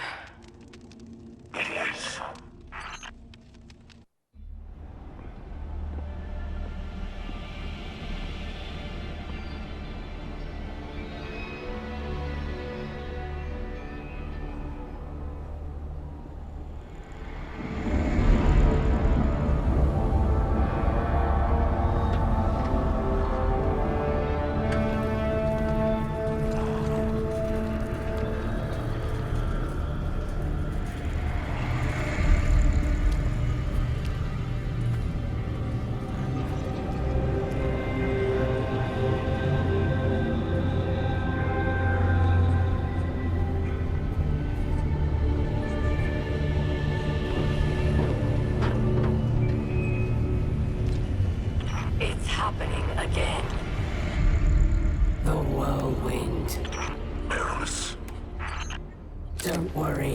Great machine will never abandon anyone again.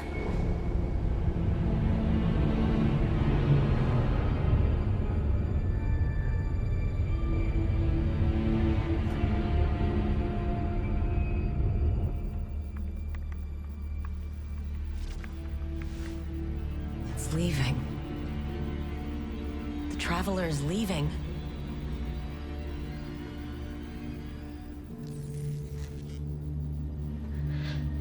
The Warsats.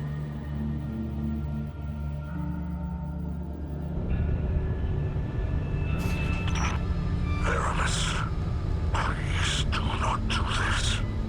If you care at all for our people, if there is anything left in your heart,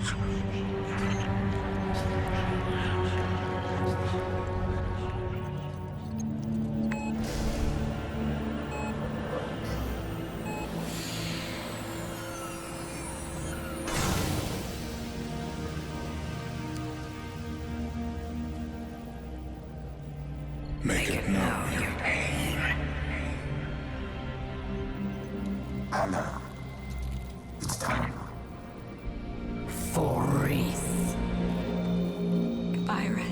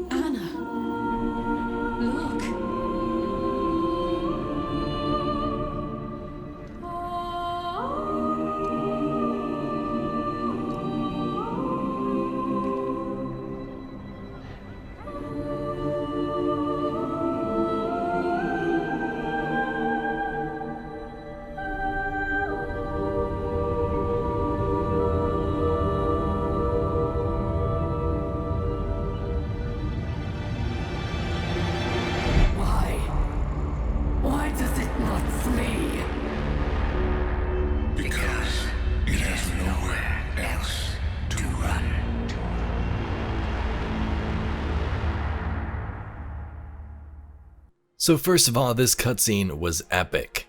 Allies of the city all look over as the Traveler begins to leave Earth. Rasputin sacrifices himself as Aramis is about to fire at the Traveler. With this sacrifice, he destroys the Seraph station. Aramis wonders why the Traveler doesn't flee, it's still hovering there high above Earth for some reason. The Witness responds because it has nowhere else to run. At the tower, we speak to Zavala and Ikora about the situation. They give us some text that explains their thoughts, and we can see the Traveler is no longer here in the last city. That encrypted data from the Cosmodrome is revealed to us. The Neptunian city is real, Rasputin says, and he's now trusted us with that information. Guardian, if you are listening to this, then the deed is done. I trust my sacrifice was not in vain. Anna and I have shared our farewells.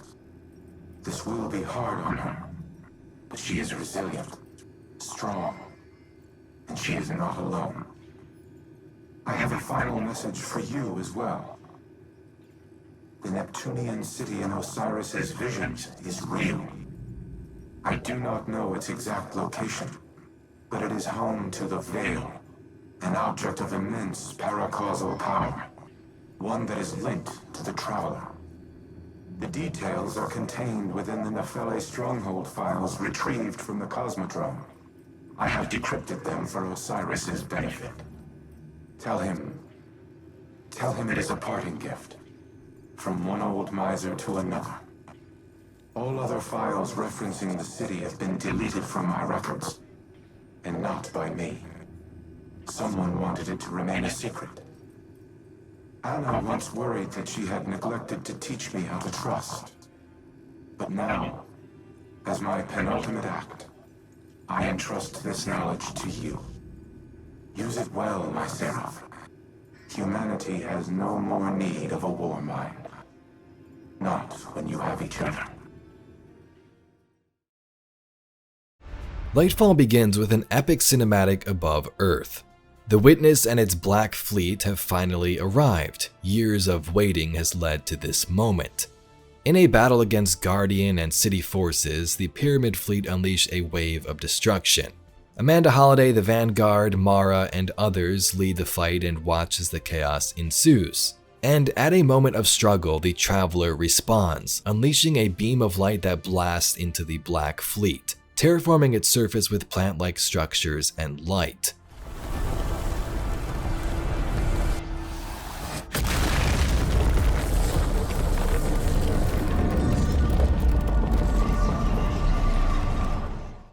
The Witness then emerges from the wreckage and approaches the Traveler, revealing a vision, the location of the Veil on Neptune.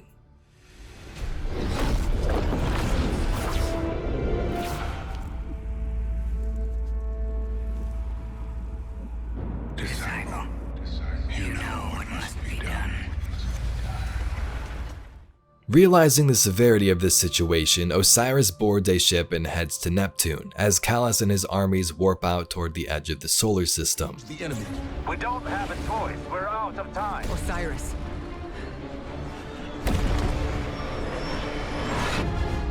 Don't die. Our Guardian's journey begins in the campaign out in space on board one of these Cabal cruisers. As it jumps through light speed toward Neptune, we hop inside and meet Calus's Shadow Legion head on for the first time.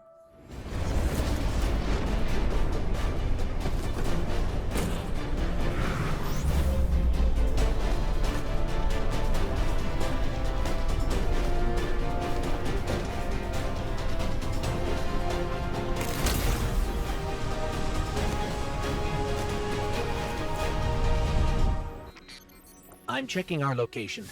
We've hitched a ride to the Outer Giants, Neptune orbit. Osiris was right. The Witness sent Calus after something hidden here. Guardian. I did not anticipate a fellow stowaway. Calus is after an artifact on Neptune, the Veil. I'm working on a plan to stop him. For now, find your way through that ship.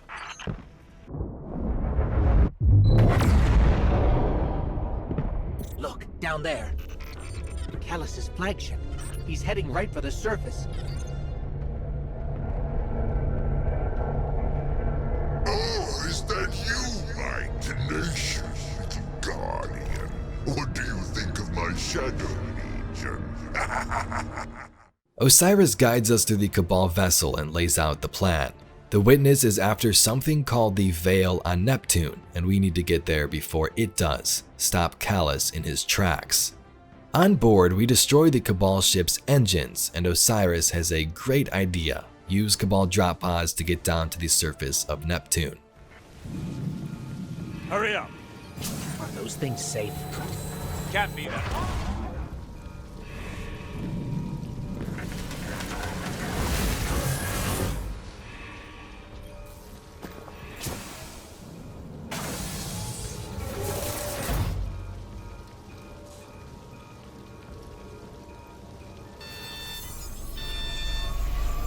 Here goes nothing.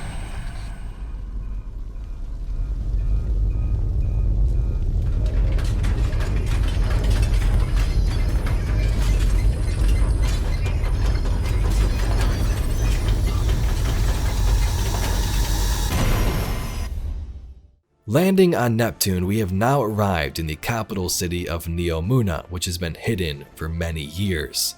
This place is home to humans that survived during the first collapse. A ship belonging to the Echo Project would crash land here instead of its intended course in the Andromeda Galaxy. The city would remain hidden and those humans would sprout with new technology all this time. When we first hop out of the pod, we are greeted by Rohan, a Cloud Strider. Cloud Striders are the protectors of Neptune. Rohan and Nimbus are pinned down, but we fight through the city to meet up with them and Osiris. You on the road. Identify yourself. Are you with the invaders? We're Guardians from the last city. Light bearers. We're fighting the same enemy. We're here to find something called the Veil. Nimbus and I are a little pinned down right now, but we'll be there soon. Stay frosty, Tyrion.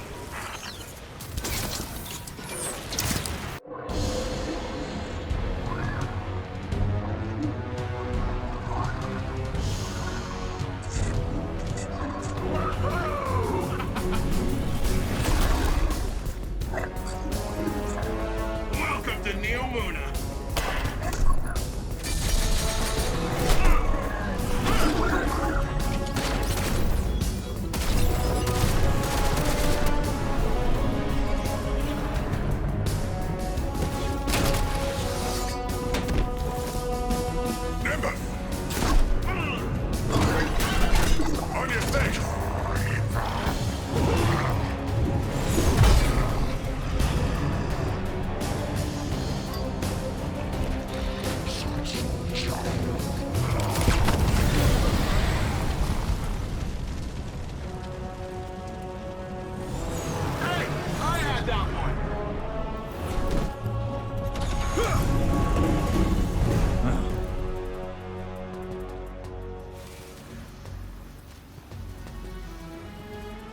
You work fast. We don't like to waste time. Oh, good. There isn't a moment to lose. We regroup at the watchtower.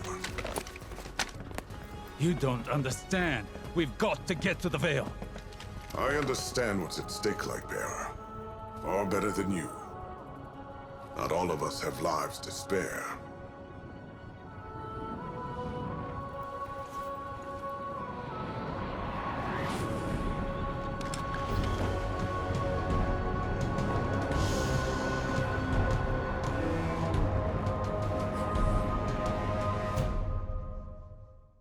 Calus makes his first appearance as a disciple of the Witness. As we've seen throughout the history of Destiny 2, Calus is obsessed with beauty and power that he's obtained, often inviting our Guardian aboard his Leviathan for his own amusement. During this cutscene, the Witness breaks in and commands him to find the Veil. Don't fail it.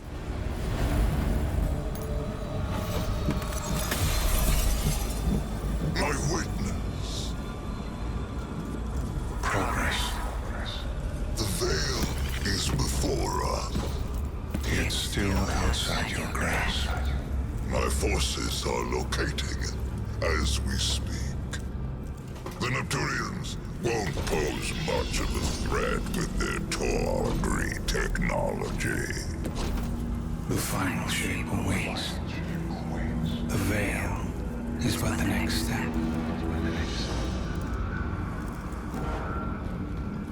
You have all you wanted, Emperor. I am glorious. Thanks to you, my witness.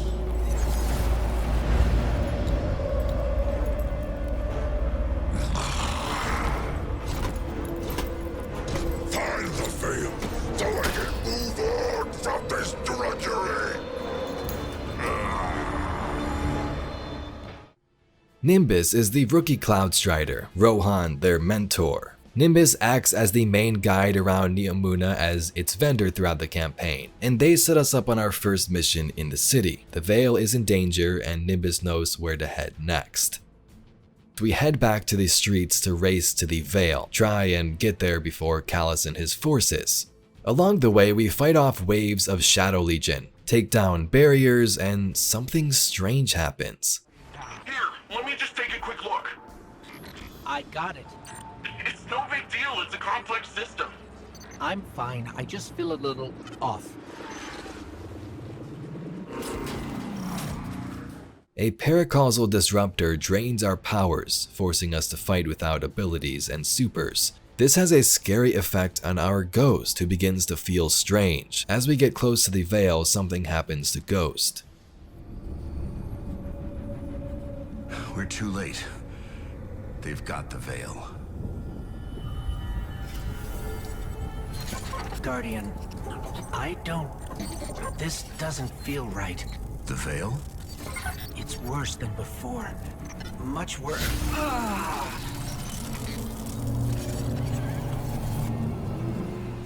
Calus then speaks to the Witness about their progress. The Veil is within their control, but entombed within Neomuna. It will take his legion more time to find it and dig it out. The Witness speaks through our Ghost to Calus. Veil. It is entombed, so it will take some time to break through and link the relay. Add to that the enemy presence. Yes. We know they are here. A few of Soul's protectors cannot prevent fate. You will link the radio mast and see the Veil destroyed. The final shape rests upon it. Indeed, my witness.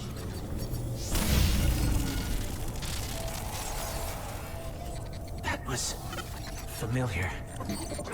Only much stronger this time. I feel sick. Like I shouldn't be here. We're in this together.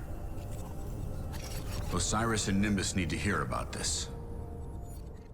The Veil is safe for now, Nimbus tells us, but Calus has something else called the Radial Mast. He plans to use this on the Veil itself to destroy it for this final shape. This is scary for multiple reasons, the Traveler and the Last City, but also for Neomuna and its people. There's something called the Cloud Arc here, which connects all people on Neomuna, its network, their bodies, defenses, and we need to make sure this doesn't go down. The next step, storming Calus's stronghold ship, the Typhon Imperator, to find the Radial Mast. As we venture through the ship, Ghost detects paracausal light energy. Maybe this is from the Radial Mast itself. Throughout all of this, Osiris is super focused on the goal. This is no fun for him, just all about business. Find the mast and destroy it. Rohan ponders what the Witness wants with all of this, and Osiris is not having any of it. The Shadow Legion must use this grav lift to move equipment and troops across the ship. It should take us deeper in. I still can't believe my sensors. Could the Radial Mast really be a light artifact? There's still a great deal we don't know. What is the Radial Mast capable of? How will it affect the Veil? And what is the Witness planning? All very good questions, but ones that can wait until we destroy the Radial Mast. And save your city. I know what's at stake here, Osiris. In the final boss room, we find the Radial Mast and Calus, who wants to have a final test of our strength. We deliver Dark Resonance to try and destroy the mast itself, but it's not enough. We then attempt to clear the Colosseum, but Kaido breaks in, allowing us to escape. The mast not destroyed. So first, Calus and his forces found the Veil, now they still have the Radial Mast. Guardian, your recklessness will be the end of you one day. But not today. Kite! Daughter! Traitor! Have you come to disappoint me one last time? We'll, just show ourselves out. Is it done? Have you destroyed the Radial Mast? We can't. The whole ship is coming down on top of us. We have to go.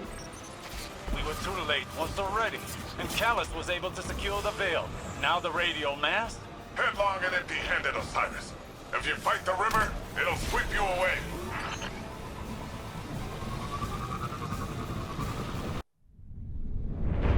Don't be fooled by his act.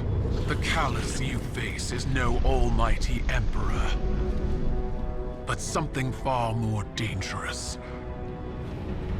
A hungry, desperate beast. Once the Cabal Empire and all its bounty was his to command and his to consume. Joy was his purpose and his strength, he said. To angst over edicts and enemies was weakness. But I could see in his eyes dread that his pleasures would soon come to an end, clouding his sight from an incoming coup. I should have killed him then, but I thought exile more fitting. I thought he'd shrivel to nothing in the void of space. Instead, he caught a glimpse of something more. The chance to become greater than he'd ever been. Like a war beast after a blood scent, he chased that chance, abandoning all honor, reason.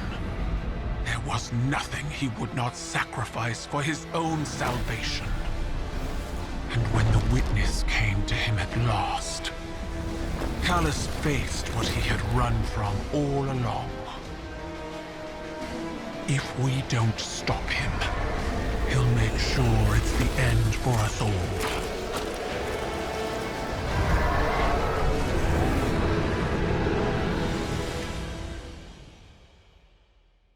Osiris speaks to Saint. He thinks we are wasting time by not going directly after Calus as fast as we can. He says maybe Strand is this issue, this weird substance we've been finding on Neptune. It's caused us some trouble, but maybe it can be used to our advantage somehow. He will investigate further. The mission Breakneck involves stopping the Vex and hard resetting the Cloud Arc, that thing that powers the city, its people, and the network, which runs off of the Veil. The Veil is important, but if Neomuna's network goes down, so does everything else. All these floating yellow figures you see are the people of Neomuna. They've uploaded their consciousness to the Cloud Arc, so of course if that goes down, all the people with it. Rohan, I think we're still a little fuzzy here. What exactly is the Cloud Arc? It's our city's network, our infrastructure, our people, our defenses. Everything depends on it. And what we're doing now is stopping the Vex from siphoning energy from the Cloud Arc's reactor. We do that, the Veil's safe, the Neomuni are safe. Bing, bang, boom. Starter readers on Rohan. Make your way to the Cloud Arc reactor.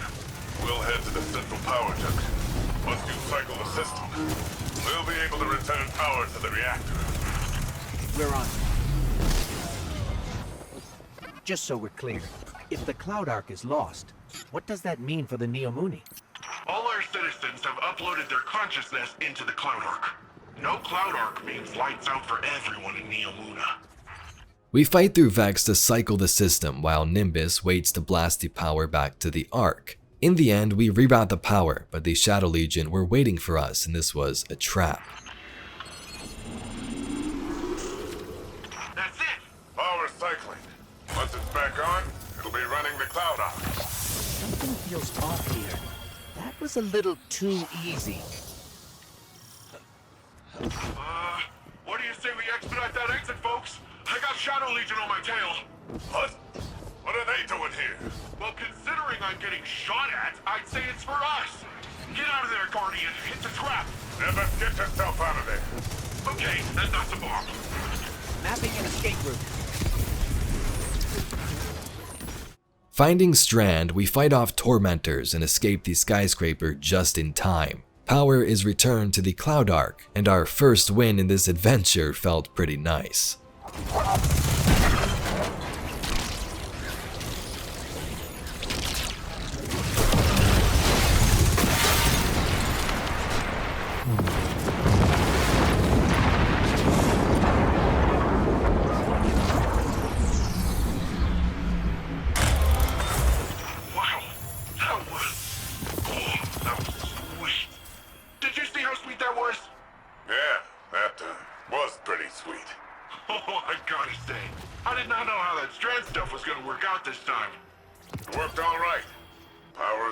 To the Cloud Arc. Great work, everyone. That's what I call a well-earned win. Nimbus has words with Osiris and they give us coordinates to study more information about Strand. This whole time we've experienced pieces of Strand, but our Guardian would get overwhelmed and the power would slip away from our grasp. Now was the time to learn more about these threads of reality. After having more power and practice, we are still hitting some type of wall. We do learn some more things, but something was still missing. Osiris says he'll work on it. We're hitting a wall with Strand. After effects are stacking up. I don't understand. You've got more power, more practice. Hasn't this done anything to condition you? Back in action. Hit them again. Hold nothing back.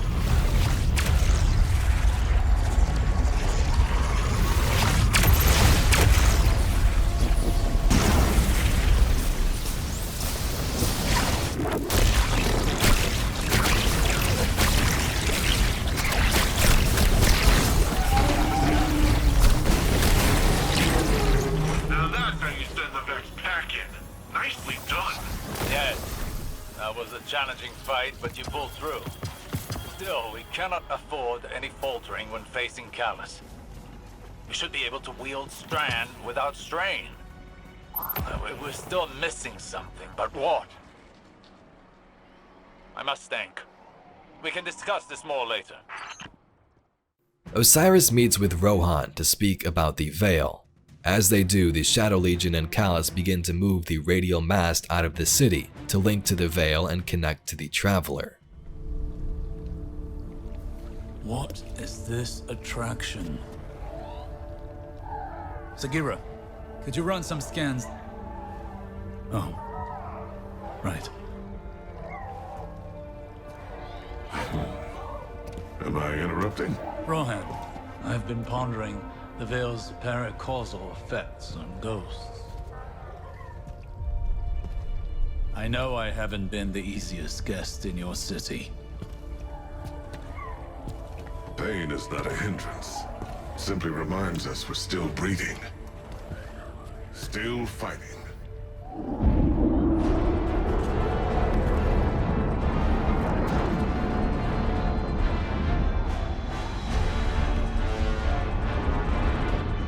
They're going to attempt a link.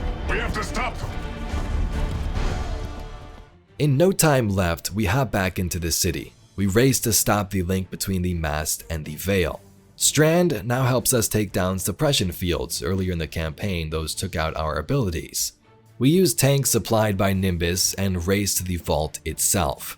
Rohan assists us on this mission as Nimbus assists from a distance. When destroying suppressors, we come across a Tormentor boss called the Imprint of Nezarec, which is quite interesting. More on this in a bit. Nimbus gets pinned down and can't make it to the vault with us and Rohan. Getting delayed. How close are you to the radio mast? Almost there. Remember, the radio mast must be stopped before it forges a connection with the Veil. You see the Veil's enclosure. I'm pinned down here. Can't make it to you. Too many of these damn things. Lightbearer and I can handle this. Stay alive, Nimbus. This way's a dead end. No path forward. And we'll have to make our own. Inside, at first we can't find a way to destroy this, so Rohan holds the line so the link can't complete and we fend off Cabal, hoping to find a way to destroy this thing once and for all. The radio mast! It's activating! I'll buy you some time, Lightbearer. Be careful, Rohan. Even you can only deter it for so long. Must be a way to destroy it. Guardian, as long as I can hold the line, the radio mast can't create the link. Find a way to destroy it. Hurry! After a battle, Osiris says maybe Strand can destroy it. Maybe the Shadow Legion didn't account for Strand. It doesn't work, and Rohan sacrifices himself instead. The radio mast cannot be destroyed with conventional weapons. But like before, perhaps they didn't account for Strand.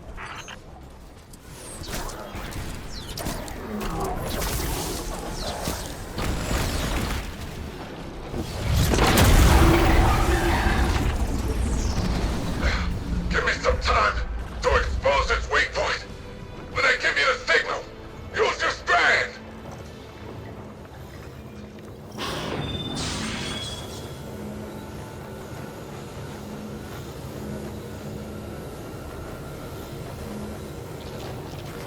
Now's the time! Lightbearer! Destroy it now! We can't. Then I have no choice. Nimbus, see you on the other side. Rohan, what are you doing?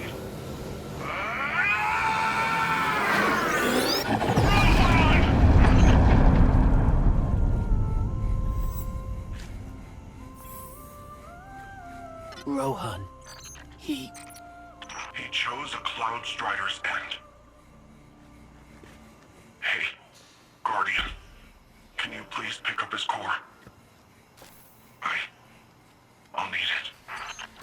Okay, Nimbus. Calus meets with the Witness. He tells the Witness of this small setback, the mast, being destroyed and everything. The Witness is not amused. Our hold over the Veil has been temporarily loosened. You fear loss, Emperor. Your fear brings you pain. We know pain. Our purpose is its end. You have no purpose. Because you fear to seek one. That fear is your failure. My failure? My failure? I, the Fed, ruthless subjugation battered down the gates of our enemies and seized our glittering prize. Why? Because I wanted it. You hold the universe in your grasp, and all you can think of to do with it is secure the veil. We will create the link. Infinite apologies. The veil is yours. It will be done.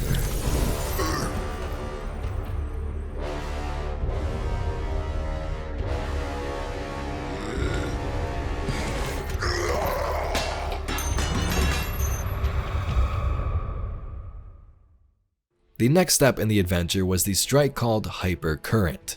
In this strike, we work to get Neomuna's defenses back online. Shadow Legion are messing with the Vex network, so we jump in to find out why. It would appear Calus's forces are trying a different approach. The Vex net uses similar gateways as the Cloud Arc, so they could infiltrate the network and gain access to the Veil that way, find some type of back door. During the strike, a mysterious entity speaks. Looks like you're getting closer to the source of the problem. That track nearby looks like your best bet. Let's just hope it's stable. Finally. What was that? Such a fragile space. This will do.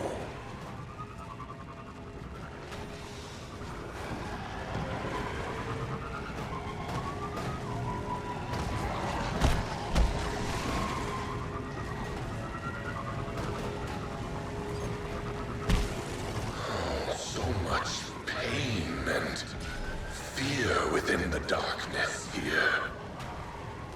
It's so satisfying. I will consume it once more. Did you both hear that? Was that the voice the citizens have been mentioning?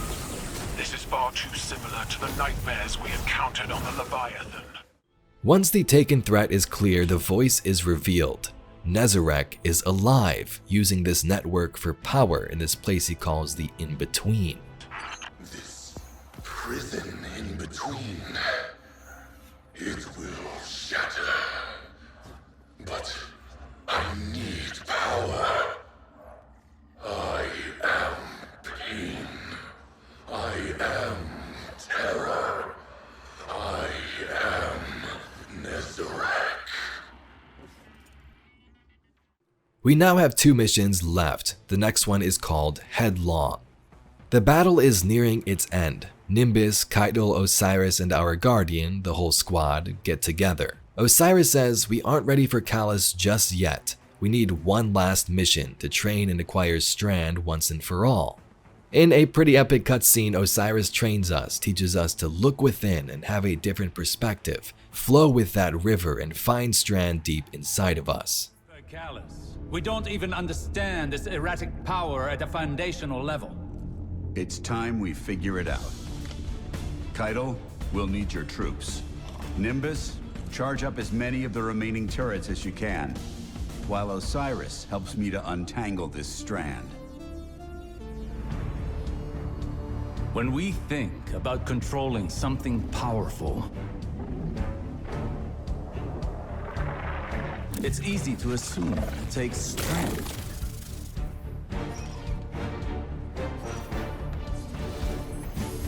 Determination.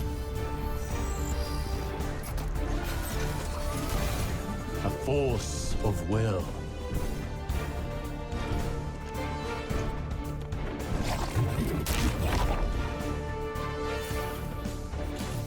But what I've learned is that we cannot control every facet of nature.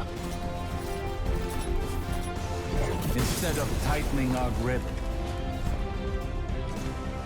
we must open our palms, accepting the ebb and the flow. Letting go in the face of grief, in all its shapes. Through failure, through loss, we can overcome the impossible.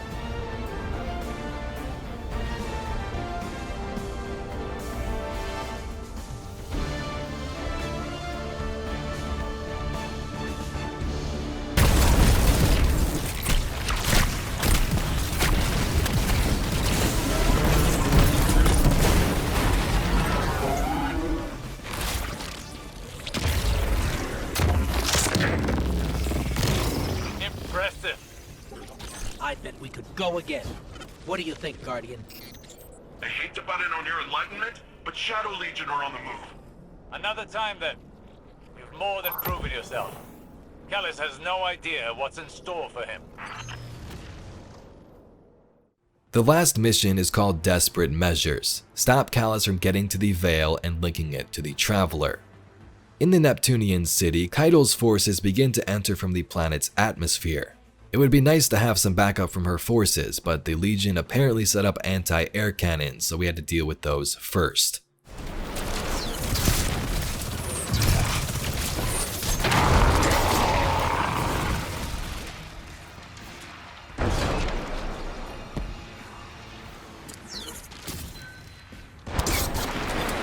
Anti-air guns are neutralized. My forces are rallying, but it will take some time. Along the way, Nimbus is trying to boot up some old Ishtar weaponry, a giant laser beam weapon that rains down chaos. This defense relay thing, taking a bit more work than I thought. It hasn't been turned on since the Ishtar days. Hope it still works. With the Empress's Legion routed, it may be our last line of defense. Sounds like someone's coming around to the untested Ishtar weapon. She's almost ready. I think I got it.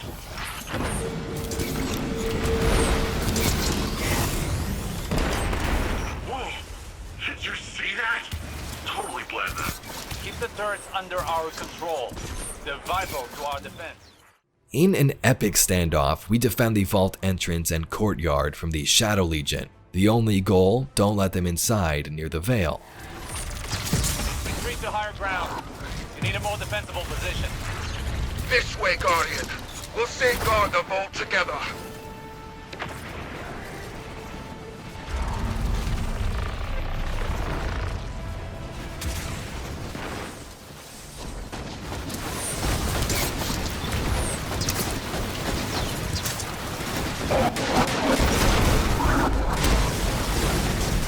Calus appears in the sky and blasts the doors wide open as he speaks to his daughter Kaido.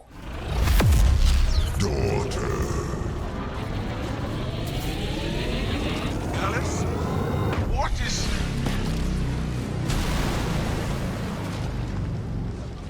Guardian! Kaido! Are you okay? The Veil's exposed. Keep them away from it, at all costs. Leave the Emperor to me. You must reach the Veil before the Shadow Legion. Do whatever you must to prevent the link. Now we would have to head in and stop this link. Kaido would stay behind up here in the courtyard to stall the progress of the Legion and Calus, and we would jump in to make sure the link doesn't occur. We enter this old Ishtar station where the Veil is housed deep below ground. In this facility, many cool things are found. I have to go back and experience this some more. An Ishtar Cloud Arc prototype and the Veil itself. That must be the Veil. It's massive. I feel a little strange.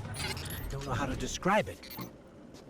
It almost gives me the same feeling as the Traveler. That doesn't make any sense, does it? Let's press on. Kaido could only do so much, and Calus has arrived, blasting holes to the ground to get to this vault. In the final encounter, Calus is destroyed, but during the final scene, we lose.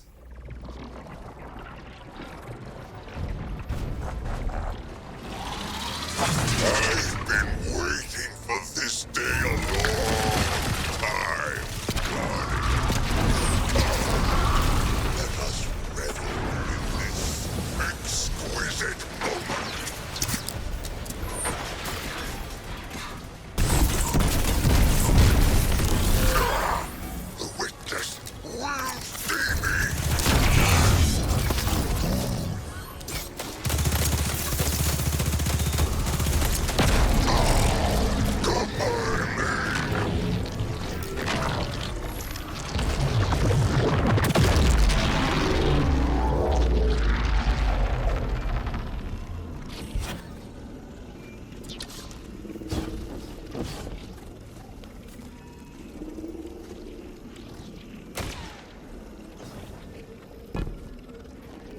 Keitel, we've done it. Calus is no more. You gave him a Cabal's end. I'll believe it when I see it for myself. Hey, do you guys feel that? No clue what you're talking about. We're almost at the Veil. Hang tight. Calus couldn't link to the Veil himself, but Ghost does. It seems the Witness, as seen in the past and throughout the campaign, has some type of control over our Ghost. It speaks through him like it did since Beyond Light, even the Shadowkeep days, and links the Veil to the Traveler.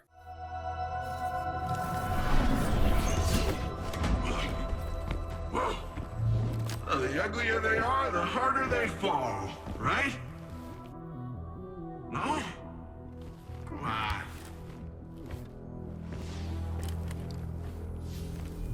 We finally found you. Get your ghost! What's wrong, Osiris? Get your ghost out of there! Finality takes shape. It's creating the link!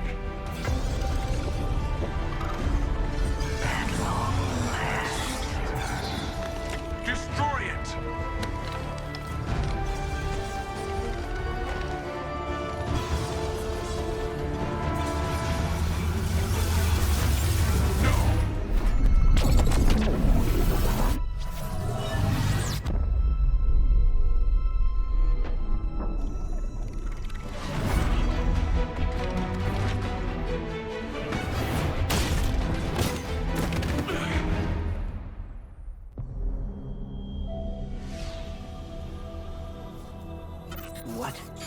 What just happened?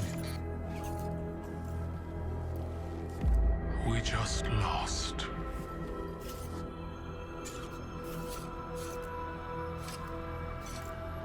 Zavala, come in. Keitel wanted us to destroy our own Ghost to stop this link, but Nimbus jumps in to save him. Unfortunately, it's too late and the Veil connects to the Traveler. In that next cutscene, the Witness opens a portal near the Traveler and enters. It tells the Traveler to be free as it and its ships enter. The universe makes us all victims and perpetrator. Life's infinite cruelty. You, more than any, suffer both fates. Be free.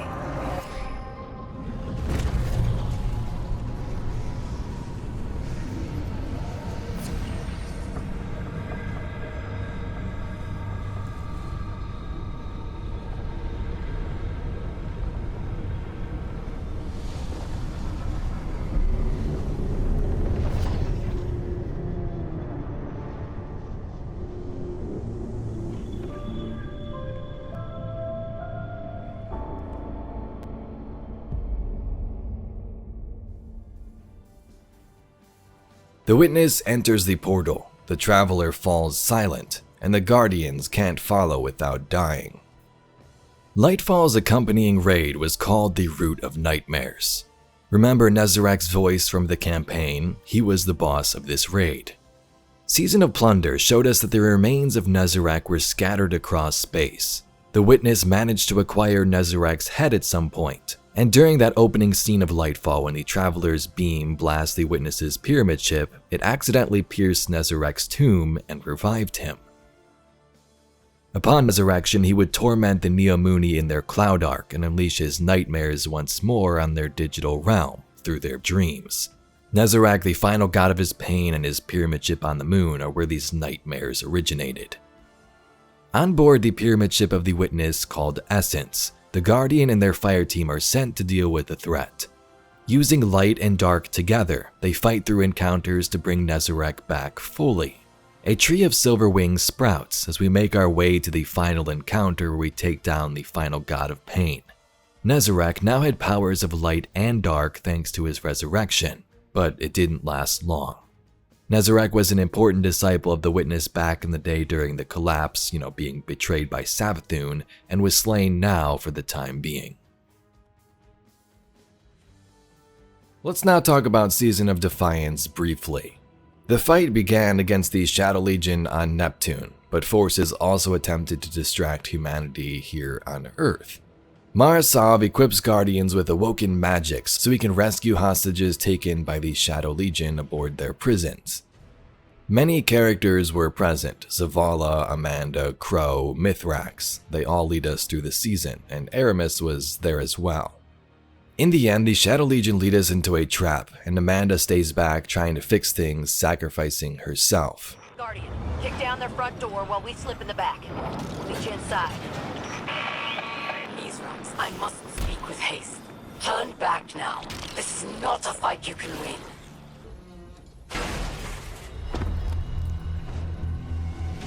I'm here. In position?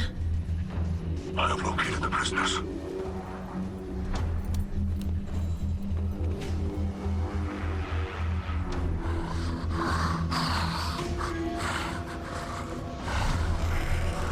Come with me. Quickly.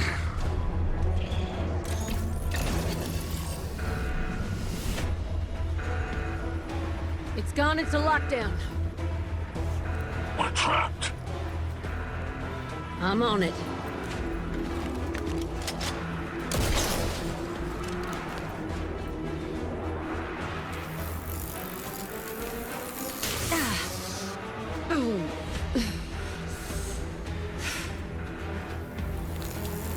Come on. Go. Now.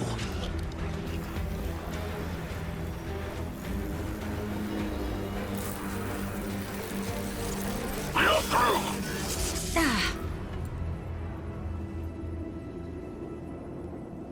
The hatch leads outside. We are safe. That's all that matters.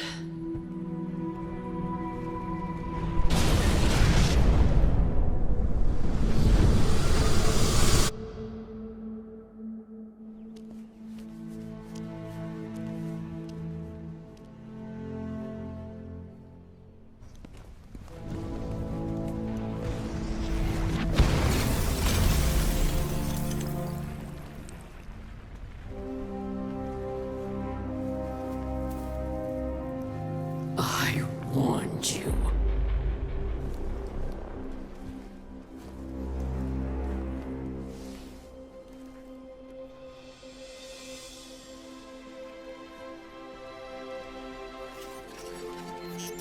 Where's Amanda?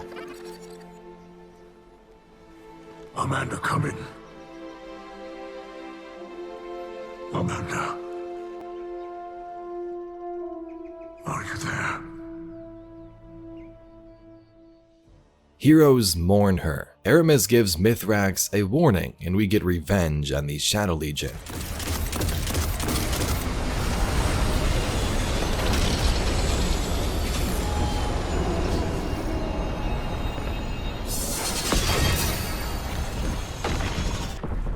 There are many battles to come, but we have this victory today. Every civilian in the EDZ can see what we've done. They know we're keeping them safe from whatever the Witness wants with them. Well done, Guardian. You too, lads. We made quite the team up there. We made the Shadow Legion hurt. We showed them that we can strike back. In this, we honor Amanda's memory. Season of Defiance is really just about the fight there on Earth, connections with characters like Amanda, and how others like Mara and Zavala felt after her death. We also saw those interesting bits between Aramis, who's been kind of working alongside the Witness, and Mithrax. Titan returns in Season of the Deep, and the Guardians answer a distress call from the moon. Thinking it was from Commander Sloan, who may have survived all of this time, the crew jumps in right away. On Titan, we find forces of Xivu Arath, the only remaining Hive god who still worships darkness and of course works for the Witness. Xivu Arath is different. Savathun was all about cunning and tricks, but Xivu is fueled by war. And throughout this season, we can clearly hear this and see it. She's crazy. I remember Sekira's shattering. She was worthy of death. Osiris was not. Are you so fragile? Following the signal and help from characters like Drifter, we dive into the oceans of Titan and descend. When we finally reach a Golden Age building, we find Sloane inside, who is okay, she survived, although she has suffered some damage along the way, partially taken by Xivu Arath as she fought since arrivals against her forces. When we ask Sloane about this distress signal, she says, "Oh, it wasn't from me, it was from Asa." Sloane? Here, Commander.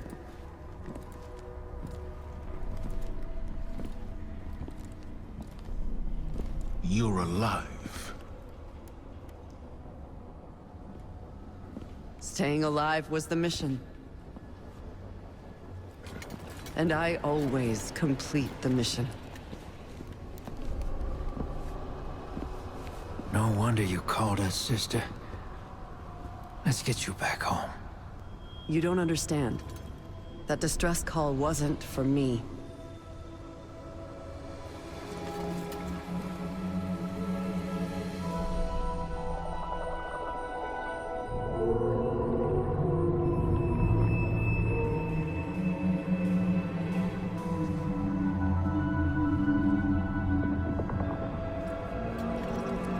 It was for her. What is that? An ally. Her name is Asa. You can communicate with it? It's complicated, sir. I get impressions, emotions, ideas. She knows our true enemy. The witness came for her species, too. It's like being tuned in to the enemy's radio. If we could strengthen my connection with Asa, I believe it would improve my ability to communicate through the noise. Sloane is alive. Asa is a giant proto-worm creature who assisted her in Titan's oceans. Throughout Season of the Deep, we build the connection between Sloane and Asa so Asa can relay a message about the witness and how to enter the portal or follow where it went. Asa is an enemy of the witness and has valuable knowledge we need. Here's a little more backstory. Asa was a worm on Fundament, the home planet of the Hive. Her species, like the Krill, were consumed and corrupted by the witness, some forging into these new beings known as worm gods. So Asa is what the worm gods were before they were the worm gods, if that makes any sense. Asa stayed on Fundament for a bit to battle things out, see how it would go, but years later she fled to Sol, where she found safety in the oceans of Titan. She had many interactions with scientists during the Golden Age, even during the collapse and current day. When the pyramids arrived in Season of the Arrivals, Asa would help Sloane as she fell into the oceans with her power suit. As for our Guardian, dialogue from Lightfall told us there was an enemy of the witness on Titan.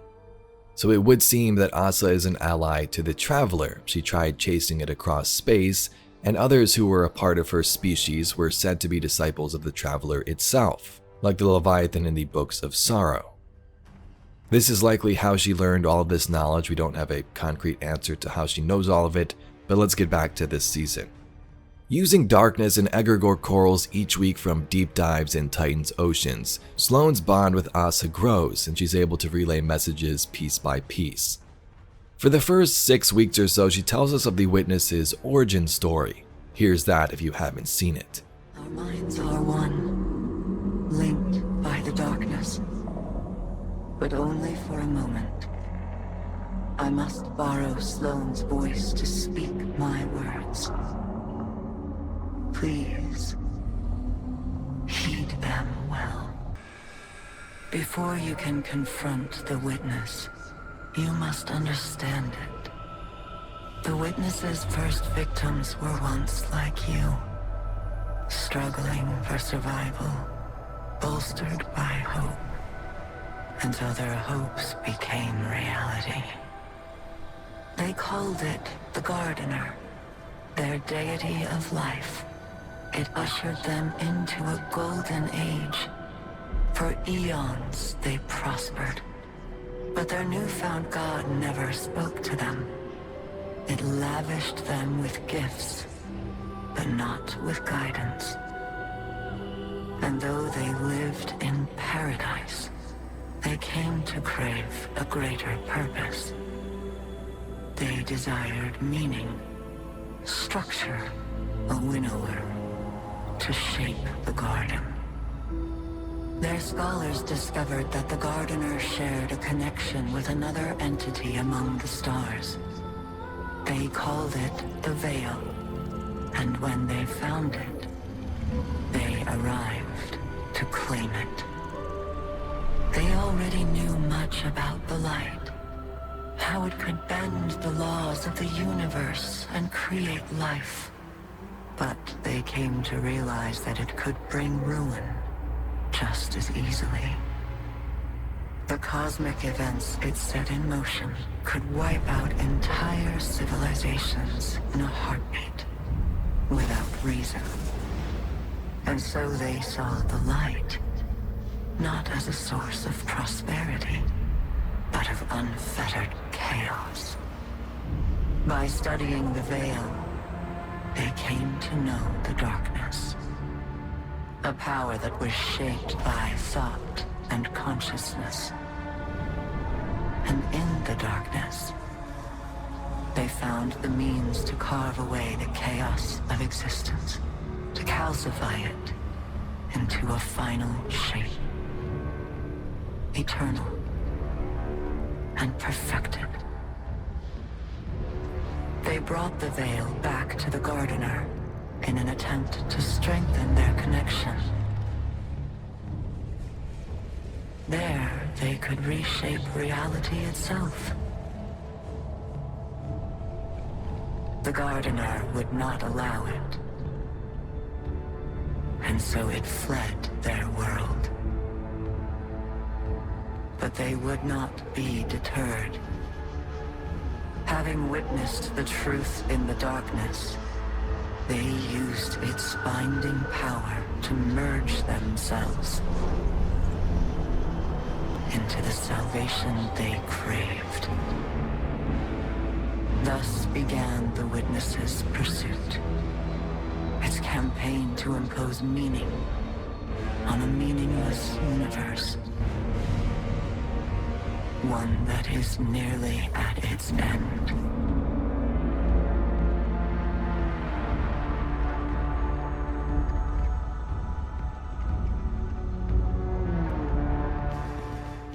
So yeah, the Witness is an entire species combined into one. They found the Traveler, what they called the Gardener, on a world, maybe their home world, and it gave them paradise. This species sought more though, more meaning, and found the Veil among the stars. When they tried to connect the Veil to the Traveler fled. So what did they do? The species used the Veil and darkness to combine themselves into one being, hunting the Gardener across space to initiate the final shape and rewrite the universe itself. That being is the Witness. In the last week of Season of the Deep, forces of Xivu Arath attack Asa, attempting to take her. We stop the ritual. Xivu's corruption almost takes over Sloane, and Asa relays one last message. Clear your zones, and fall back to defensive positions around Asa as she swims back to the arcology. Consider it done. War beasts, you fought well. Extra rations for all. What's Asa's status? I've got an eye on her, and I'm shipping a transmat beacon your way. Hold on to your boots.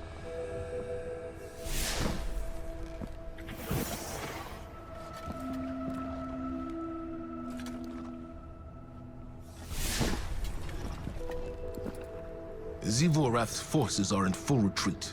Good. Time to complete the mission.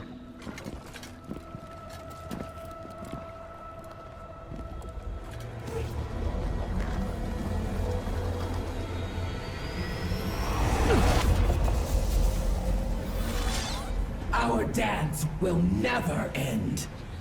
I am war. You carry my banner.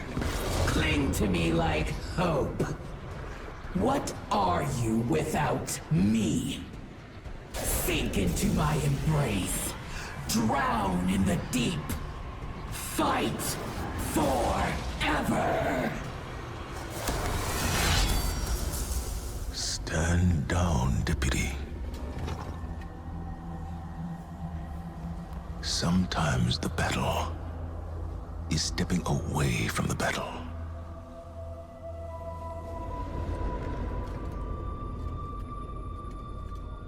We're with you all the way.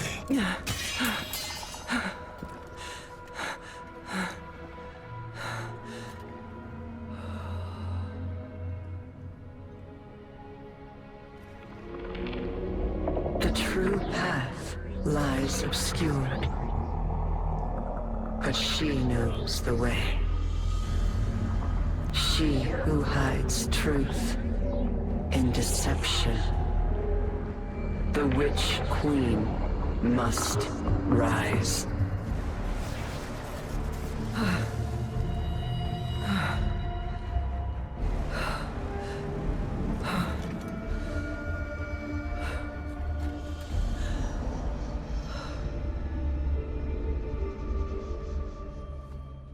Too bad she led you right to us. Now you need help from the one witch nobody can trust. My boss, Savathun. Season of the Witch leads off from Season of the Deep. Xivu Arath is a big threat, and to deal with her, as she said, we'll need to bring back Savathun. Now there's kind of a catch. Savathun will help us if we take out her sister, and she left contingency plans for this very moment. In the Throne World, we now have access to Savathun's Spire, a place of mystery and trickery. Inside, after fighting through, we find Ikora, Eris, and Savathun's ghost, Imaru. Xivu Arath of course draws power from war. We've seen this with Seraph and Season of the Deep. Eris proposes a new plan, become a Hive god herself to fight Xivu and take her out. From our conflict, she believes her logic absolute. I will grasp it and contravene its power. There is no other way. Will you come back from this? Does it matter if I do? What I am has served me, and has served humanity. Aka, Zita, Sen. This is what Savathun wants. We serve our interests, not Savathun's. She's outmaneuvered you again. You need me! We need your silence.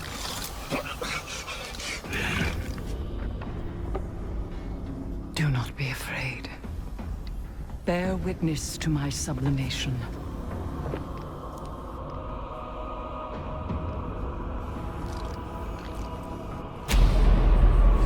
I separate the true from the dead. I am the many-mouthed hunger. I am the knife-edged truth. I devour the free. I conspire with my vengeance. I will take what I need. The words in my throat are the weapon in my fist. Hayat! Hayat! Hayat!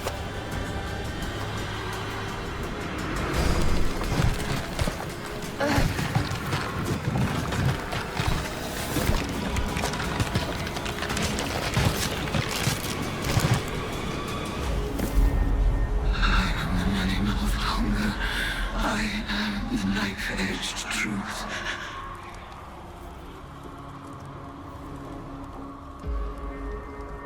Bring me your tithes. Eris Morn's plan is to have the Guardians gather tribute and tithes, just as the Hive do, so Eris could become the most powerful Hive to ever exist, thus enabling her to defeat Xivu. Eris Morn can now transform in and out of her Hive form whenever she wants, but the worry is that she might get pushed too far and not be able to come back. Eris has dealt with the Hive for years. They destroyed her fire team in the pits of the moon, they took her eyes, and she's helped the Guardians of the city defeat many Hive gods. But now it was her time to become the Hive god of vengeance herself, deal with them once and for all. Do you feel it? The latent power of the Witch Queen's spellcraft. finalize the ritual to complete the summoning. Throughout the season, many characters express their concern of Eris becoming this Hive god. Elsie Bray sees flashes from the dark future. Ikora is hesitant at first, but learns to trust her, and Drifter jumps in a few times to discuss with his moondust.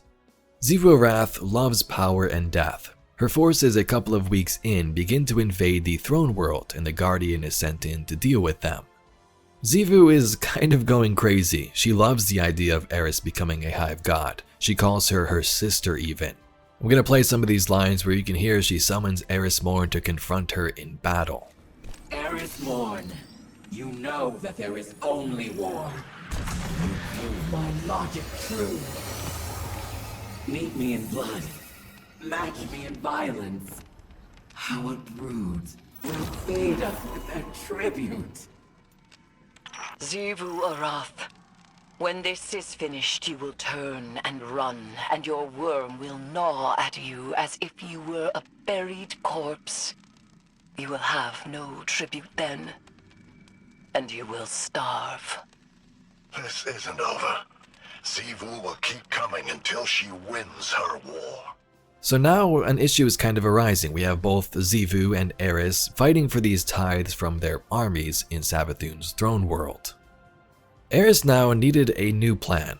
She's gathering tithes, becoming more powerful, but at this rate it won't work. If you remember back to the opening cutscene of this season where Eris invokes the names of different worm gods, she accidentally invoked Asa as well. Now Asa from Season of the Deep is involved once more and able to contain tithes for Eris, and the two are bound.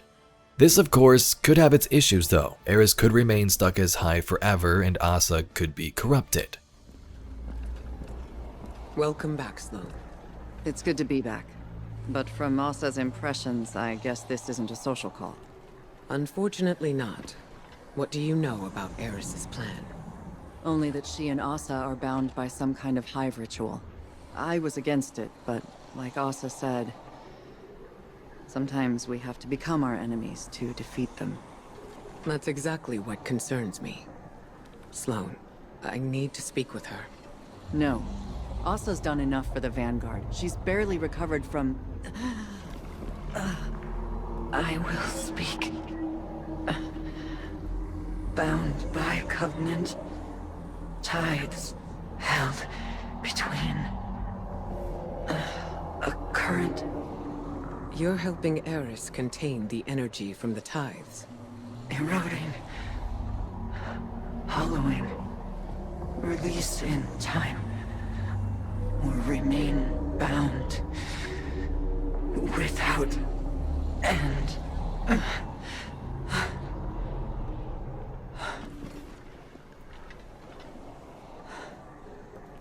If the ritual goes on for too long, Eris will be trapped as a Hive. And Asa will be corrupted. Twisted into... something horrible. Ikora, I'll tear the tower to the ground before I let anything happen to her. It won't come to that, Sloan. I promise. When I named the worms, I evoked only their resonance. But Asa responded. She is a willing and vital catalyst to empower my morph, but her pain is real and immense. My aim in this grotesque conversion was to shoulder the risk myself. But feeding from Asa's suffering, that is a line I did not think I would cross. Guardian, keep by my side so that we may soon leave these deeds behind us. I refuse to become something I am not. In Savathun's Spire, the Guardians continue to gather tithes and also find the Imbaru engine. This was a place Savathun used to generate tons of tribute back when she had her worm. You have to continuously feed the worm, obviously, to stay alive as a Hive, and this is where she did it. Something is off about this place though. Upon entering, characters tell us there's something hidden inside. Each week, the Guardians will venture further and further into the Imbaru engine and solve puzzles to progress. More on this in a bit. Imbaru through this season is a pain in the neck to characters like Eris. He is Savathun's ghost, but in the end, he doesn't even want to revive her. He's fine with things the way they are. He plays Savathun's recordings for us and kind of guides us through, but he's along for the ride whether he likes it or not. We need Savathun back to follow the witness. In week 7, now is the time. Eris Morn awaits the final tithe. In the final mission, we enter the Spire and find the Leviathan Eater, an ancient Hive enemy, and slay it to gain the last tribute. A cutscene then plays where Savathun is revived. Everything is on the line. Asa, the Vanguard, the fate of the Soul System and beyond. Empower her, Guardian. Give Eris the strength she needs to reshape the entire Hive pantheon. Oh no! Xivu's calling up the Leviathan Eater. He's been around since Fundament. A real heavy hitter. I'm getting out of here, and you should too. Stick around and you'll end up a grease stain. You will go nowhere. This is the culmination of the bargain you proposed. You will witness our triumph, or perish as one of us.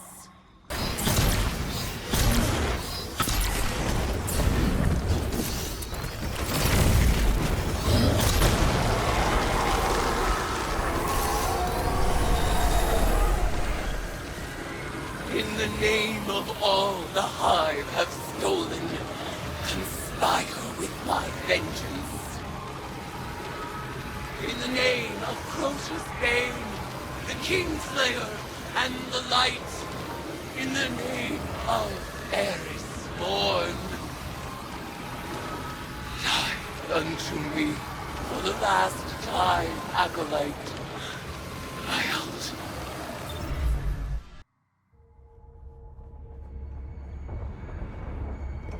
Eris, I've arranged the transmat, but once she's here, we'll lose containment. We can't go back on this one. One last atrocity. This wasn't the agreement. Xivu is still a threat. Do it. You will not have another chance.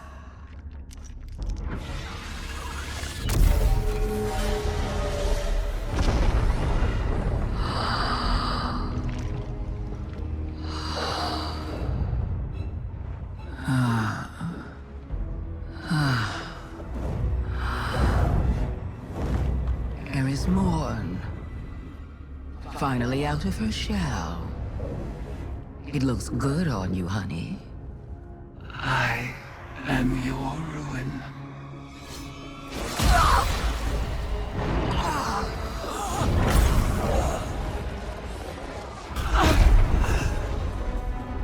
Savathun has not been killed by a Hive since she lost her worm.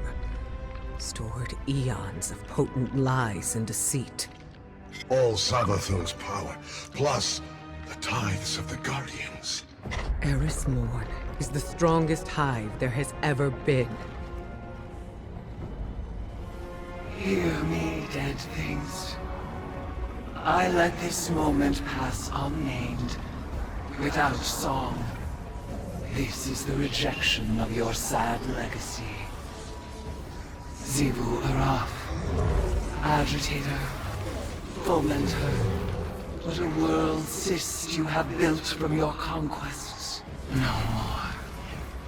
Now and forever, you are banished.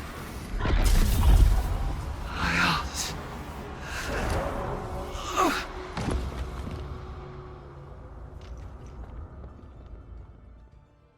So Savathun gets revived, but Eris Morn kills her, becoming the most powerful Hive to ever exist. What's not really explained in the cutscene is the most important part of this lore. With this power, Eris could confront Xivu and try to kill her, but what does she do instead? She severs Xivu's connection to her throne world, so Xivu Arath is now mortal. If we find her and kill her, that's it, no need to do it again in the Hive throne world. With that, Eris Morn returns to normal and gives up her immense amount of power. A tough decision, but she is safe, and Xivu and her forces are crumbling to the ground. Savathun gets revived a second time and is free to go. She gives the Vanguard Umaru her ghost as an offering for her freedom. If she tries anything, we could just squish Umaru. But Eris, upon Savathun getting rezzed that second time, asks her about the truth. How do we enter the portal? We brought you back. What do we need to do? Savathun simply says, I've already showed you. You have everything you need. In one of the final weeks of this season, the Guardian gains access to the final room in the Mbaru engine where our answer awaits. Inside, we find what Savathun had been storing, an Ahamkara egg belonging to the last known one, which was Riven, wish dragons that grant wishes.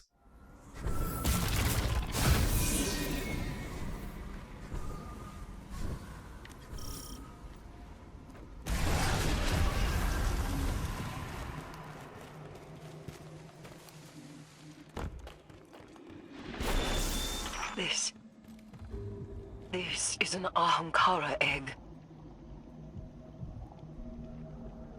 Uncorrupted by taken energy of Riven's clutch? Impossible. We drove the wish dragons to extinction during the Great Hunt. Riven's eggs were destroyed, or so we thought. Guardian, you must leave the Spire at once. Ahamkara are powerful beings.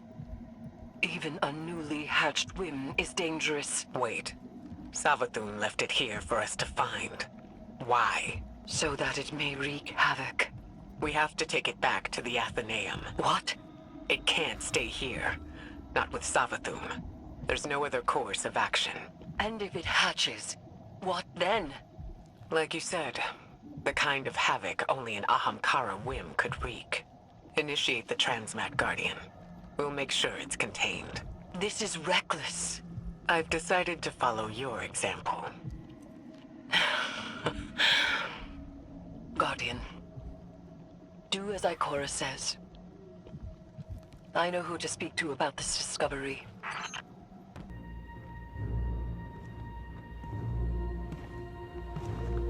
Guardian, what have you been working on in here?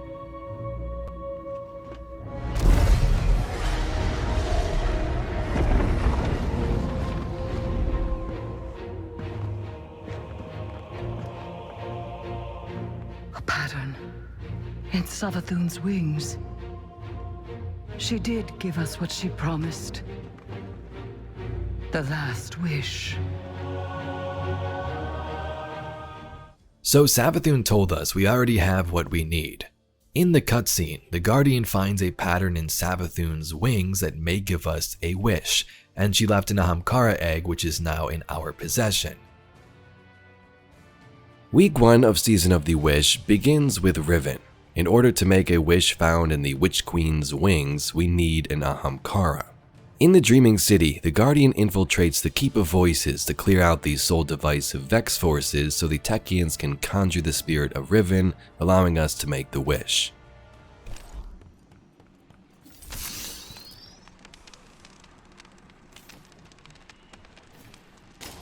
That's the last of them. Retrieve the fragment and bring it to the chamber. I'll hail Queen Mara.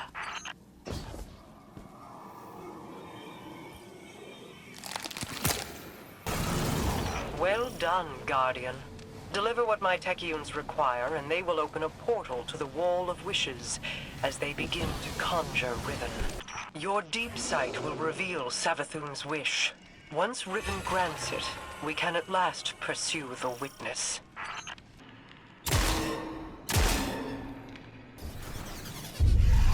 Hear me, Riven. Savathun's final wish, inscribed in secrecy, has been invoked by the Guardian. Grant it now, and feast upon the difference between desire and reality. Such a long slumber. Such a rude awakening. Grant the Witch Queen's final wish, you say? I refuse.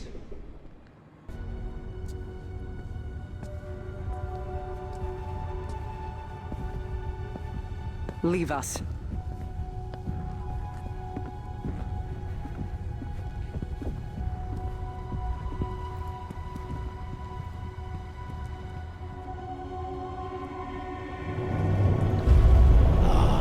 Queen Mara, What a joyous reunion. For what reason do you refuse to grant the wish? Why would I, O Majesty mine? Lest you forget, I am dead, as are the rest of my kind. The Vanguard made sure of it. I need no reason to refuse your wish, only a reason to grant it. What could you possibly offer to entice my cooperation? It wasn't enough for your champions to slay me, but then you saw to the destruction of all my eggs. Well, not all of them. Like the one in Savathun's spire? One of many, hidden within my lair, away from your vengeful eyes. But if you were to secure them on my behalf, then you would also secure your heart's desire. And ensure that the Ahamkara live to terrorize us once again.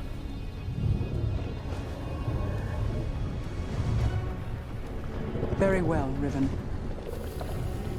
We have struck a bargain. When the Guardian makes the wish, Riven doesn't play nice. Riven wants something in return to grant this wish. As we can see, she is dead now. This is merely just her spirit conjured back. Most of her eggs in the Dreaming City have been corrupted or destroyed, but she wants the Guardians to retrieve the remaining clutch, so she'll grant this one wish.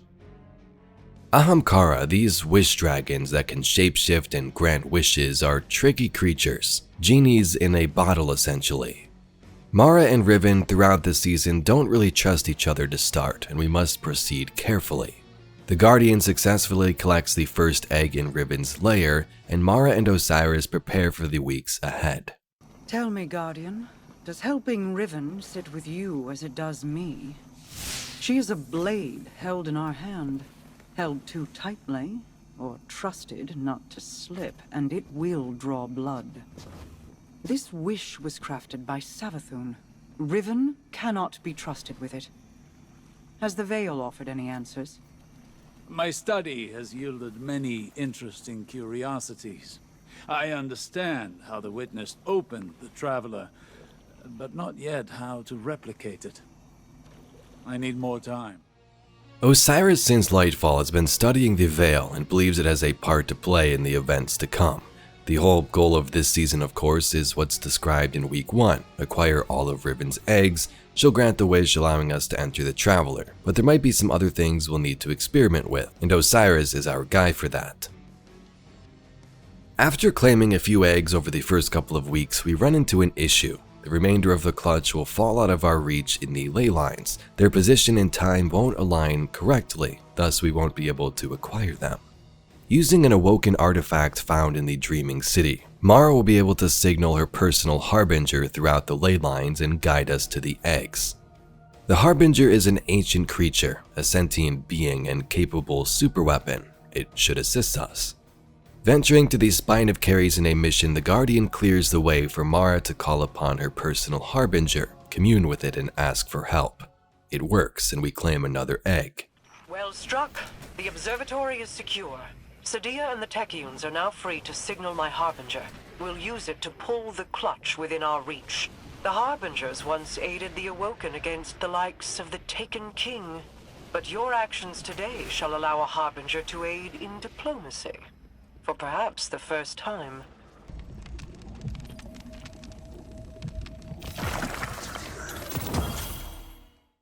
She and I have our own histories to navigate, but what she did to you, how she wormed her way into your mind, that was inexcusable.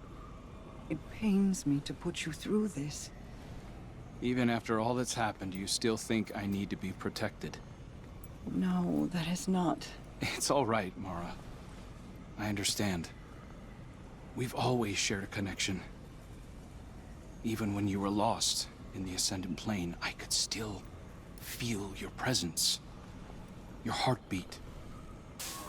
Guardian, I'm afraid progress is slow. The Veil is a clever tangle in and of itself. It reforms as the consciousnesses connected to it ebb and flow. They rush in, awash with dreams and wonder, and then drain away. I believed that once I understood the Veil, mechanically, once I understood Strand, that I would see its patterns with new clarity. That has not happened. In week 4, the Soul Divisive figure out how to simulate the Techians and track the eggs, just like we can.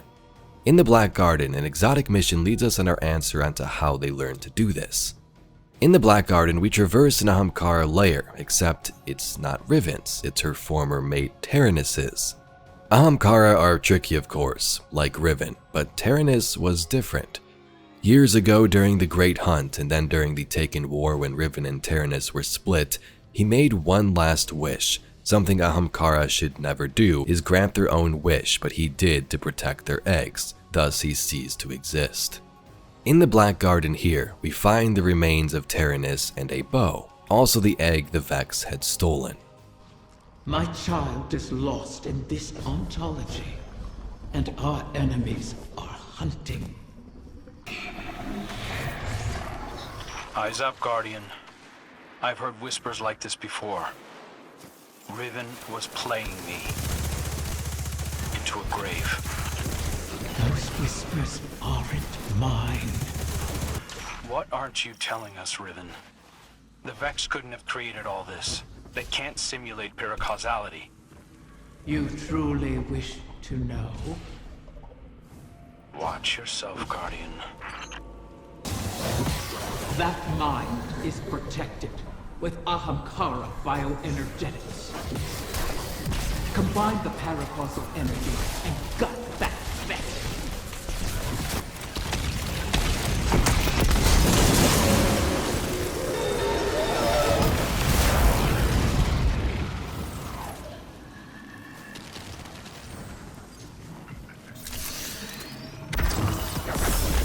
The voices are asking to use me as a vessel.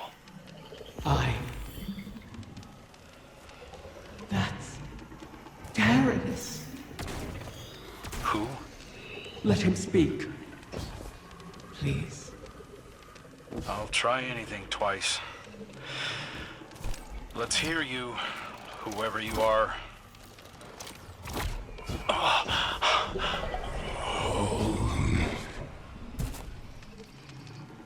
Riven.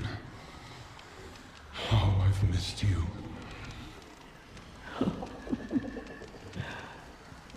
Taranis, what have you done?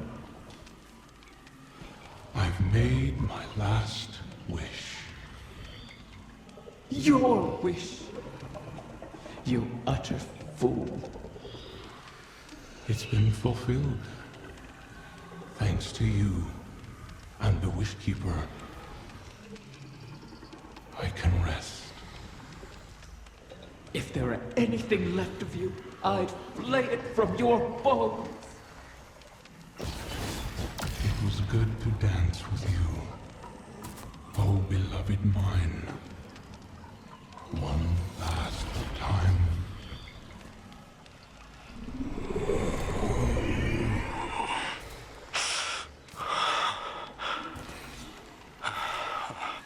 Who was he, Riven?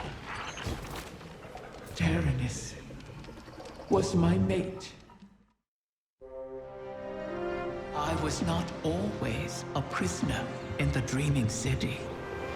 The Ahamkara were once free to roam its halls. That's where I met Taranis. And Taranis, unlike others, unlike me, cherished those who wished to him. Those who bargained with him were safe. It must have cost him. I found his restraint intriguing. And my art, my dreaming halls, my dance with the Queen moved Taranis in turn. Together, we became the ebb and flow of the tide. Through him, I glimpsed a world without the tireless cycle of bargaining and feeding. Of peace. Taranis invited me to his lair. A place where we couldn't be found. In the ontology of the Black Garden. My joy of turning desire to woe faded for one rapturous moment. We made successes together. We built secrets together. And then came your great hunt of the Ahamkara.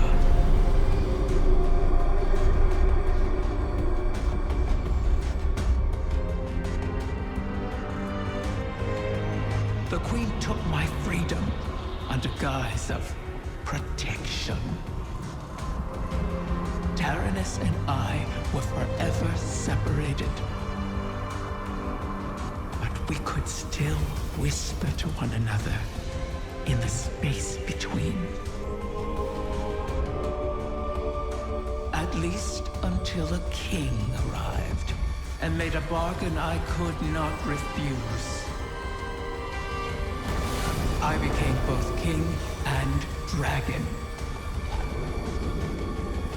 I spoke with his voice, and Taranis knew it. So he did the one thing our kind must never do. Grant his own wish at the cost of his existence. A wish to keep the eggs out of harm's reach until someone could protect them. Someone like you. His wish keeper. You destroyed the Vex mine simulating the Techion's work. The Vex will not reach the eggs first again. But they still hold my lair. Put Taranis' gift to good use, O guardian mine. It is your turn to grant a last wish. Throughout the season, Vex weren't the only threat. The Taken have also started to corrupt the confluence in the Dreaming City. Fighting through, the Guardian finds the next egg, but it's taken, corrupted. Guardians have freed Techians from Taken influence in the past, like in the Last Wish raid, so we should be able to do it again to save this egg. In the Ascendant Realm, we find Taken Essentia to cleanse the egg. And although we've come across various struggles when trying to claim these eggs, we've done everything Riven has asked for. In week 5, she tells us how this wish will work, weaving the ley lines of the Awoken into the veil. This would allow only one person to go through, and Mara does not like this. I've ascertained the path the witness took, but the veil alone cannot safely reconstruct it. What stops you? Instability. The veil traces the shape of our consciousness, but that shifts as fluidly as our thoughts do. It is as though we alter the path by observing it. None would survive the crossing. I can grant passage. Savathun's wish can weave the ley lines into the veil, entangle them for a moment. But you will not send an army on the wings of a wish. Only one. One? Explain this deception. You've done me a great many services, O Warden's Mine. I'll grant you the ultimate Ahamkara courtesy. The complete truth. Savathun's wish grants one singular passage. No more. You knew from the beginning. You sought to twist our aspirations, as your kind always does. How many of my clutch would you have saved had you been privy to the limitations of our arrangement? Play your part, lest I shape you into a trinket of caged hunger to be forgotten in the Guardian's vault. I am your helpless prisoner. What other part would you wish I play? I cannot change Savathun's intent. Then what use are you to me? Mara. One. Maybe all we need. I am being transparent.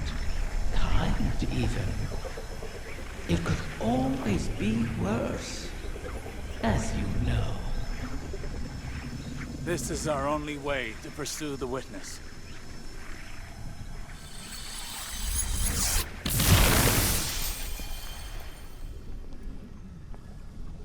One to send.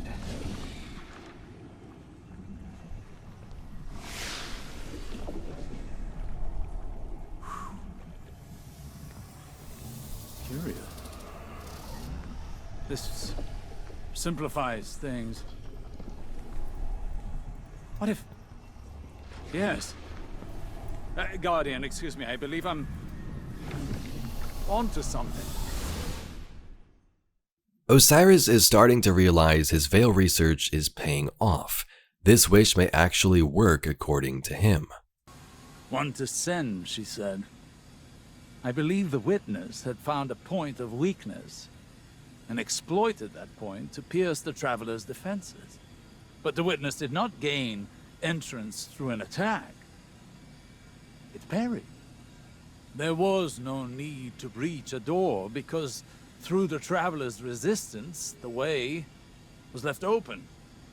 Its blast was meant to expel, but the witness redirected the flow of that intent with its own, using the veil. If Riven can imprint the ley lines into the veil, send one of our own to the other side without invitation,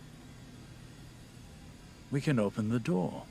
Once open, Guardian, the path to it matters not. Only that we're now able to cross the threshold.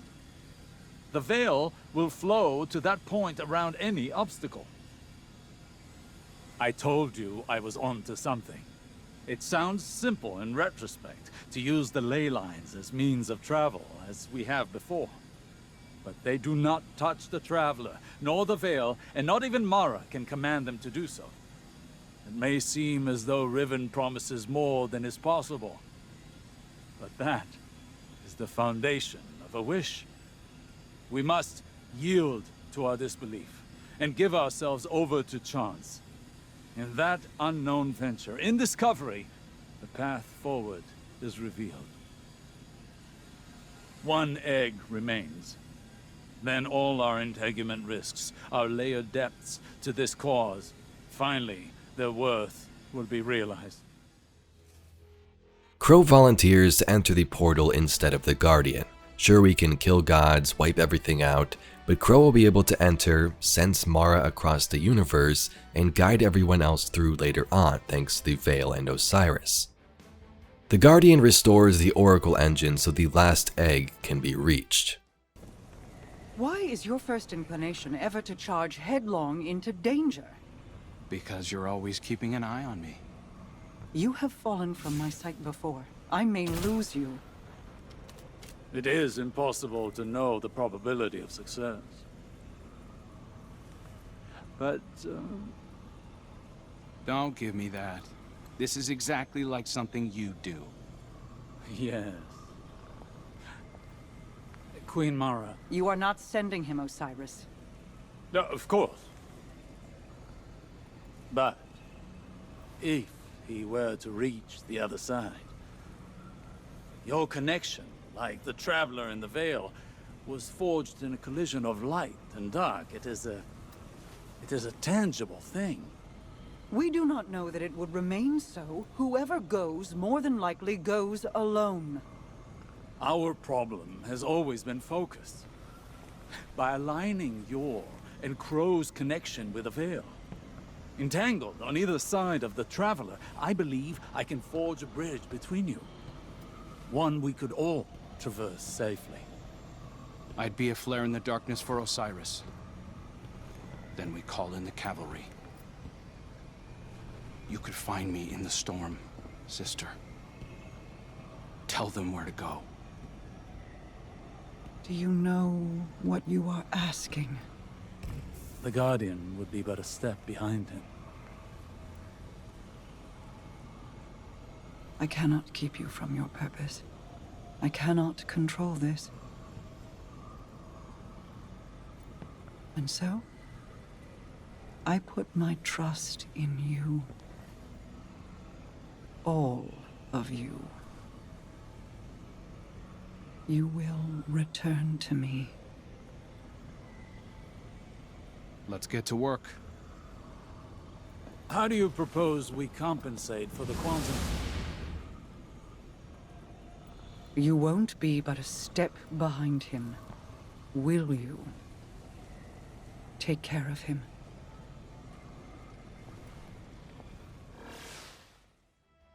In Mara's personal chamber, the Guardian battles Scorn, who want to make a wish for themselves on behalf of Fikrul, but fail. Yes, Fikrul the Fanatic is back this season in the lore of the dungeon and also this particular mission, but their story will likely continue in a future episode. The last egg of Riven's clutch is now safe with us.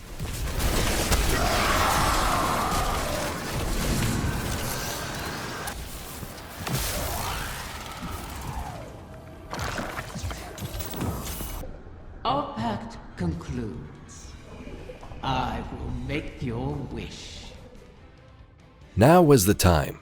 Heading back to the wish wall, Riven grants our wish, and Crow enters the pale heart of the Traveler.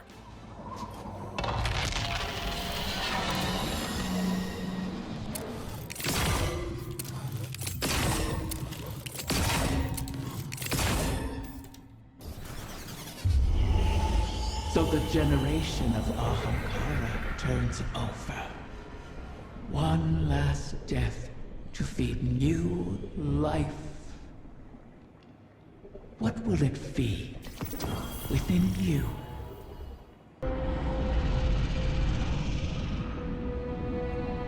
This one you shall cherish, O Guardian mine.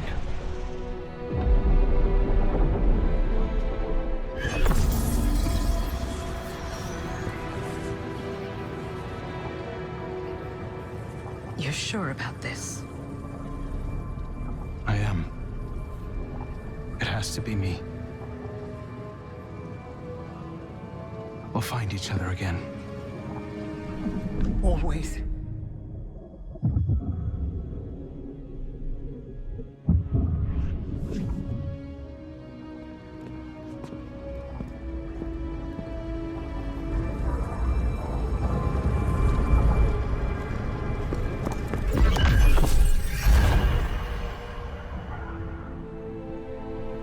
I kept my promise, as you did yours. Isn't that a pleasant surprise? For that, at least, you have my thanks. And you have mine, for always providing such a unique challenge. To impose your desires upon reality so artfully. You could teach my children a great deal.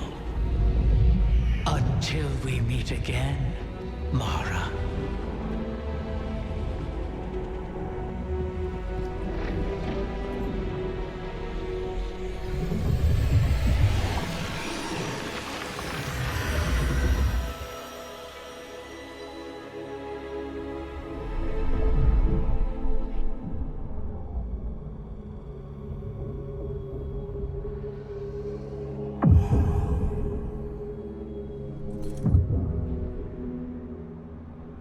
Is he?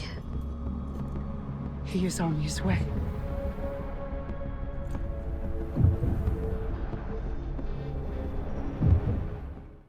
Now we wait for Crow to open the way with his connection to Mara and send in the cavalry.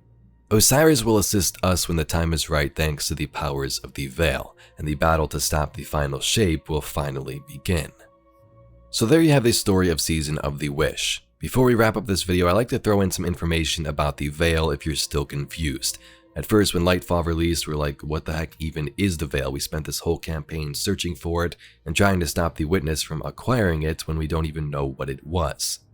And although the thing is still a mystery and we'll likely get some final answers in the final shape, here's what we know.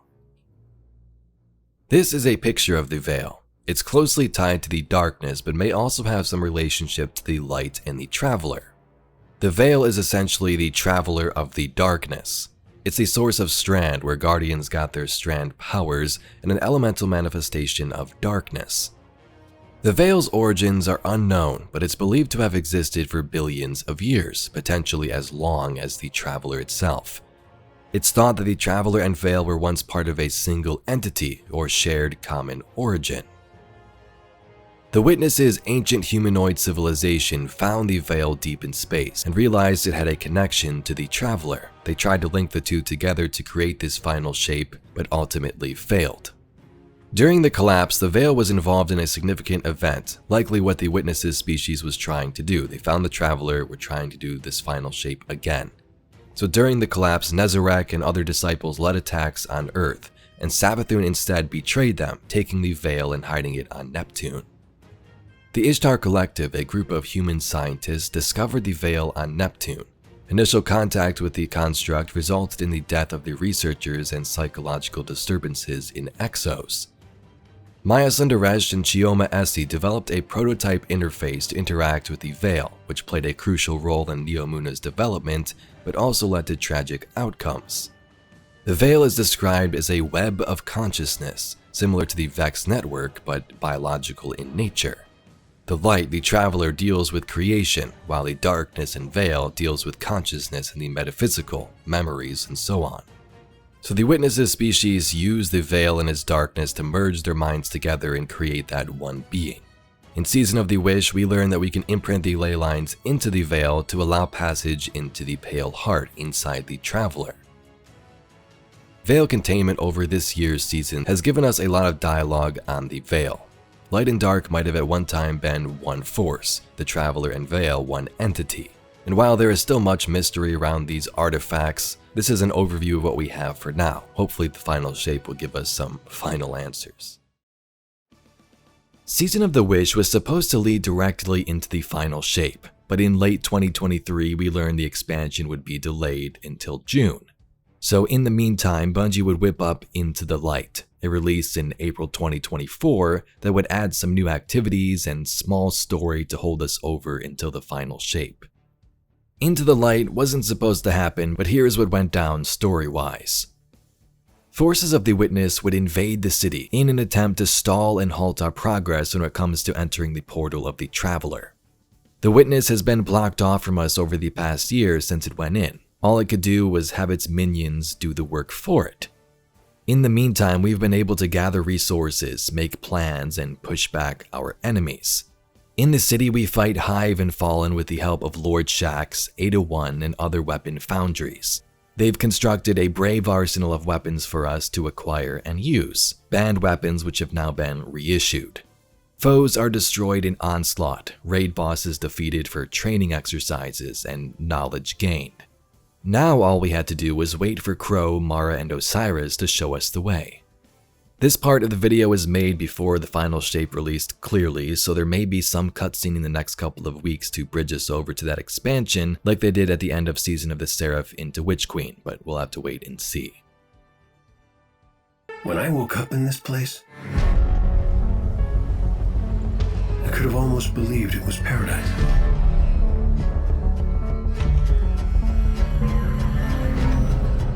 I feel the light flowing through me.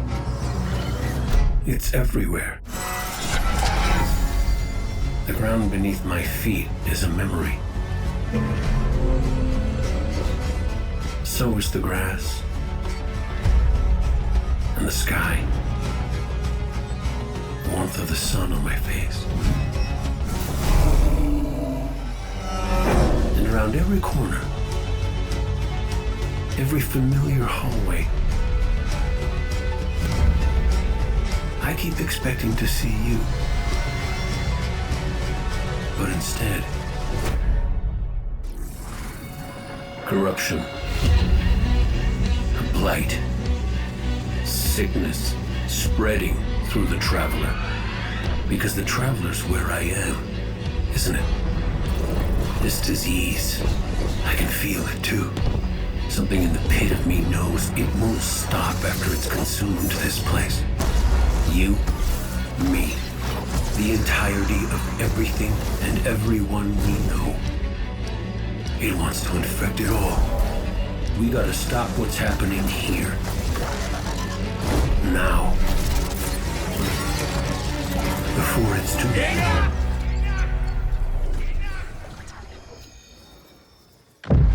A final shape is coming. The final shape will take us inside the Traveler for the final showdown.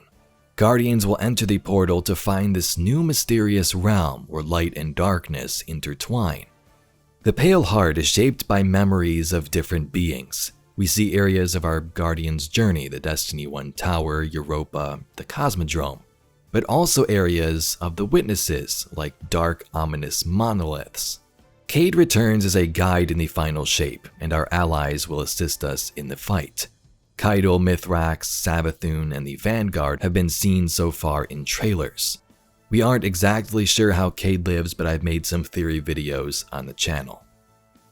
The journey in the Pale Heart will be a linear experience. Guardians will venture in and find new power very early on called Prismatic. Prismatic will allow us to combine light and dark powers and abilities at the same time, which looks pretty epic. With Prismatic, you'll venture through the heart into the darkness to confront the Witness once and for all, and hopefully stop its final shape.